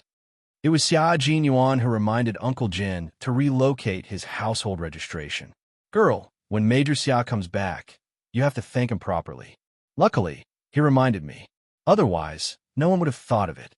Uncle Jin, who did not know that Xia Jinyuan had already left Fujian Town and was heading to a new unit, said earnestly, "He has helped us so many times unconditionally. You can't not thank him at all. He had helped them so many times. If he did not thank him properly, he would feel bad." Upon hearing this, Yi Qian smiled and shook her head. "It's okay. Grandpa General Major Xia came to Fujian Town to train at the basic unit. After he's done, he will return to his original unit. In the future, he won't be coming back to us, so I'm afraid you'll have to wait a long time for him to thank you." She did owe him a thank you. If he had not reminded her in time and caught Yi Jifan off guard, she would have moved her household registration in one fell swoop. If Yi Jifan held onto her household registration like he did in her previous life, she would have to live without an identification card again and would be restricted everywhere she went. Yi Qian, whose heart was trembling slightly, calmed herself down and thought about the letter Principal Chun had given her. It only had 4 words: "Wait for me to come back. Wait for him to come back. Wait for him in Fujian Town, and wait for him to come back. See you next time?" She did not think too much about it. Wait for him to come back. You can think of it in a normal way or a more complicated way. When faced with such a dangerous man, she naturally avoided it and thought of it in a simpler way. In the end, she suddenly heard from Grandpa Jin that Xia Jinyuan had a lot to do with the smooth transfer of her household registration. It could even be said that he had solved the problem by himself. Then, Yi Qian rubbed her temples with a headache. She realized that even with 2 lifetimes of experience, her IQ was not enough to play a guessing game with Xia Jinyuan. If there was no such thing, then the 4 words he left her were like a friend going on a long journey, and she was waiting for good news. However, with his help, the meaning of these 4 words became somewhat ambiguous. What he hated the most was this kind of ambiguity that required guessing and guessing. Hearing this, old Uncle Jin fell silent. After a while, he nodded slightly and said, "With Principal Xia's ability, he wouldn't stay here forever. Leaving is something that will happen sooner or later. I just didn't expect it to be so soon." As an all-around soldier, Xia Jinyuan had been assigned to Fujian Town to fight against some outlaws. Firstly, the school had assigned him to the basic training, and secondly, Commander-in-Chief Xia wanted him to train his only son more. It had been almost a year. Even if Xia Jinyuan wanted to stay, Commander-in-Chief Xia would not allow it. Therefore, his departure was destined. It was a result that could not be changed. Faced with Grandpa Jin's sigh and his admiration for Xia Jinyuan, Yi Qian smiled faintly and said, "You don't have to feel that it's a pity. I won't be bad either. I definitely won't embarrass you and Principal Chun." That dangerous and elegant man had already left, but his brief appearance had left a deep impression on many people. In her life, because of his appearance, her memories of that year and that day were imprinted in her mind. Chapter 244. Fighting side by side on a rainy night, drawing a gun and killing people in a foreign country. These memories, filled with the flames and smoke of war, were all wonderful memories he brought to her. Actually, before she left Australia, she wanted to ask him how he dealt with the dozens of kilograms of poisonous powder that had been swapped, and how he dealt with those international police officers who were biased and looked down on Chinese soldiers, and how he retaliated against them. However, based on his personality and the bravery of a Chinese soldier, he definitely wouldn't let those arrogant megalomaniacs off so easily. You don't have to worry about the hornless dragon jade. This isn't something that can be explained in a few words. Although it's valuable, it's just a dead object in your hands. If Yi Jifan and his family try to hide it, little girl, Uncle Jin didn't know how to bring up the hornless dragon jade, but as he spoke, he noticed that the little girl was looking up at him. Her left hand was gently caressing the silver wire that was wrapped around her right wrist. Her gaze was pierced through the mottled sunlight and the twinkling leaves. She was lost in her thoughts as she stared at it. This little girl, when it came to serious matters, she could still be lost in her thoughts. Yi Qian's mind was filled with memories of fighting side by side with Xia Jinyuan. She blinked. Her dewy, obsidian eyes were still a little dazed. Suddenly, she pursed her lips and lowered her head in embarrassment. I thought of something. I didn't hear what you said just now. I'm sorry, Grandpa Jin. Her hand that was caressing the silver wire quietly lowered and hung naturally by her side. Seeing this, Uncle Jin laughed. I know. You're thinking of Major Xiao, right? He was old, but he wasn't blind. However, after laughing, Uncle Jin's aged face turned serious. But little girl, regardless of whether you're thinking of him or not, you're still too young. There are some things that you can't just rely on your feelings alone. Regardless of what Major Xia thinks, you still have to take care of yourself. There was a hint of sadness in Lord Jin's eyes, as if he was recalling something that made him sad. No matter how powerful a girl is, she will always be at a disadvantage when it comes to love. Uncle Jin carefully looked at the calm little girl and smiled again. But I don't think you're the kind of girl who would easily fall in love with you. If that guy really likes you, he's going to fall in love with you. This was also why Uncle Jin did not interfere, even though he noticed that Xia Jinyuan treated Yi Qian differently. Don't worry. No matter how outstanding Major Xia is, he's still someone else's Major Xia. It has nothing to do with me. Yi Qian was indeed open-minded. She had always been an indifferent person. She had been through so much and had even survived the calamity of death. How could she be so easily swayed? After brushing it off with a smile, he asked about the hornless dragon jade. You seem to have mentioned the hornless dragon jade earlier. Is there something I don't know about it? That jade is valuable, but it's not a good thing. If Yi Jifan doesn't give it to you, don't take the initiative to ask for it. Our focus is on moving out of our household register. Material things don't matter. To Yi Qian, what Uncle Jin said was the most important thing. As for the matter with Xia Jinyuan, it didn't matter. Hearing this, she smiled and said, Okay, whether the jade was valuable or not was not Yi Qian's main concern. Since it wasn't a good thing, of course she wouldn't take it. Chapter 245. On the other side, Secretary Wu, who was about to leave with Uncle Jin and Commander Yu, reminded him in a low voice. Mayor Yi signed the document so reluctantly. It's obvious that he's not satisfied with the transfer of Yi Qian's household registration. In the future, the school will need the support of the local government. I'm afraid Mayor Yi will remember what you did today. The school seemed to have nothing to do with the government, but in fact, they were closely related. For example, the school's construction funds had to go through the government. In the future, if Fujian Town High School needed government funds, the local government would be the first to approve it. Therefore, Secretary Wu's worries were not unfounded. This was a kind reminder to let Principal Chun be prepared. However, if he wasn't prepared, Principal Chun wouldn't have disrespected Yi Jifan. He smiled and said, Secretary Wu, don't worry. Our school has some connections with the army. If Mayor Yi can't handle things well, the army can help us. Therefore, Principal Chun didn't take it to heart. Moving out of Ye's household registration was much more important than the construction funding for the school. Now, all they needed to do was wait for Mayor Yi to send the household registration booklet to Uncle General. They needed to get everything done today. However, for Sun Dongqing, transferring Yi Qian's household registration was definitely a happy event. She didn't have time to pretend to have a headache and quickly took out the household registration booklet. However, when Yi Jifan wanted to take out the old jade, Sun Dongqing refused. That piece of jade was valuable. 10 years ago, it was said to be worth more than 200,000 yuan. Moreover, it was 10 years later now. How much was it worth? Taking the jade away was equivalent to taking her life. Her voice suddenly rose, and she said sharply, "You agreed? You agreed to give it to her? Yi Jifan, do you have any brains? Do you know how much that piece of jade is worth? You want to give it to her? No way." Faced with his wife's brainless questioning, Yi Jifan didn't even have the energy to argue. "I'll go to the city in the afternoon and find a jade shop. Give me the jade, quick. Mom, give a jade to Dad." Hearing the noise, Ying came out of the room and stood at the door of the master bedroom. She frowned and said impatiently, "Did you hear Dad say he's going to the jade shop? If we both have real jade, where can we get an identical fake jade?" With just one sentence, Ying knew what Yi Jifan was planning. This sentence immediately made Sun Dongqing beam with joy. "I went to the city with Uncle Jin and the others to do the paperwork for the relocation. Also, Ying, you don't have to go to school for the next few days.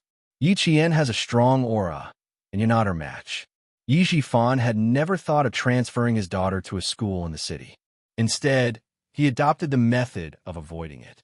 Just like last time, he would temporarily wait for the storm to calm down before going to school. Yi Ying's eyes darkened. After a while, she said, "I'm really leaving. Do you really think I'm afraid of Yi Qian? She might as well stay in school and see what she's capable of. I don't believe that I'm inferior to her in every aspect. Also, Dad, go to the city and find me an English teacher. I'll go to the city every Friday and come back on Sunday." Yi Jifan naturally agreed to this kind of thing. At the same time, he was happy with Yi Ying's spirit of facing the blade head-on. His daughter should naturally be like this. Running away wasn't a solution. The best way was to respond directly and use actions to tell the other party that she wasn't inferior to anyone. Chapter 246. But today's incident. Town Middle School's Principal Chun, he would remember it in his heart. Yi Jifan wasn't the only one who would remember this incident. Everyone who witnessed this farce would remember it, and they wouldn't forget it for a long time to come. The sun was scorching in June and the fire in July. Yi Qian, who had already moved her household register, finally calmed down after nearly 20 days of stares. When Ying appeared at the classroom door, a new wave of stares was directed at her. One was sitting in the classroom with a rosy complexion, while the other was standing at the classroom door with a pale complexion. The moment their gazes met, the pale Yi Ying's gaze turned cold. When their gazes met, Yi Qian's lips curved slightly, and she returned a faint smile. Seeing this, Yi Ying, who had a gloomy look in her eyes, moved her feet slightly under the gaze of her classmates and walked towards Yi Jian. Then, she did something that almost made Jiasen's jaw drop. "Yi Qian, I'm so sorry." As she walked over, she actually apologized sincerely. "My mom is sometimes not very kind when she does things. She makes decisions based on her own feelings. I've always wanted to apologize to you, but I couldn't leave the hospital until last night because of my health. I'm so sorry that I didn't apologize to you in time." Not only did she apologize, but she also bent over to apologize. Yi Qian had already stood up calmly. When she straightened up, she looked at Yi Ying with a slight smile. "I hope that in the next year, we can live in harmony. I also hope that the mayor's wife will think twice before doing anything. After all, you're the wife of an official. If the city's disciplinary committee hears anything, I don't think that's what the mayor's family wants. Disciplinary committee, damned girl. She's secretly threatening me. Of course, I also hope that we can live in harmony. Also, thank you for your reminder. I'll tell my mom to be careful." Ying secretly gritted her teeth and smiled. Her gaze was gloomy. It looked like a relaxed smile, but in reality, it was full of coldness. And Jiasen, who was dumbfounded, stared with her eyes wide open. Even after Ying left, she did not react. Not only her, but the other students in the classroom were also unable to react.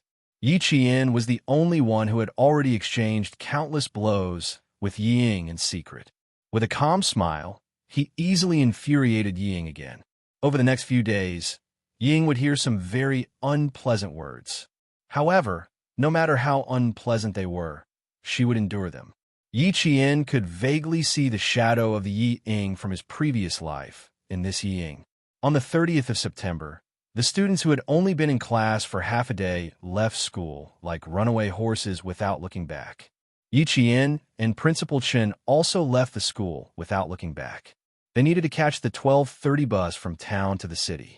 They had to take the train to the provincial capital that night and catch the train to the provincial capital at 9 a.m. The next day to arrive at the Provincial People's Hall to receive Yi Qian's commendation from the provincial capital. Time was so tight that they could not afford to waste even a second. After boarding the bus, Yi Ying, who was heading to the city to learn English, saw Yi Qian holding the handrail. She clenched her fists on her knees, and a trace of coldness flitted across her eyes. Ying, be careful. The bus is about to leave. Yi Zhifan, who sensed something, spoke calmly. After reminding his daughter, he smiled and greeted Principal Chen, who came up behind him. There was nothing strange about him at all. Chapter 247. This Yi Zhifan was the Yi Zhifan that Yi Qian was familiar with. He was a smiling tiger who stabbed people in the back, but always had a smile on his face. He was kind and generous. Everyone on the train knew Yi Zhifan and started chatting with him enthusiastically. Yi Qian, who was sitting in the back, said to Principal Chen in a low voice, "You should rest first. It's a bit far to drive, 5 to 6 hours. You still have to catch the train at night. Your body won't be able to take it if it takes too long. The train leaves at 8 p.m. If you arrive early, you can find a place to rest for a while." Last time, Xia Jinyuan left at 6 p.m. and didn't arrive in the city until after 11 p.m. When she got on the train, she saw Principal Chen gently rubbing his left shoulder. Then she looked at the gloomy weather. It was July. As long as it rained, the temperature would turn cold. Principal Chen's shoulder, which had been shot, would ache faintly. Yi Zhifan, who was sitting in the front, turned his head. He looked past the seat and said to Principal Chen, "Principal Chen, our train leaves at 8 p.m. too. Why don't we go to the train station together?" What a coincidence! They took the same train to the city and took the same train to the city. Wasn't that a coincidence? After 5.5 hours, they arrived in the city. When they got to the train station, what a coincidence was that even the sleeper carriages were in the same carriage. Yi Ying looked at Yi Qian, who appeared in front of her again. She didn't hide her calm expression under the light. Instead, she glared fiercely at the figure who was about to board the train. Yi Qian, who was about to board the train, turned his head back as if he sensed something. Then he gently looked away. Such strong malice. It seemed that not only was he taking the same train as Yi Ying, but he was also in the same carriage. They were both in the number 8 sleeper carriage. "Hey, are you going or not? If not, don't block the way," a man urged in a gruff voice.